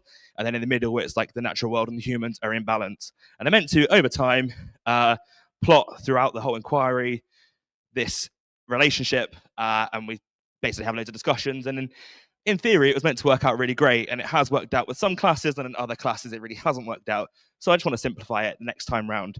But when I put this PowerPoint together, I hadn't actually taught it. So that was a bit of an issue. So there's that. And then going into the second lesson about the Anglo-Saxons, Street Through Time, book is just fantastic. It's got some awesome illustrations in there, really accessible. And this just leads to so many great discussions with the students about the natural world and the Romans having a huge impact on London, and then going through into actually the natural world sort of reclaiming the landscape, makes it really tangible. This goes along with the story as well. And then we go into the frost fairs and talk about how, obviously, we had the Little Ice Age. Overall, global temperature sort of went down by 0.5 degrees Celsius. And between 1600 and 1800, the Thames froze over majorly for about 7 times for 2 months at a time. And on the ice, they'd have so many different activities. They would have ice skating, and we bring in... well, we don't actually physically bring in, but we have the picture of the bone skates that the Museum of London have, and we talk about those. And we also talk about how humans sort of reacted to the frost fairs with basically just a whole load of fun. And then we talk about how the frost fairs sadly stop because of London Bridge being rebuilt, and we sort of go through how previously London Bridge had 19 arches that were really close together, and it meant the Thames actually slowed down so it could freeze over. And then when the London Bridge changed, it was 5 big arches. It ran faster. They dredged the Thames. It was deeper. You didn't get frost fairs anymore. The kids love this story. In fact, in the outcome task, sort of mentioned this probably more than anything else. So went down quite well. Even King Charles II went along, and then that's a commemorative ticket that he had that's also in the Museum of London. So it's fascinating. The bone skates. We go through this. I'm really rushing through this, but if you want the resources, I'll send them out. I'll put a Google Drive out. Cool, got one for that already. And then we kind of go in to actually zoom out from London, looking at the Banda Islands, because we really wanted to get this in there. And we kind of link it, maybe tenuously, I guess, to the fact that obviously globalization is happening at this point. So we can sort of argue that, yeah, let's zoom out from London and let's look at sort of the global thing of the environment and how that's impacting London in terms of nutmeg prices and in terms of the Dutch having a monopoly. But in this lesson, essentially, we tell the story of the Solomon Islands, the Spice Islands, and the village of Solomon even in the Spice Islands. And in this story, we've used the chapter from Amitav Ghosh's book and written, well, I think quite a good story actually, in terms of world building the island and the relationship with nature in the island, how the indigenous Banda people had, they lived in balance, in harmony with the natural world, they worshipped the natural world. It was a really just great place. We really try and world build that with the students at the start of the lesson. Throughout the lesson, it sort of changes. Also, to share at this point with the students as well, sorry, I've written down statistics. The price of nutmeg in 1621 was worth more than gold. And also, 1 penny worth of nutmeg in the Banda Islands was worth £2.10 in London at the time. So you could sort of see just how valuable the nutmeg was. Oh my God. I'm always awful at timing. I'm going to speed through then. And then we have this wonderful artifact here, which is a nutmeg grater. And essentially, as you push down on the nutmeg grater, the company man's bottom is revealed. Students find that quite funny, and they sort of engage with that quite nicely as well. So there's that. All right, I'm really going to speed through this now. There's the story. I'll share it with you on a Google Drive. Another story. Oh my God, this is 1 minute 26. Okay. In the title, I had shell, so I'll quickly talk about that. So we go into the story in the second to last lesson about Shell and how the Shell company was founded. Oh my God, that's my alarm. How Shell was founded, and essentially how that obviously changed the whole sort of landscape of energy consumption. Obviously, oil became a huge thing. There's that. So I really got to rush through this. Talk about wars being caused by oil. Then we go into the Thames Barrier and how in the 20th century with London, the Thames Barrier and our efforts to work with the environment, but also sort of control the natural world. But then we also try and end on some stories of hope about how in the future, obviously with the natural world, there are things we can do to change.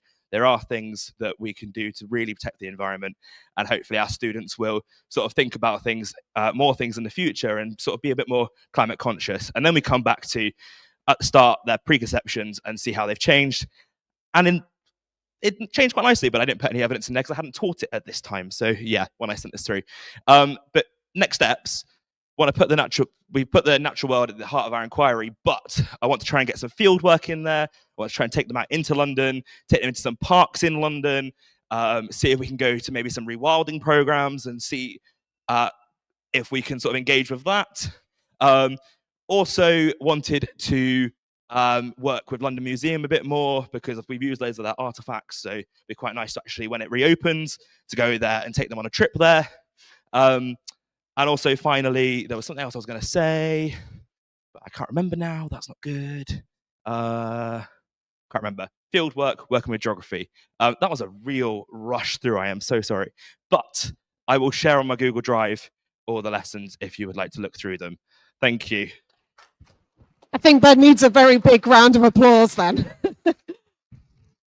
Right, I'm not going to waffle on. We have John coming back to talk to us specifically about the sacred wells of Britain, which I think one of your relatives is very keen to hear about. Yeah. Brill, thank you very much. Yeah, I have to thank you for not all just doing a mass exodus when you see sacred wells on the screen. When I said to my missus that I was going to present on my Holy Wells obsession, she called me a massive geek, took the mick out of me and said, no one will come. So thank you for sticking around to go through the session with me. So what I am basically going to do is give us a working definition of what a Holy Well is, and then going to highlight a really great piece of historical fiction written by an author called Ellis Peters. And I think if we read this text to our pupils, it can do an awful lot of work for their mental models about the medieval past and help them address some misconceptions. But before I do that, there's going to be a little middle bit where I'm going to have to make the case that we should read historical fiction, knowing that parts of it are made up to our pupils. And luckily, I've got a Christine Council quote to help me with that, so I don't have to do it on my own. So I'm going to jump straight in. What is a holy well? A holy well is a well with a sacred name. There are three types of sacred names you might find in our historical landscape. One of them are lady wells, dedicated to the Virgin Mary. The next one is holy wells, just holy wells, and they're usually associated with a church building. And the third one, and arguably the most pertinent for today's session, are saints' wells. For example, St. Cuthbert's well. St. Katie's favourite holy well, even though she said holy wells are not going to be in her curriculum, I'm going to try and convince her that they should be in her curriculum. St. Cuthbert's well is our first recorded holy well in 705. And there are about 480 holy wells in England that are attributed to local, regional, or international, like biblical saints. The country's leading expert on holy wells, there is a leading expert on holy wells, which is Jeremy Hart, says that there are at least 18 different ways that holy wells were created in England, which means there's a really rich story that sits behind them. And I'm only going to talk about one of them today. So Oh, there we go. So, in the 12th century, Norman rulers and Benedictine monks started a process of relic centralization because relics in the medieval period represented power. Saints and their relics represented power. So, regional rulers went to local communities and exhumed the bones of saints that those local people had culted over decades and centuries and took them to regional power bases, usually monasteries. As you can imagine, local communities found this really confronting. And we see in this moment resistance that I think is the moment that we can zone in on with our pupils to give them a really rich encounter with the medieval past. If we get into that moment, we can see this tension between local communities and their regional rulers. So the story goes that in at least 5 holy wells of Britain, or England specifically, when those regional rulers came to exhume the bones from the grave and take them away, the graves filled with water. And these water-filled graves became the holy wells of those areas, with the water having the same miraculous power as the bones of the saints themselves. I think this is a great moment because it's almost like those local communities sticking 2 fingers up to their regional rulers that you can take our saints' bones, but the miracles are going to stay with us. This is really a commentary on medieval power, although it seems to be about holy wells. So the one on the left-hand side is exactly that story. The one I'm going to focus on today is St. Winifred's well, which is actually a more complicated picture. So we do have the same pattern. Shrewsbury monks went into Wales, exhumed the bones of St. Winifred, and took them back to their abbey. The grave did have miraculous power that the locals commented on, but it did not fill with water. And this is a slight deviation because St. Winifred already had a holy well within that region. So why have I decided to pick the one that's more complicated than all the rest? It's because Ellis Peters has written an excellent piece of historical fiction on St. Winifred's well that I think can do an awful lot to lift the level of pupil thinking. But like I said, I'm going to have to make the case that we should read historical fiction with our pupils in the classroom. So have a read of this.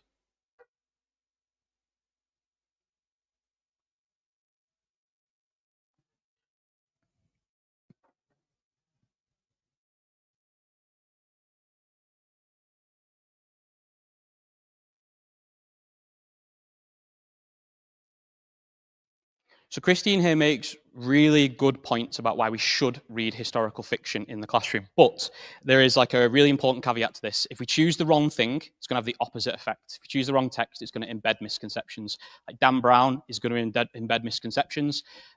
Hopefully Ellis Peters and some of the books we've seen today, people flash on the screens. These are some of those moments that we could read with our pupils. So what you're going to be looking for today, whilst I read this text aloud as if I was reading to pupils, is you're looking for those springboards. Here we go. So this is the book, A Morbid Taste for Bones. You're looking for springboards within this text, whilst I read it out, that once you'd read it through with pupils, you double back to squeeze every little bit of meaning that you could get from that sentence, that phrase. And you're looking for 3. I've got 3. I'm going to read it aloud. You hopefully, there's text in front of you as I read so you can follow with me. Put little stars with the phrases that you would double back to, and then we'll compare notes at the end. Little bit of context because this extract comes from right in the center of the book. So, first chapter, we join the monastery with the Shrewsbury monks, and there's loads of different brothers doing loads of different things in the monasteries, and they're all there for different reasons, all different ages, all have very different views on how dedicated they should be to the rules of the Benedictine order. This paints a really complex view of monasteries in a way that our pupils don't always think of them as. They usually think like monks live a bit of a boring life, they're always in silence. The real, as we know, the real picture is a little bit more complicated than that. One brother falls ill, and whilst he's ill, he has a vision of a Welsh saint asking to be rescued. And she says, in return for being rescued, I will heal you of your affliction. And this is the story we find within the life of Winifred, which is one of our historical sources. So this book is really well researched. The brothers then, with this vision, set out to Wales to rescue the saint's bones. When they get there, Father Hugh is a Welsh priest that's stuck between a rock and a hard place. The Prince of Wales, or the region of Wales, and the bishop have said, I bless the mission of these brothers. But Father Hugh has to also think about his local congregation that really don't want Winifred to be taken away. The last character to introduce you to is Cadfel. He is a brother from Shrewsbury, but he was born in Wales. So through this story, he acts as our person that understands both the ambitions of the Shrewsbury Monastery and the feelings of the local people. So you're looking for 3 springboards. I'll read aloud as if I was reading to my pupils, and then we'll compare notes. So the 3 men gathered for the assembly in the open before the church. The sun was already high, for it is little more than an hour to noon. Father Hugh stood up before the assembly and gave them the gist of the matter, as it had been presented to him. He was the father of the flock, and he owed his people the truth about, but he also, owed the church fealty. He told them what the bishop and the prince had answered to the request from Shrewsbury, respectfully highlighting the many proofs the English monks had claimed, although he left the details of these proofs to Prior Robert to deliver. They are not happy, whispered Brother John in Cadfel's ear with a smile. And indeed, those Welsh faces were certainly lacking enthusiasm for all these English miracles performed by a Welsh saint. They swayed and murmured and eyed one another. One of them spoke. If Prince Owain wills it and the bishop gives his blessing too, began Cadwallon hesitantly, as loyal sons of the church and true Welshmen, what else can we do? Both prince and bishop have blessed our errand, said the prior loftily. But the girl is here, in our village, said Richard abruptly. He had the voice that might be expected of him, large and deep, a voice that sang what it felt and waited for thought afterwards. Ours, not Bishop David's, not Prince Owain's, she lived out her life here and never said a word about wanting to leave us. Am I to believe so easily that she wants to leave us now, after so long? Why has she never told us? Why? She has made it clear to us, said the prior, by many manifestations, as I have told you. But never a word to us, cried Richard. Do you call that courtesy? Are we to believe that of a virgin who chose to make her home here among us? They were with him. His strength had fired their smouldering reluctance. They cried out from a dozen different directions that St. Winifred belonged here and to no other. Do you dare tell me, said Prior Robert, high and clear, that you have visited her, that you have committed your prayers to her, that you have invoked the aid of this blessed Virgin to give her the honour that is her due? Do you know of any reason why she should desire to remain here among you? Have you not neglected even her grave? And what if we have, said Richard with conviction. Do you suppose the girl wonders at it? You have not lived here among us. She did. You are English. She is Welsh. She knew us, and she was never so moved against us that she withdrew or complained. We know she is there, no need to exclaim or make great outcry. If we have need, she knows it, and never asks that we should come with our prayers and tears, knocking our knees on the ground before her grave. If she begrudged a few brambles and weeds, she would have found the means to tell us, not some Benedictine or distant Benedictine house in England. It was the bitterest blow of Prior Robert's life to know that he had met, can't get that to go right, there we go, that he had met his match here in this half-barbaric Welsh landowner, no great lord, but a mere squireling. His Norman eyes could not believe it. It was the difference between them that Robert thought in hierarchies and Richard thought in blood ties and kinship. Prior Robert asks Richard for a private conversation where he proceeds to offer him a big bag of money in return for his compliance. Money. Richard knew about money, but as an aberration in human relations. In rural parts, it was hardly needed. Nobody was so poor as to be without the means of living. Beggars were unknown. The kinship took care of its helpless members, and every home was open as of right. Minted coins were a pointless eccentricity. You dare to offer to buy our saint? To buy me? Prior Robert panics. Richard storms out of the room, announcing to his fellow Welshmen that he will not support the mission of the Shrewsbury monks. You should have told me what you intended, said Father Hugh. I could have told you it was folly, the worst possible. What attraction do you think money has to a man like Richard? I am come with the blessing of the church and the sovereign, said Prior Robert fiercely. I cannot be refused, but at the will of a local squire. Has my order of monks no rights here in Wales? Very few, said Cadfel. My people have a natural reverence, but it leans more towards the hermitage and not the cloister. Okay, so hopefully in that you found at least 3 moments that you would double back to and squeeze some meaning out of it to really lift the level of our pupils' thinking. These are the ones that I had.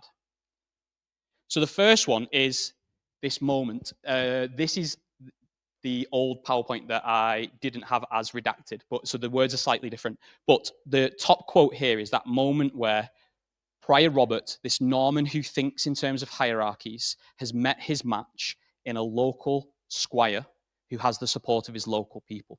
For me, if we taught this to our pupils and really talked about its meaning, pupils would find it really difficult to have flat notions of the feudal system, and that the feudal system just controlled the way that everybody thought. We can see in this Welsh village that they don't think in terms of the feudal system. And whilst they do respect their bishop and their prince, it's not everything that they think about. We also have this moment where he's offered money, and it's folly, it's a really bad idea. And for me, our pupils get stuck on this idea that the peasants were poor and they didn't have any money and they lived miserable lives. But this really challenges that concept of local communities looking after each other and money being a pointless eccentricity. I think minted coins are great because we use it to look at like rulers and dynasties and that type of thing. But what effect did it actually have on local people in villages? This really helps us like launch or springboard into that meaningful conversation. The last one, and for me, the best sentence I've ever seen written in a children's historical fiction book is this bit where he says, "Has my order no rights here in Wales?" And Cadfael says, "Very few. My people have a natural reverence, but it leans towards the hermitage and not the cloister."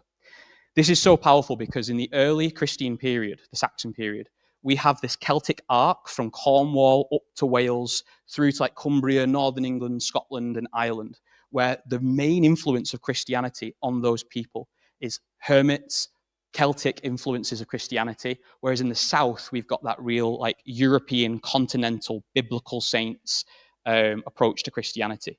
And if we get into that discussion about what the difference between being influenced by your hermitage and being influenced by the cloister and the Benedictine order, we start to see Christianity as a really dynamic force in medieval society, and not just like everyone was superstitious, they all believed in God, and that's as far as it got. So for me, we'll just finish on this last slide. If we were to read this text, not the abridged version, like really spend some time with this text to squeeze out those moments and those springboards from it, I think our pupils would find it difficult to say these things without qualifying them or complicating them or adding a little bit to that story from what they'd experienced in this text. So linking back to that first session that I did, I think texts like this, specific encounters with texts like this, can lift the level of pupil thinking that generic texts don't always have the power to do. I hope that was helpful, guys. Thank you. And don't we all as humanities love a good story, particularly when somebody else is telling us that story? So we are now going to move on to Jenny, who's going to come and talk to us about the narrative-based booklets that she's been working at GCSE. So we know there's been a lot about narrative at the moment. I'll hand over to you. Thank you. Okay, so I'm Jenny Hall. I've been a history teacher for over 20 years. And what I want to talk to you a bit about is the work that our department's been doing around trying to look at how we motivate our students, engage our students, but actually getting that to translate into results at GCSE. We've sort of focused. I realised that I'd kind of come with two different talks here. I want to talk about narratives, and I also want to talk about booklets. So I've tried to sort of bring the two together when really they do link. So for us, really, my view that I want to start with is that for our students to do well, they need to know stuff. It sounds really obvious, but really, is it always in our classroom? We get often quite bogged down with thinking about how do they express themselves. We've had mentioned this morning already about things like Peel paragraphs. Are they annotating their sources with NOP and all these kind of things? But ultimately, if they don't know facts, they can't actually pass the exams. They can't use any of these ideas or the brilliant writing techniques that we've got if they don't know their AO1 knowledge, which is sort of what we focus on. And so, therefore, the question is, how can we embed that knowledge so that they can recall it and they can use it not just generically, but have those specific facts that are going to make their pieces stand out, that they're going to recall them. Obviously, there's been loads of work around knowledge retrieval, which, I'm not going to, people have known that it's been around for a long time, and we do this a lot. But I'm finding with sort of just the general sort of, the 5 questions at the start, or when we're talking about knowledge retrieval, they're remembering things in isolation. I find these are generally sort of conversations I've had with year 11s. Oh yeah, Walter Riley, I remember his name. well, who was it? Oh, I don't know who he was. I just remember his name because that was something that I had to recall at the time. Or, yeah, I can list the plots against Elizabeth. I know what they are. Well, what's different about them? Oh, I don't know. They were all just against Elizabeth. Or actually marking Ed Excel Elizabeth this year. So how many times I saw the fact, population went up by 35%. But it was just quoted in isolation. It wasn't really applied. They didn't really sort of understand where that was going. And so for us, that's where, and we've heard this a lot, we've obviously just had a story read to us, and that's where sort of the stories, the narratives come in. So our journey started quite a while ago, probably 5 or 6 years ago, at Key Stage 3. We wanted to look at bringing stories, narratives into our curriculum. And for us, the obvious point was Key Stage 3. You've got a lot more to play with. You've got more sort of choice. You're not stuck to a set of exam specifications and so on. And obviously, as we've been doing this, we've noticed this has become bigger. We've obviously got examples of Christine Counsell and her team's books over here as well. And this has become something that has grown and grown. We started by adding a couple of stories in to sort of support the curriculum. And then we flipped it and we made the narratives actually be our curriculum. And now throughout our Key Stage 3, every single lesson is based around a story. Some of them are stories written by others, like the fiction that we've just had. Some of them are from historians' books, or some of them are written by ourselves. And looking at how we can sort of really hook in our lads. We're a boys' school, and I don't know if that makes a big difference, but to us, having boys that are listening to a story and building their skills through that has been really revolutionary. Certainly, the skills that they're coming along with, it's not just learning historical facts, although they do love to tell us bits of those stories and they do remember them, but it's their listening skills, it's their reading skills, the vocabulary that they can take from them. And we had our SLT team saying, oh no, you can't just make booklets with long stories in. The SEND students won't be able to access them. There's no accessibility here. But actually, that's not been our experience. The way that we find students are listening to these stories, we've had the TAs saying when they're scribing for students, they can't believe the amount of facts that they can learn, the amount they can bring from it, because they've been listening, rather than having to just look at a textbook, which in their mind they're switching off from. They don't want. So this has been really successful, which got us thinking, well, why are we only doing this at Key Stage 3? Why can't this be done at Key Stage 4? So we took one of the units that is largely sort of examined through knowledge rather than source interpretations. We do Ed Excel. We were looking at our Elizabethan unit. And we took on the challenge to try and turn this into a unit that was taught entirely through stories, trying to bring this in.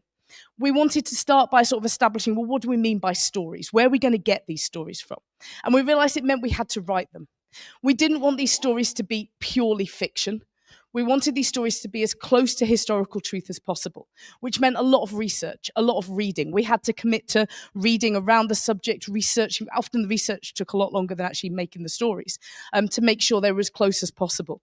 Obviously, we don't know what conversations Elizabeth had with Francis Drake, but we can certainly use historical context to work that out. In this, and so we spent time putting these together. There were 3 of us in the department, and it took us a year to put it together to actually create this. But in the end, we came out with each of the 3 units. Every sort of focus was a different story. How did we use this? Well, we decided that we needed to put this into booklets. These are not stories to listen to, but they're stories to track. The students need to be listening with a pen or a highlighter in their hand. We needed to have the stories under the visualizer for them to be able to do it. Importantly, we needed the teacher to read the story. This isn't any, get the students to redo popcorn reading. We needed that kind of intonation, the pausing for effect, building the tension, knowing when to stop and ask questions. Because if the story is going to become your curriculum, then you need to make sure that that is interesting, that they are hooked and they're not just sort of falling asleep with it along this side. And so we created booklets that were to engage. There was room to annotate. There were tasks and questions that were linked to this. We had exam questions linked to it. We still included sources. We took things that were in textbooks, but we didn't need textbooks anymore. And that is quite a change from what we're doing. Putting it into a booklet meant that you don't need to spend hours at the photocopy queue every morning, which is a big deal. Being able to just print them at the start and then just run with it. Everything's there. If a student is away, everything's in the booklet. These aren't just use a textbook and fill in your booklet. Everything's in there. We found it was saving time because they're not spending ages writing notes where they're just copying or summarizing out of the textbook, but everything was analysis. They've got the text, they've got all the facts in their booklet, and then they spend their time in lessons listening to it and then using it, applying it, being able to apply it to exam questions and that sort of thing. We then took time, and if I had more time, I'd go into it more, but feel free to chat to me, to look at how we craft a booklet. We wanted to make sure that it was something that was really usable. So we've obviously got things like glossaries, but we started looking at the walkthroughs, talking about the zoom in and zoom out. And so we've got sections on the big picture at the start of each topic. What do they need to know before they start this topic? What's going on in the rest of the world? We looked at Jonathan Grand's work on takeaways. Any of you at HA last year, there was a lot on that. And at the end of every lesson, there's a set of kind of 5 main takeaways in quite simplified language that's accessible to all, that they can then, if they found parts of the story difficult, they can use the takeaways to kind of have a look at it. And then we use these in the lesson. Does it work? Well, it's early days for us, okay? We've only been using these for just over a year. But we've focused in on our year 10 class that we used them with last year. And yes, it's really anecdotal. This evidence wouldn't stand up anywhere, but I think it is real. At the start of year 10, we start GCSE at Easter of year 9. So we've been teaching just textbook style, our normal lessons. And at the start of year 10, we were getting, sorry, it's a bit bright, but sort of 9 to 4, around about 50%, 9 to 5, 20%. The top end, 7%. This is a bright year. We're really disappointed. We moved round about Christmas to teaching using our narrative booklets. And by the end, you can certainly see the change in what these students were getting. In terms of grades across that year, we were looking at the start with the average being 3.7. By the end, the average was 5.7. Now, of course, it's not all that. They're getting older, they're getting better at writing, but it definitely plays a part. If you read the answers that they're writing in the summer, the knowledge, that specific AO1 that was coming through was really clear that this had made a difference. We then have started, got a bit more time, we started looking at our other booklets. We realised that for a unit like Unit 3 in Edexcel, where you're looking at source interpretations, you couldn't teach entirely through stories. You have to use sources, you have to use interpretations, but you can supplement that.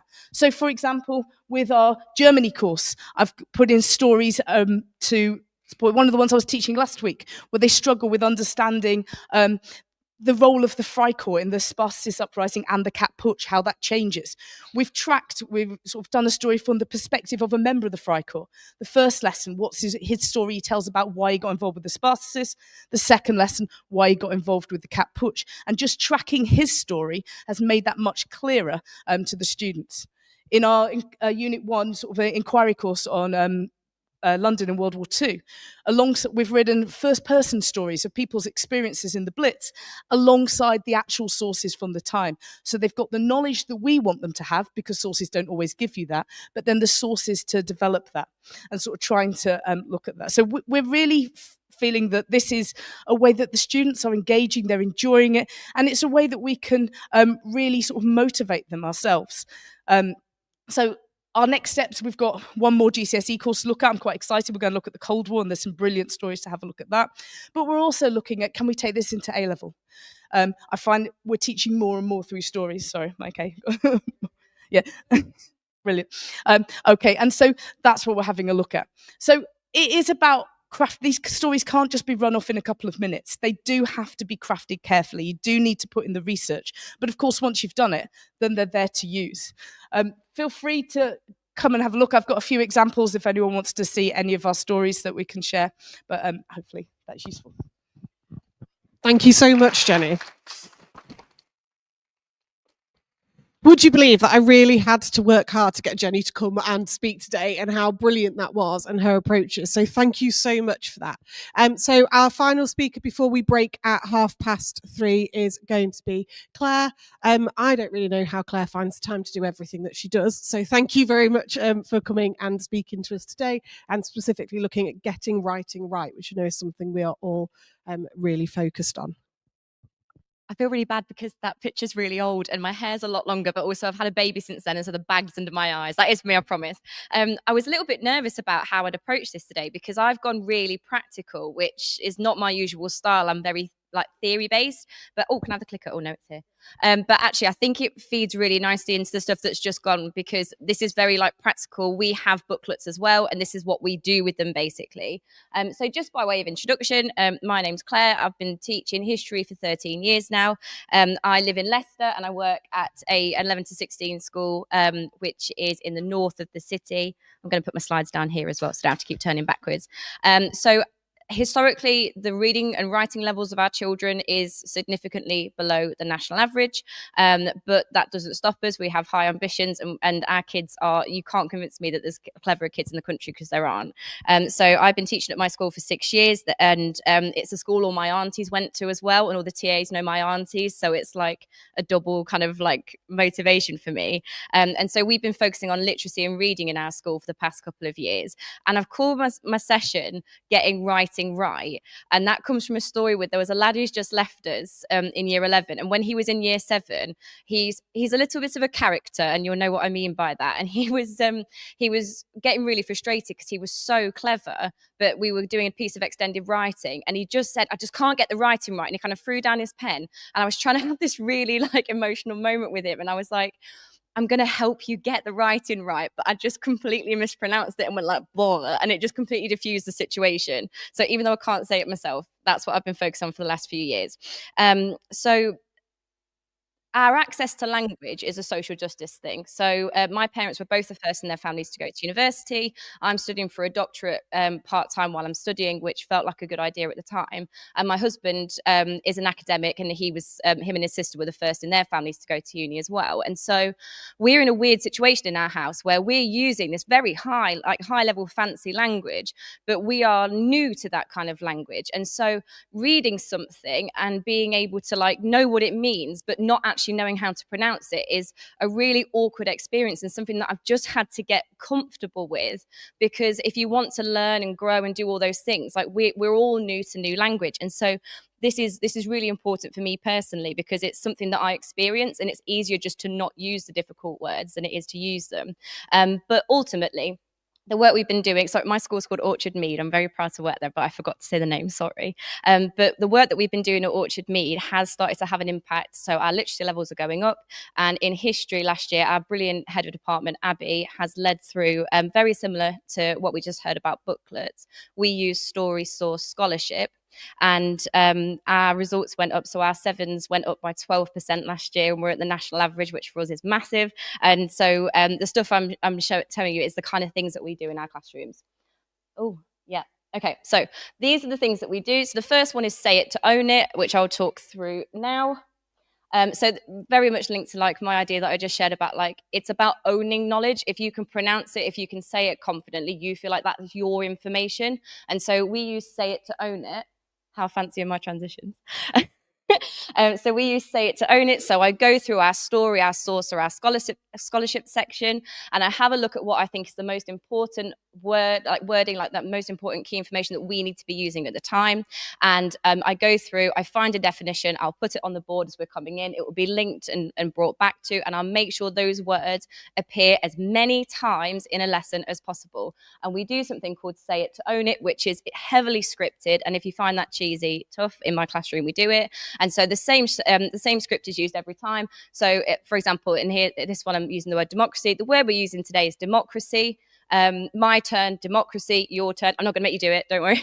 But so we have that, and then I'm going to pick on, for want of a better word, some pupils. Everyone knows it could be them. I kind of keep track of who I've spoken to and who I've not. And so that kind of fear of, oh, she's going to ask me to say the word, kind of leads them to really think about it whilst I'm doing it. So the first one we have is Say It to Own It. We use this because like repeating the words and having the ability to use them is incredibly important. How am I doing for time? Am I okay? Okay, cool. So, okay, think, pair, share, just as many times as possible. So we use the words as much as possible. And the next one is Say It Again Better, or reframing our verbal language. So one of the things that we've noticed is that our children are incredibly bright, but what you'll notice is that like once they've got the knowledge and that you're happy that they understand it, their ability to then communicate it can be quite limited. So it's that idea of like restricted versus elaborate codes. So we'll hear them say, rather than Elizabeth I was an influential monarch, they'd say she was a really good queen or something like that. It's the same thing, but it's not the right language. So what I'll do is I will get the sentence and write it verbatim how the child has said it, and then we will unpick it. So you can see that I've got a reframing. So they've said religions, and actually that example, it's denominations, not religions. And then we will have a look at how we can rewrite their answer, because it's not wrong, it just needs some tweaking. So we will say it again better, and we will go through the written answers. Then also through explicit note taking. Now, I'm on maternity leave, so my examples are really old. So when you see the date on this one, like I do it, I promise, but I'm on mat leave.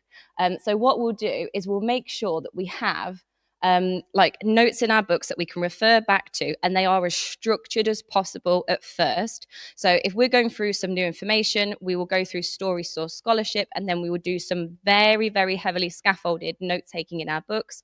So getting them to start writing their words. So I'll give them a sentence starter, but you need to be using these words in your answer.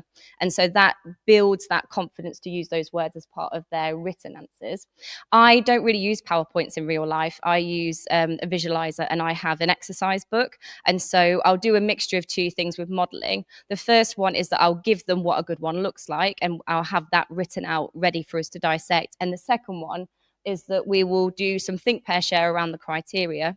And then we'll think about how we can start to write those answers together. In the same way as we heard John say earlier, I don't like writing frames and all those types of structures. So this is where all the written scaffolding kind of goes away, and we'll do it together, and they have to verbalize it with me. But I don't really prescribe to any kind of paragraph structure, because then that's all they focus on. And this is the bit where they need to start doing the thinking. And if we're giving them a sentence, and if we're giving them writing frames at this point, we're not focusing on the thinking, we're still focusing on the sentences, and we've done that. So we try and move away from that as quickly as possible. And then we move on to our independent practice. And I will start with all of these things explicitly, very, very over the top at the beginning of the year. And then the aim is always by the end of the year, we can go through the information and go through the content, and they won't need these things as much from me. And instead, they'll go straight to writing independently. But yeah, it's just about taking away the scaffolding as quickly as possible, and it really depends on the kind of group that you're working with, but we will make sure that nobody sits there and does nothing. And one of the problems that we had at our school was if it wasn't perfect, they would rip the page out, and then they would just not hand anything in. And so now, for me, the greatest success here is that you can see them going back and crossing out answers and adding in keywords and doing that kind of thing. And for me, that's our success criteria. And it seems to have worked out. So our results have gone up this year. And thank you very much for listening. Now, usually I'm a little bit, I'm usually a little bit theory based. So what I thought I'd do today, because it's quite a short one, is I'd give you all the practical stuff that we do, and then I'll write it up. So that's my blog and my Blue Sky. And so I'll put all the evidence. Get out your way. I'll put all the evidence that I've kind of put into there, into my blog, rather than sharing it now. But thank you very much for your time.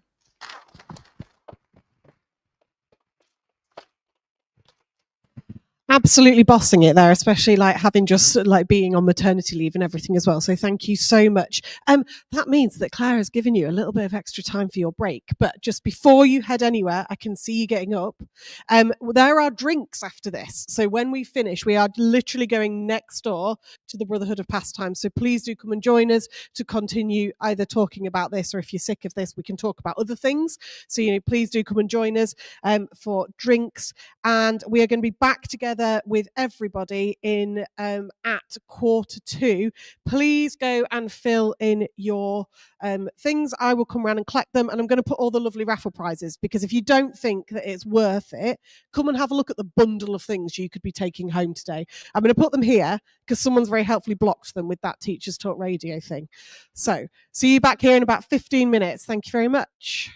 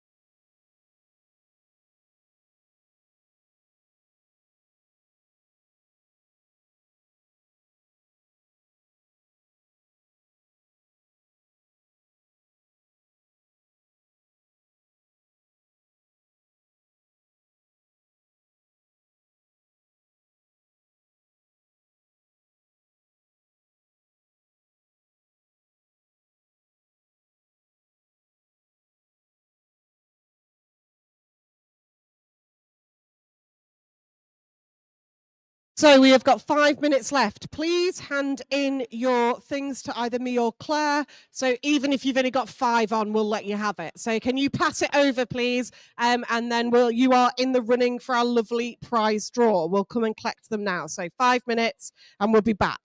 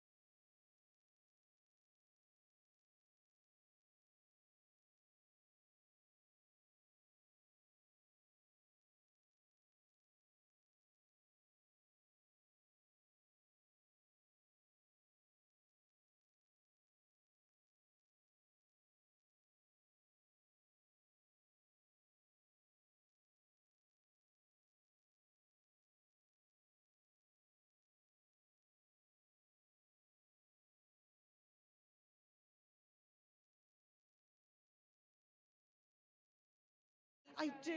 Here's my beautiful pile. I've remembered put my name. Amazing. You are winning. Right. Good afternoon, everyone. Let's bring it back for our final session of the day. So this afternoon we are going to have Rebecca Carter, who very nicely stepped in for me, is going to speak first of all. Then we're going to have Dan, who is going to talk to us about historic landscapes. Then Sian, who is going to teach us all how to lead an effective department. And I've already seen this and it was very good. And then we have got Karen talking about intellectual humility, which as soon as she I don't know, applied to speak, I was like, yes, that looks fascinating. And then we have Amber Hardesty finishing off with how to make history fun, but meaningful, because we do not like edutainment. So that's where we're going with that. So Becky, over to you.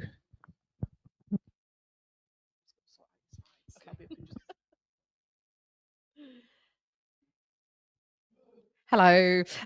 So I mean, I don't have a posh little like face indent thing, I assume, because do I? Oh, look at that! Oh, thanks. Yeah. So I ended up doing this as of Thursday night. So. Yeah, hi everybody. I am Becky. I am now a head of history in RE at a school in Nottinghamshire. I've been teaching for the last 13 years. I'm on the SHP Paths Council, so if anyone wants any information about SHP Paths, let me know. But I was figuring out what to talk about, and I think my main kind of area of success over the past couple of years has been Key Stage 4 kind of knowledge building, revision, engagement, that kind of thing. So I thought I would talk about just a load of stuff that I've done that's worked for me. Massive caveat, I don't think any of this is original. I've stolen most of it, so thank you to all the people I've stolen this from. So much of it has come from networking with others, so you know, people that do the same spec as you, and stealing all their good things. So thanks to all of those people. We all good? We all good? Ta-da! Magic, thank you. So my first thing I wanted to talk about was motivation. These are my favourite stickers. They're puffy, and the kids really like them. I cannot underestimate how much all children love stickers. Key Stage 4, whether they roll their eyes or not. If you've got a roll of weird cat stickers, they love that. So strange selection of stickers, absolutely works. Tell them really often that they're a team, and that you care about them, and that they're your favourite class, even if they're not. Make it really visual. So if you're doing something really successful, share that with them. Share that success with absolutely everyone. Their heads of year, their, you know, if you've got SLT members popping by, just come in and be like, oh my God, look how great my year 11s are doing. In lesson knowledge building, so stuff that I've tried to do within lessons, I've tried to include lots and lots of frequent quizzing. We try to make sure that as teachers, we know really, really well what information we want them to know. And this really connected when we were talking about narratives. You know, we're not just remembering things for the sake of remembering it, but remembering it for a reason. So my key one for medicine is always the date of germ theory. And I think the kids just think I like them shouting out the date of germ theory. But because it's for history of medicine, it's such an integral kind of hinge point where things are distinctly different before and after germ theory. So I want them to remember that, because for the chronological understanding, it's really, really key. So I just randomly throw it in every so often. Like, we finished a lesson, at the end of the lesson, I'm like, date of germ theory, and they will all shout the date. Mini whiteboards. I used to be a mini whiteboard skeptic. I just think, God, these are such a faff. I hate them. And they went away in a drawer, and I never opened that drawer again. But then our school went through a big thing about getting everybody to use the mini whiteboards. And I thought, okay, I'll give it a try. We made it really, really easy to use. So every table of 4 had a packet that had 4 whiteboards in. So it was really, really quick to get them out. Every kid in our school had a whiteboard pen that was given to them. So all the kids had a pen, whiteboards were there. It was really quick to get them out. So it became much easier for me to use them in lesson, and to use them on the fly as well if you felt like you needed to use them for something. And it could be dates, it could be getting them to answer questions when they come into the room. It could be, I quite like doing ones where you split the board into 4 and they have to do 4 different things. We've used them for multiple choice questions, etc., etc. And they get used to it. So the more you do it and the quicker you do it with them, the quicker they get at doing that. We love checking for misconceptions. We love celebrating when we get a full house. So we're checking all of the answers. We're like, oh, have we got a full house? Oh no, we've got 1 or 2 wrong. Let's see if we can get a full house for the next lot. So yeah, despite being a skeptic initially, I am now a complete mini whiteboard convert. We always start lessons with knowledge retrieval questions from across the course in various different formats, but the kids know that's a routine that we use. If you find that you've got spare time, I don't know what spare time is in a history lesson, but sometimes it's there. We use that as an opportunity to make revision resources. So we've always got a stash of revision cards, and we will say, right, okay, so we've done this lesson, let's make a revision card for that. So we're explicitly modeling how to make the revision cards, and we also explicitly model how to use them for revision, because making them on their own is not to the revision. We've used time to model how to make those revision resources from a revision guide. I particularly like doing this with, get them a page in the revision guide and model how to chunk that into how many sections you're going to need on whatever mind map or whatever you're doing. I've done this with the folding thingy that I've seen that Simon Bill introduced me to. But you've got basically a big sheet of notes on one side and then a mind map, and then you've shortened it down into 5 words. And modeling how to do that's been really useful. And lots of choral response as well. So again, if we're talking about keywords or names or dates, etc., getting them to repeat those back. And these were some examples. So we have a lot of kind of multiple choice knowledge retrievals as we come in with key information that we need to use in the lesson or need to recap.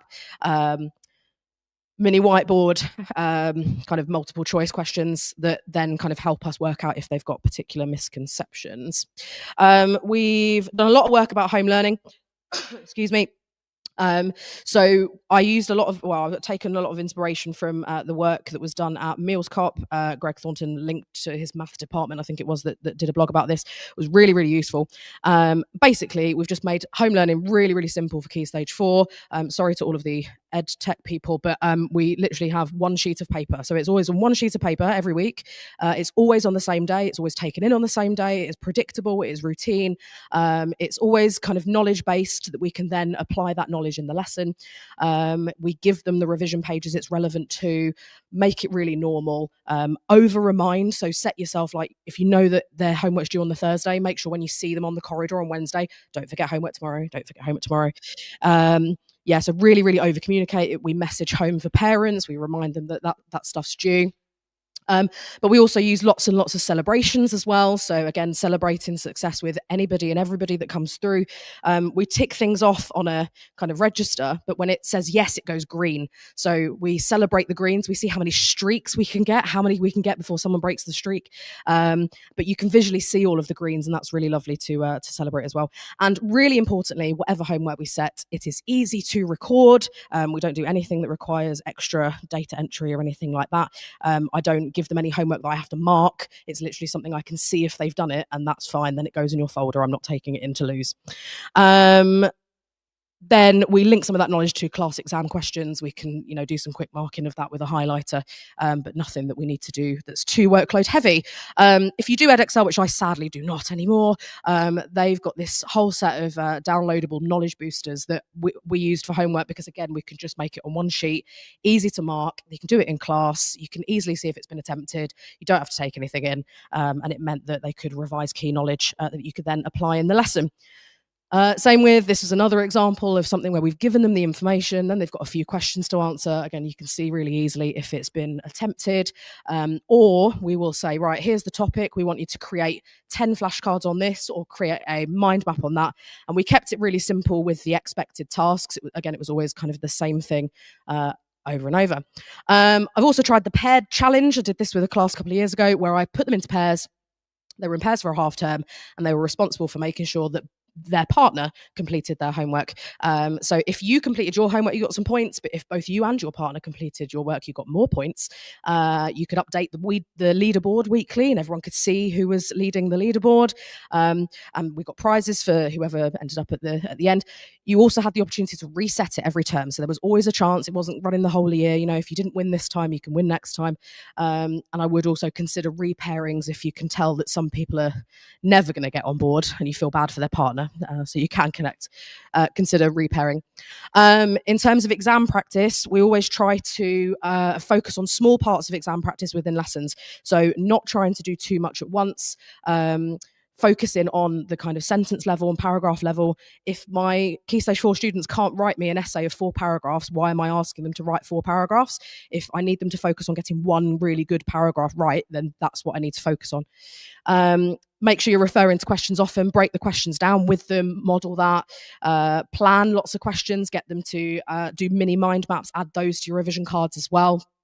Get them to annotate an example paragraph and then get them to do their own, use lots of I, we, you. If you've got students that struggle with getting started, I found that introducing the 1 minute paper, I can't remember who I stole that from, but basically at the end of a lesson, we said, right, you've got a minute to write about everything you've learned today. And while the timer's on, you've got to be ready.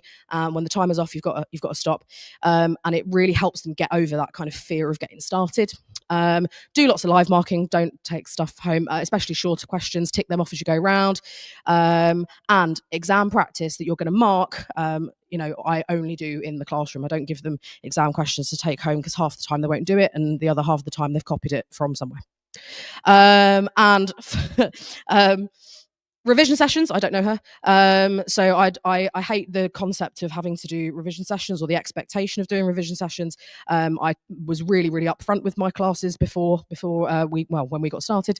So I only focus on targeted time-limited interventions. We used, in my previous school, we used afternoon tutor times. We had a morning and an afternoon for a half-termly cycle, and then you assess using the data whether they carry on that intervention or not. If you still want to do after school, make sure it's targeted and specific. Don't just go, here's history revision with kind of no direction. And then use lesson time instead, curricular intervention to close the gaps and help them practice how to revise. So this year, I'm not doing after school revision. I'm doing after school how to revise sessions this half term, and then I won't be doing any more. Ta-da. 8.5 minutes, people. That is a lot of stuff to take away in 8.5 minutes. That is perfect. Dan's only just given me his PowerPoint, so just forgive me whilst I set that up, but he can start talking. Handouts, have you got, is Colin being your glamorous handout? Katie this time. They're doing a great job, aren't they? Here you go. Thank you very much. Hi, everyone. Thank you for letting me be here, Tom, today. I'm here to speak about historic landscapes. And this work has really been inspired by a couple of things. The first thing was my 3-year-old daughter when we were walking through the Lake District, looking at ruins at Furness Abbey, wondering why they were ruins. Where's all the bricks gone? Where's all the mortar gone? Where are all the stones gone? Well, they're in the stone walls that you see, they're in the barns. And I worked in conjunction with one of my geography colleagues, Stefan, who lives in London, and his 7-year-old daughter looked out of a bedroom window one day and she could see Tottenham Hotspur Stadium, she could see the streets, the terraced houses. And the issue with both of our daughters, I'm not saying there's problems with our daughters, but they couldn't really read the landscape around them. So what we want to do with these historic landscapes is encourage our children and our pupils to read the landscape. And through reading the landscape, we want to spotlight environment and sustainability. And what I'm going to talk about really links into what Ben said before. So that is our key priority, to spotlight environment and sustainability and encourage our pupils and children to be able to read the landscape in a historic way and in a geographic way as well. So it's really interdisciplinary sequence of lessons that we've got going on here. And we want to foster the values and imagination in our pupils in the classroom. And for this sequence of lessons, what we've done is we've focused on the Lake District. But what I want to talk to you about today is how transferable what we have done is into any local landscape, wherever you're based. You could do this on the Peak District, on the Fens, anywhere, the Highlands, in Snowdonia. You can take a Four Nations approach to this. So, first of all, what we decided to do, is it okay if you can scroll down? Sorry, yeah. I know, apologies. I do apologize. I didn't make PowerPoint as PDF. So first of all, we focused on location. So geography in the first lesson here really matters. Where is it the pupils are studying? And we've really located it. Could you scroll down a little bit more? Is that okay? So we're introducing the landscape. Yeah, it's in the northwest. It's in a place called Cumbria. And if you scroll down a little bit more, a bit further. We've introduced it there. What makes the Lake District special? What makes it a place of awe and wonder? And we want that awe and wonder to really come through in this first lesson to set up the sequence of learning. And you can do this on your local landscape, because I'm sure that everyone is inspired by the nature and scenery in their backyard. So we focused on what makes the landscape special. There is a bit of guided reading there, and for that guided reading, what I actually did was I got my wife's mother, who is Cumbrian and got a thick Cumbrian accent, to read that, and the teacher can just play it, and it gives set of pupils a deeper sense of place to hear the accent, to hear the culture. So that's a bit of guided reading. If you go a little bit further on, sorry, we've got some map reading skills as well. Here we're using OS maps from Digimaps. You know, so you can see how tall is Helvellyn, and it really gets them. Geography really pours out of this lesson. If you, sorry, keep going down and keep going. Oh yeah, U-shaped valleys as well. And if you keep going, I'm sorry, we use William Wordsworth as well in this as well. He's the poem Daffodils, and the sense of nature that he's got in that, about the swaying daffodils and the natural features that he mentions in that poem. You can start to pull those out and really explain what makes the Lake District special, or any landscape that, you know, is local to you. So if you just keep going on. And then we focused on landscapes of process. We'll skip past this really quickly, but this is again, how were the lakes formed? How was your local landscape formed? What geological processes went on millions of years ago to forge the mountains, to create the lakes and tarns, or to create the meadows? So yes, keep going. And then we move into landscapes of ancient memory. And hopefully by now you've seen that we've got a chronological sequence of lessons. And this is why it really is historic landscapes. And we go 5,000 years back into the past to talk about those early settlers. What were they doing? And if you go forward 2 slides, we create a bit of a history mystery here. And this is why it can be pitched at your year 7s in that what is history section that you do at the beginning, you know, when they're not setted, and obviously what is geography when they're not setted. And you really want to get the skills taught to the pupils before you get in depth with the content. So if you go forward 1 more slide, sorry. So we use these pieces of evidence. There we go. No, it's okay. Go back. Tom distracted me. No, it's absolutely fine. I just want to show this one. I don't know how to go back. Sorry, I'm sorry it's all a little bit, I should have put it on a PowerPoint. Yeah. It's okay.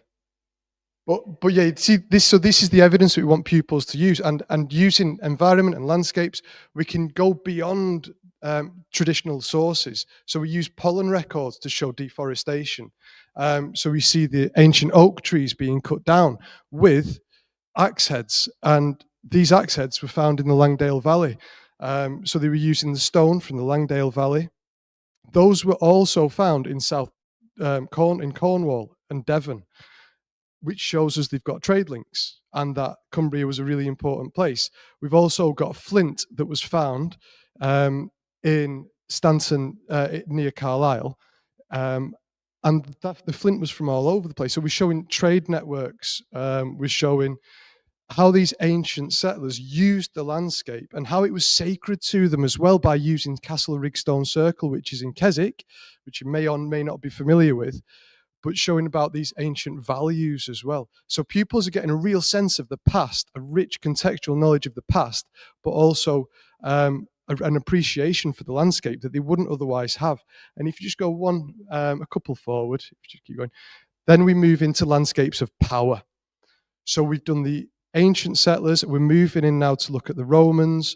We're looking at the Furness Abbey as well, and Kendal Castle. So you're looking at church and state, which is a key component of the Key Stage 3 national curriculums, I'm sure you're aware. We introduced that through these shoes that were found at Hardknott Roman Fort. So they're using sources, they're asking questions from the sources. And there's a great clip there from Historic England where they're talking about these shoes in such an interesting way. Where did they tread? What material are they made from? Why did they survive for so long? So if you go forward a couple more, yeah, and this really builds up the sense of chronology as well for the pupils, and it's a good site study as well. How did these people use the landscape to express power? And why was the landscape so advantageous? And what were the problems in the landscape? And these images are quite striking. You can see Hard Knot Roman Fort there in the top left, Furness Abbey, which is sheltered in the Vale of Deadly Nightshade. I love that Vale of Deadly Nightshade, that's in the top right. And then Kendal Castle as well, which is your stereotypical Motte and Bailey type castle, although it's, you know, stone keep now. And then again, using map skills, you can see we've traced the old Roman route, the route to the Isle of Man. But what I'm trying to say here is when we're talking about landscapes of power, this is really transferable to any landscape, any of your local landscapes in here. We get students to unpick this through location, purpose, resource exploitation, how did the site use or shape the landscape, and similarities with other sites. And we use the historical disciplinary concept of similarity and difference here as well. So hopefully you can see now we've used chronology, sources and evidence, similarity and difference. So all these key disciplinary skills are coming to the fore, and students are building up a good knowledge of their local landscape that they wouldn't otherwise have, and an appreciation for the local landscape that they wouldn't regularly have. So if you can go forward again a little bit more. So then we move on to landscapes of meaning. And in landscapes of meaning, we start to look at the Industrial Revolution and how the Industrial Revolution changed the meaning of the landscape for many people. So traditionally, it was somewhere where they worked, it was somewhere where they traded, and they lived. And a lot of people worked with the landscape right up until the big change in the Industrial Revolution. If you go, and you can see here, sorry, go back one, I'm really sorry. We've got an image here of, one more again, sorry. Yeah, we start that lesson with an image of this. A View from Manchester by Edward Goodall, which I think is quite poignant as we're in Manchester right now.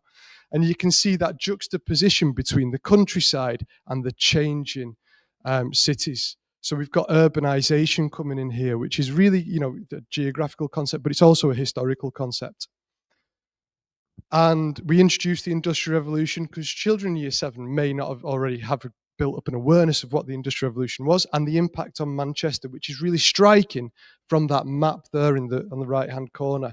That you see Manchester in 1750 and then Manchester in 1850. And the John Ruskin's quote there saying that the sky is darkened in daytime. It is. The air is poisoned. It is. And it's troubled. And it is. There's a pub right there, and I can, what's going on there right now? John Ruskin would not be pleased. And then we juxtapose that with the Romanticism. So William Wordsworth and and Turner as well, both of these. So you've got these people living in these dirty, dirty cities, like Manchester. Sorry, I'm from Manchester. I'm near Manchester anyway, so you can forgive me for saying that. And then the Romanticism of the lakes. Why are people starting to want to go to these gorgeous landscapes and introducing them to, you know, we've got images of postcards here, the romantic side of the lakes, the increase in tourism. Again, this goes well with geography and history. So if you go forward one more, we look at the impact that tourism had in the lakes and why people could access the lakes in this period with the expansion of railways and industry. And if you go forward one more, we look at consequences now. So again, we're bringing forward that historical skill of consequences, mapping those consequences. Pupils can put those arrows in any which way they want to, as long as they explain it. You know, we've got sentence starters on there. So direct consequence, indirect, escalated, snowballed, knock-on effect was. So we're building up the knowledge of the disciplinary skill of consequence. And if you go forward one more, we then link that to the meanings for these people in that landscape. So a sheep farmer, a poet, a hotel owner, environmentalist, a tourist from Manchester. Although that image, yes, just look a little bit more modern tourist than an industrial, like 1800-y tourist. And I should be saying that, 19th century tourist. Yeah, okay. And if you go forward one more, that sets us up really nicely then. And one more. Yeah, to look at landscapes of industry. So we know the Industrial Revolution's happened.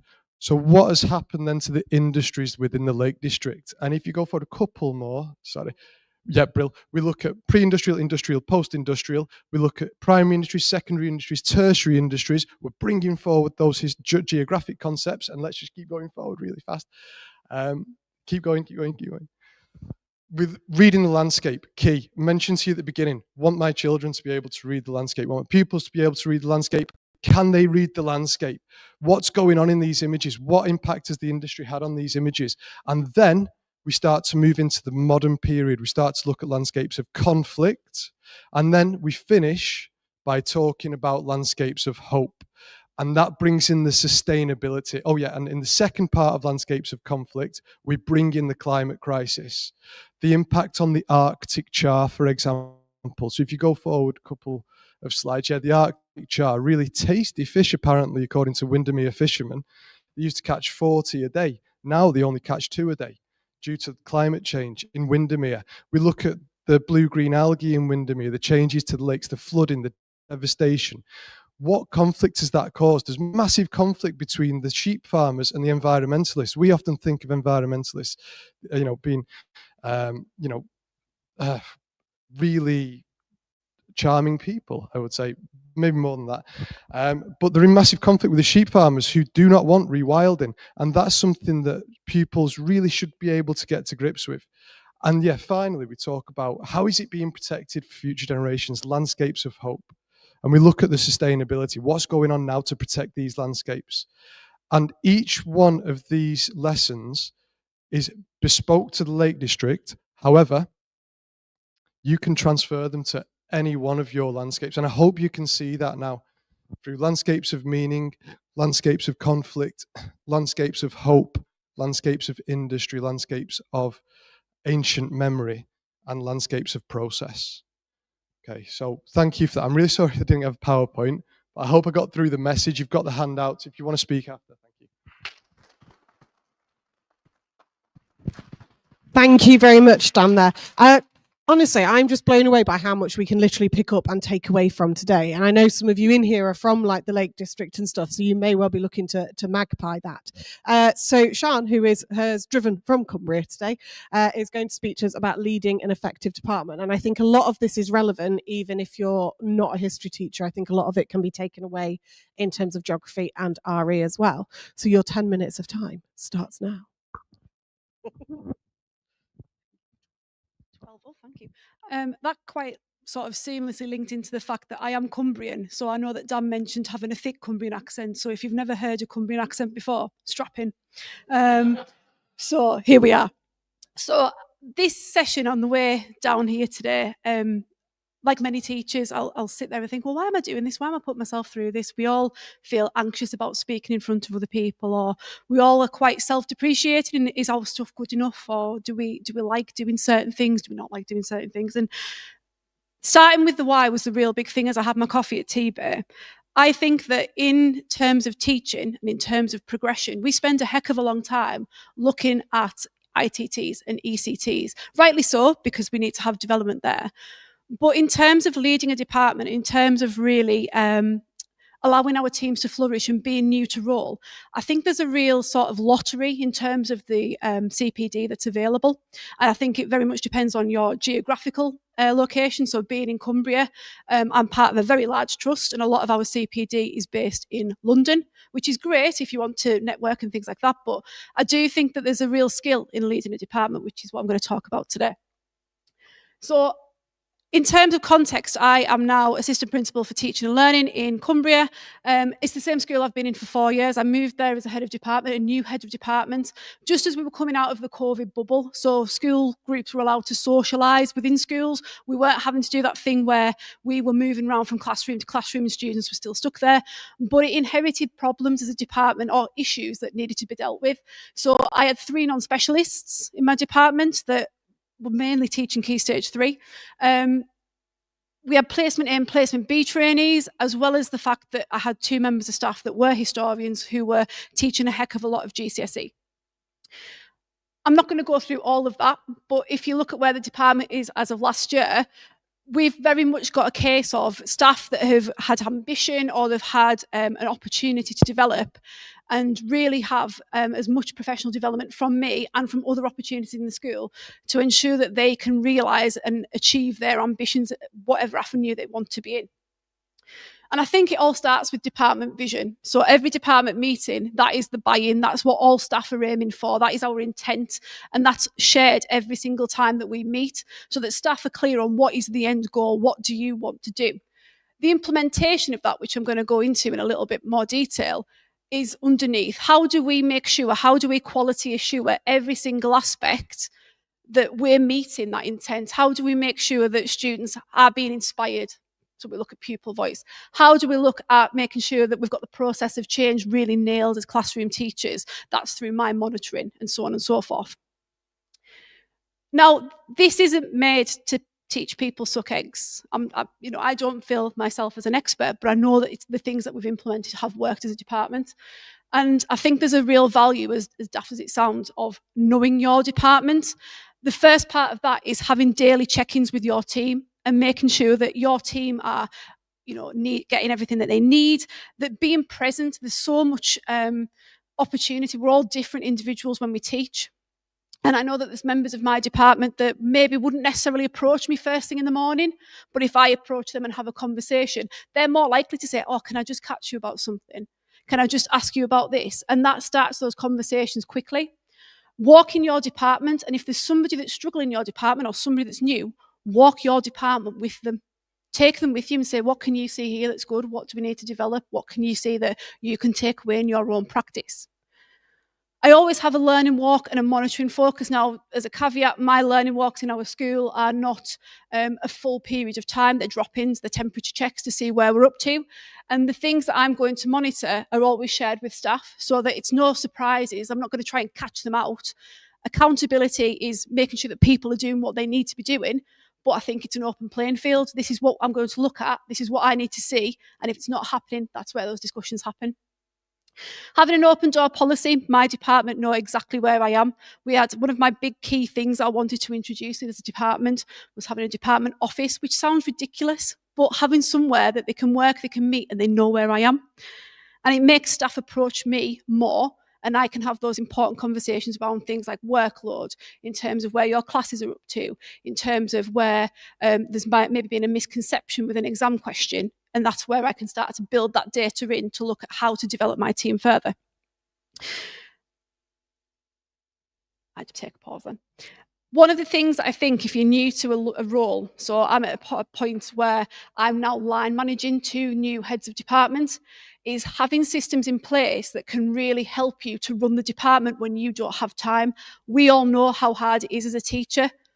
And to find that time to make sure that you've got this piece of data or this is done. If you can implement those systems quickly and effectively, they're the things that go on in the background that can support you to lead well. So for example, I've put an example up there and I know this will be on the slide so you'll be able to see it in more detail. Having a department bulletin so that everybody has the same clear message. I'm not chasing every single member of staff around to make sure that they know what the things I need them to do are, or things that they need to know. Who's in on this day? Who's out? Where have we got some deadlines? Where have we got an assessment point that's coming up? So I know that everybody's got that information and they can read it at their leisure. We know how difficult it is when we get in at 8 o'clock, 7:15 or whatever. And you literally from the minute that you're in there, it's chase, chase, chase. I've got to find this. I've got to go to the photocopy. I've got to do this. Having that information has been really important so that staff can read it at their leisure and then ask me questions should they need it. I have a monitoring planner, which I'll share in a second, but where I have my little table of what I'm going to look at, that's where I keep a record of what I can see and where those developmental areas come up. Data tracking, we all have data tracking systems, but it's why we use data tracking. Is there a group of people that I can intervene with? Is there a particular question from a question level analysis that we need to do some training on as a department? All of this data will feed into the actions that I'm then going to take as a head of department. And also making sure that department meetings have purpose. If it can be an email, send the email. If it can be that staff are doing data, allow them to have time to sit and do data, but make sure when you have a department meeting, it's fully focused on the development that the department needs. And this is where it's been a real game changer with our department, upskilling and using CPD to really harness the abilities and the ambitions of our team. So every year I start off with a subject knowledge audit, not for sort of beating people with a stick with, but to see if there's any areas that we need to develop in our department time.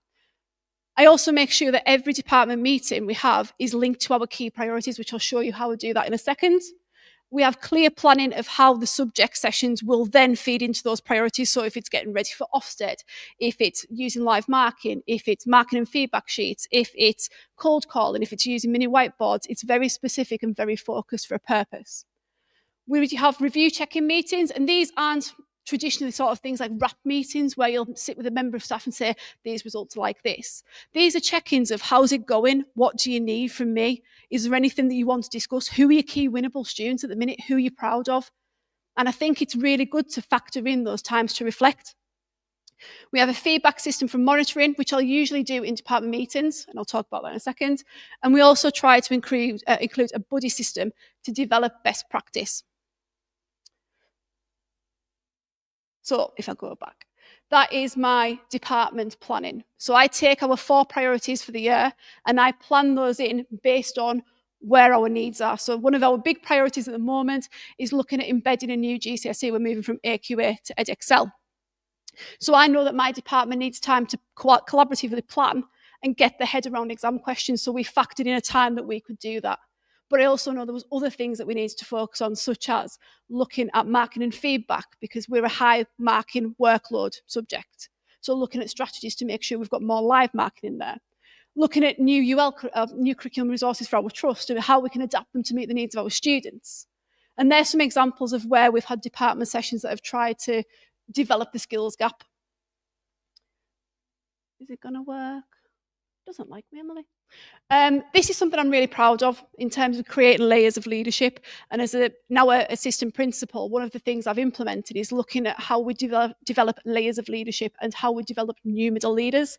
So there's things that you can do as a head of department or a head of subject or whatever your sort of title is to really develop that layer of leadership and offer skills that maybe aren't as niche. So when you do things like MPQs or you'll do internal training sessions, they're often not bespoke to your school, or they often don't provide things that will help you to plan a scheme of work or look at how you sequence or look at how you build in assessment. So I'll use PDRs or our appraisal process to meet with every member of staff and say, well, what are your ambitions? What are your goals? What is it that you want to really work on? I'll then signpost people to relevant training, so MPQs, or we have internal programs. We also had a Carlisle Schools group where I would send members of the department where they could go and look at practice in other schools locally and see what the key issues were, and then best practice can come back to us. Mentoring, so one of the most effective things has been having staff mentor other people rather than it being the head of department or the strongest teacher in the department that mentors an ECT. There's a real skill set in developing that mentorship and making sure that ECTs or ITTs have got the sort of the right grounding. Project leadership as well. So some people have said in their PDRs, oh, I want to lead on trips or I want to develop homework booklets. So there's some examples from the department there where it's having that accountability and that ownership of something where you can develop that skill set. So that's just my little summary there. But one thing I do want to mention, tackling underperformance. So often this is something where people, they almost shy away from the aspect of accountability. It's almost seen as like a horrible word, or development or support. Tackling underperformance is at every level. So it doesn't matter what your experience level is or the person you're line managing, what their experience level is. It's about making sure that they've got the support that they need to progress further. So things like paper trails, if you have discussions, if you have monitoring feedback, keep a paper trail of everything so that you can say, well, this is what we're doing to support. Frequent communication with those who are in a professional mentor role. So if it's an ECT, an ITT lead, talk to them, keep them in the loop. Radical candour. So one of my favourite sayings is praise in public, pry in private. So if you're having a department meeting, that isn't the time to raise, oh, I've seen this in your lesson, or I've seen this happen. Have those private conversations. Say, can I just clarify if you know that? Can I just clarify how we're doing this? And that's led to some really powerful things like team teaching, where myself and one of my members of department have then used team teaching to develop outcomes for year 11. Making sure it's evidence-based, so it's not just on a whim, that you've got tangible evidence of where that underperformance lies, and then having smart, clear targets that will help you to develop your department. Done. Thanks. Sian's EdXL spreadsheet or Excel spreadsheet is a thing of beauty. I think a lot of you will be sat there going, I wish I was that organised. So we are going to move swiftly on. So we have now got Karen, who's come to speak to us about intellectual humility in the humanities classroom. So over. Right, I'm Karen Steele. I have been an RE teacher for about 25 years, and since January I've actually been training RE teachers at the University of Worcester. I bring this to you today humbly.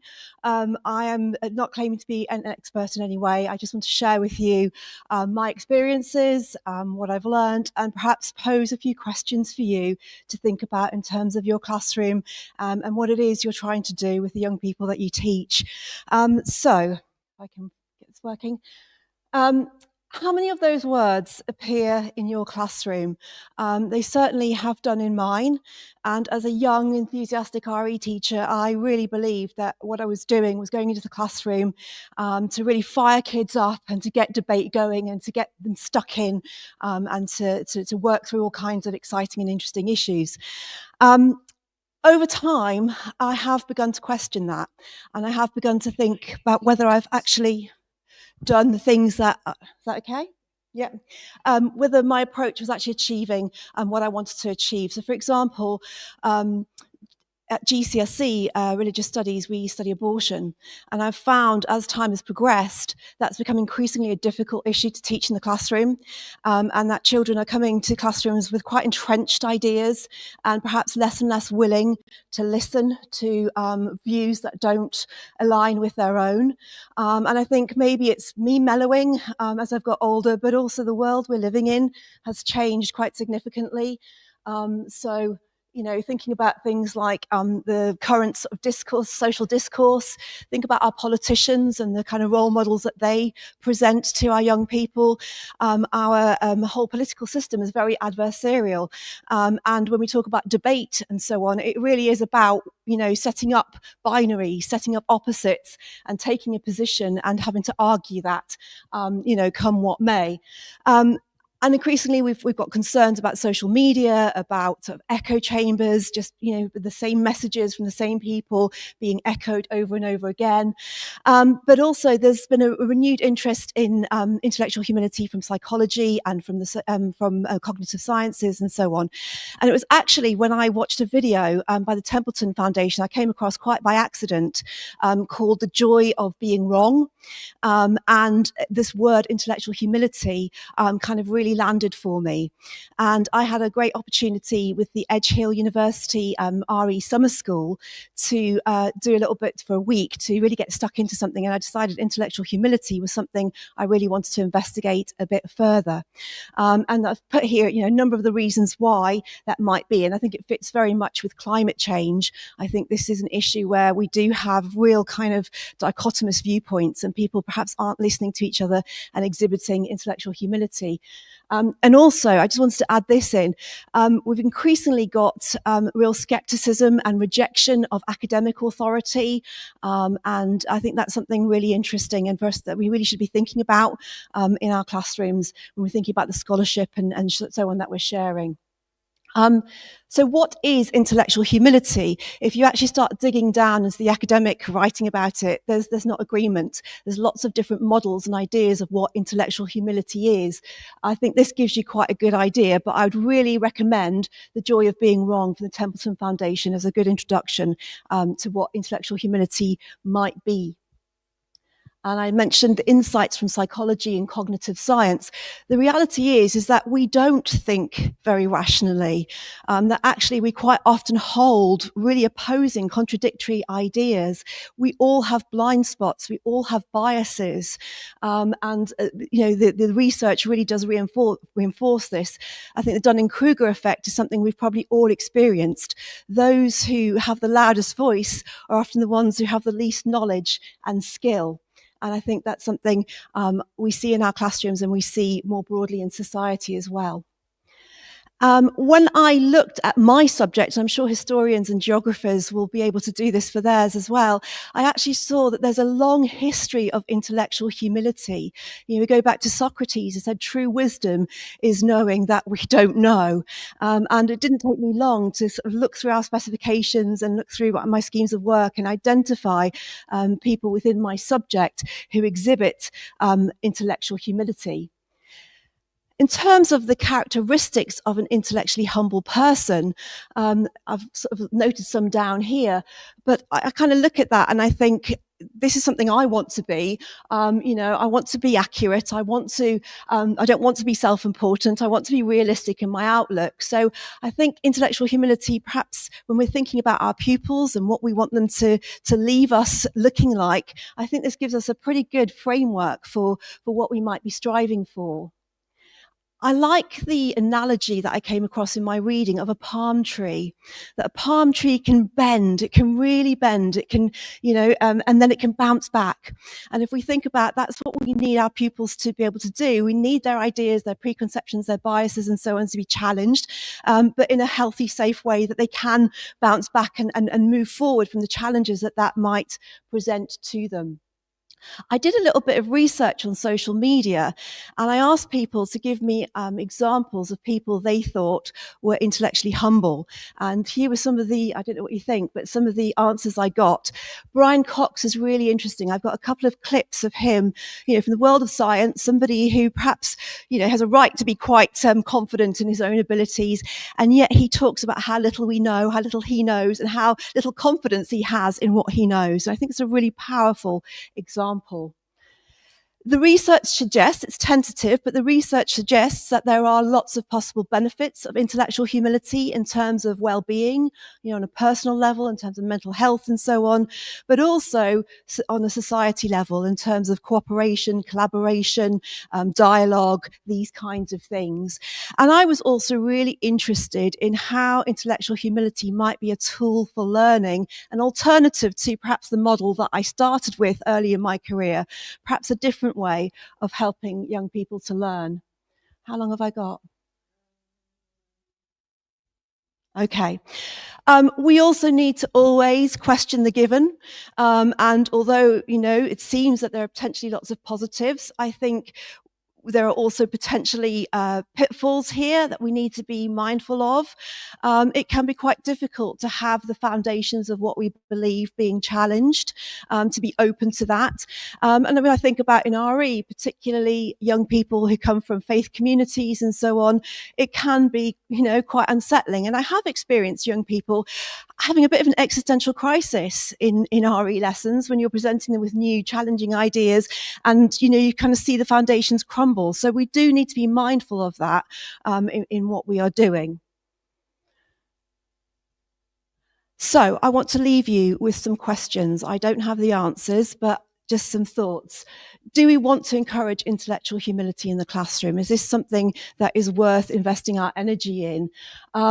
Also, to what extent do we model it as teachers? I think we are so powerful as teachers. We choose what they learn, how they learn it, what examples we give them, what role models we present to them.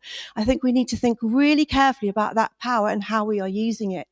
What about the role of experts in our classroom? Are we helping? We think about the academic crisis I referred to earlier.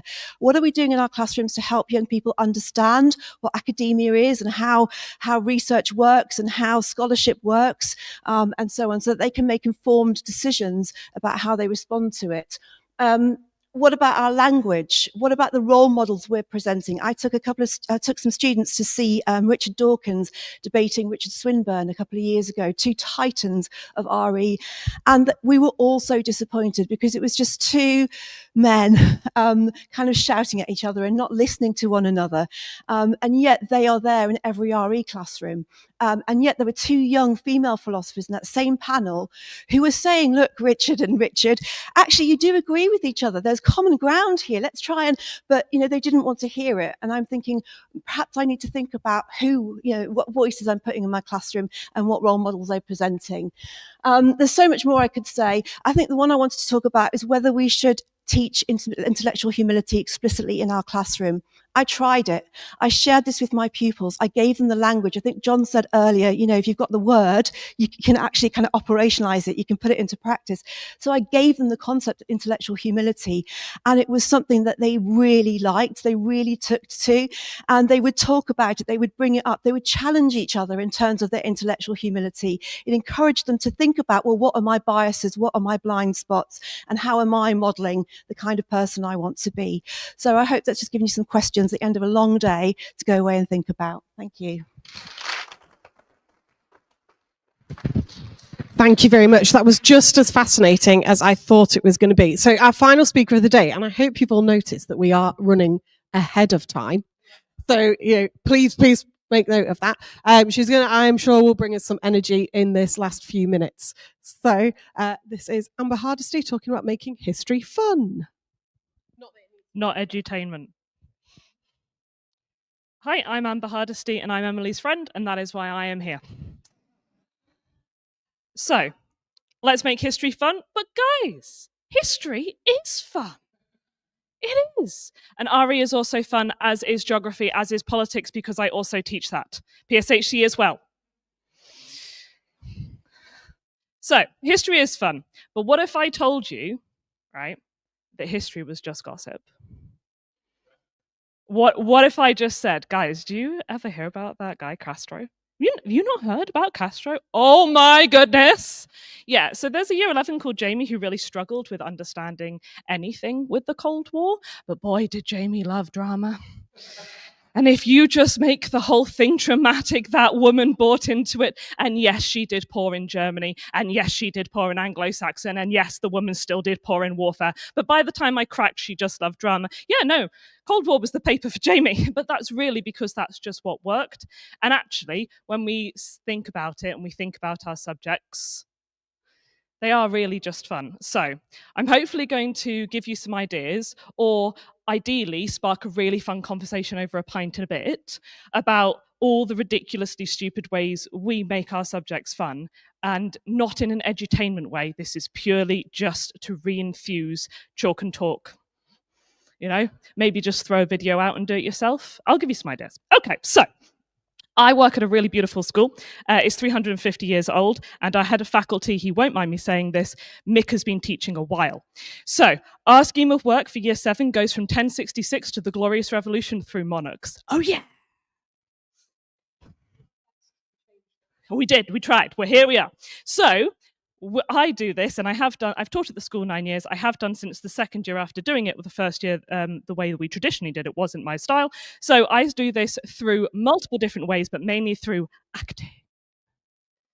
You know, I know you're sitting there going, how is she going? I don't know either. So on the very first week, after we've learnt about migration, where the Angles, the Jutes, the Vikings all coming together, after we've done that malarkey, then we go, right, I'm going to need a volunteer. And people, the year 7s buy into it. The year 7s, we get volunteers. And I'm like, cool, everyone turn to the back of your books.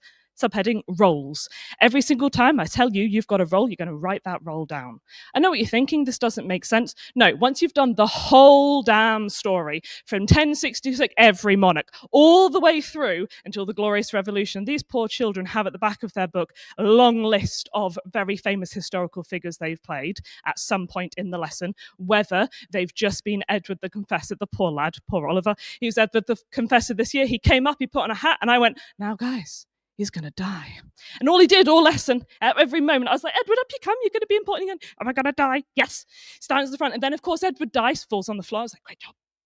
And then, but we give people their roles. They embody their ideas, and we can check in with them. I said, hey, Edgar. Obviously, it's not Edgar, but it's now Edgar in the lesson. Hey, Edgar, how are you feeling? You know, that guy just died. He was like, yeah.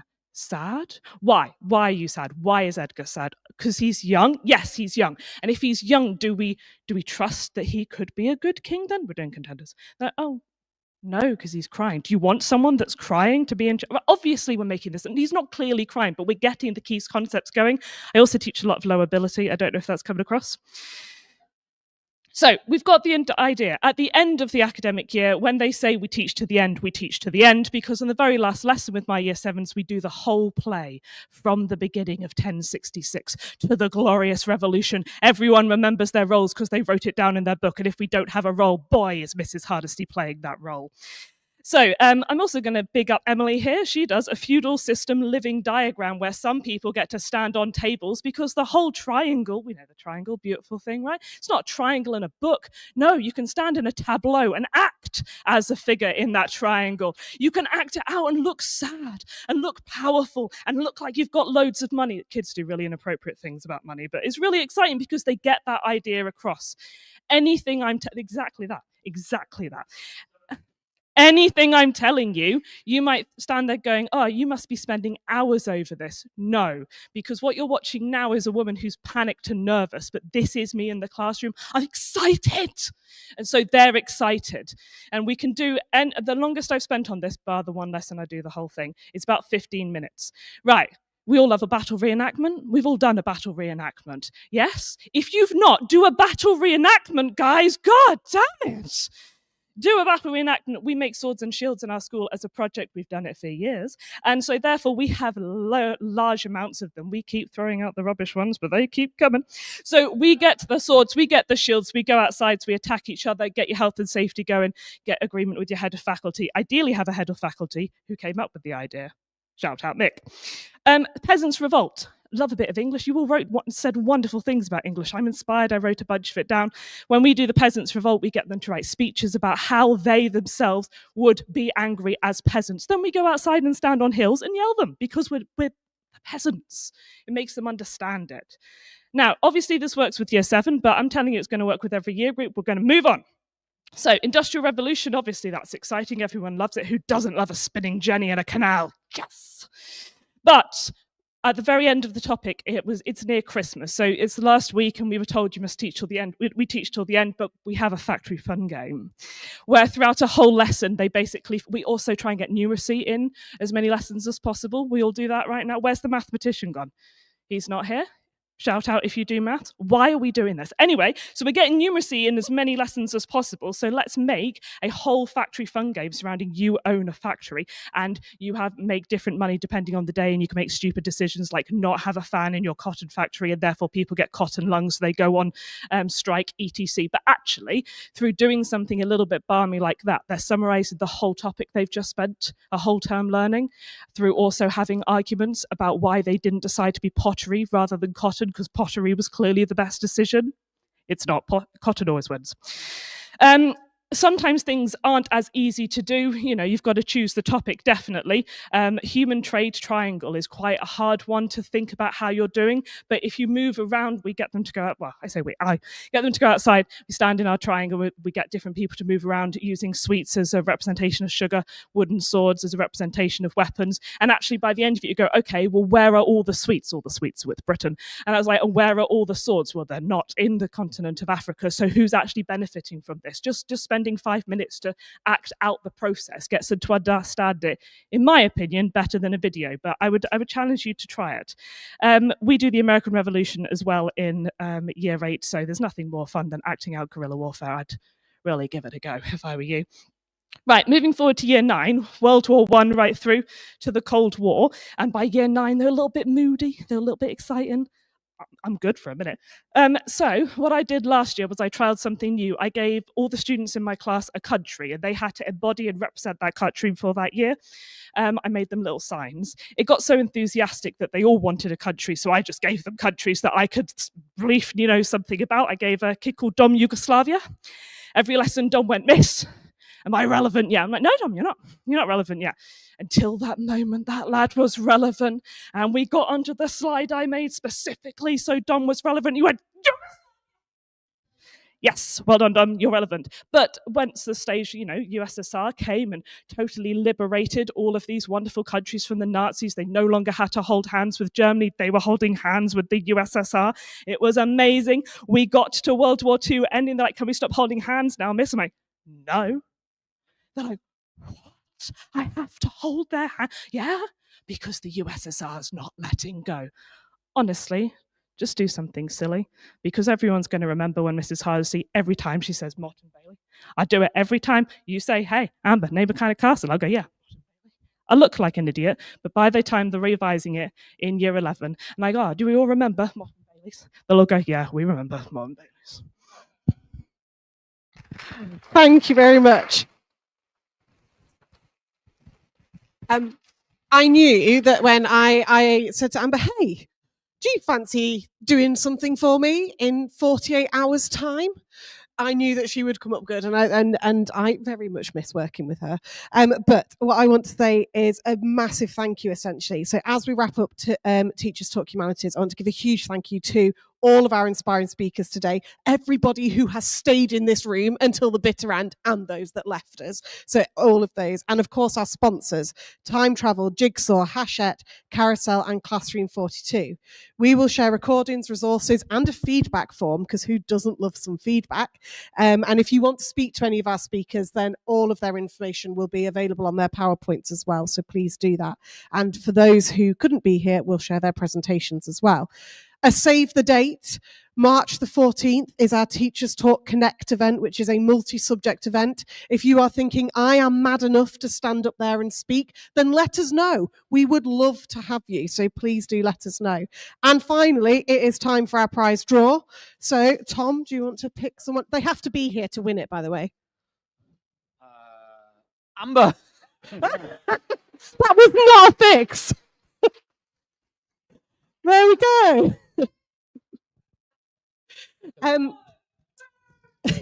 She can split it. Thank you once more for being part of today. Safe travels home. Wait, there's not more. No, it's literally just She wins one. everything. It's full. Yeah, no, that's it. It's one prize draw.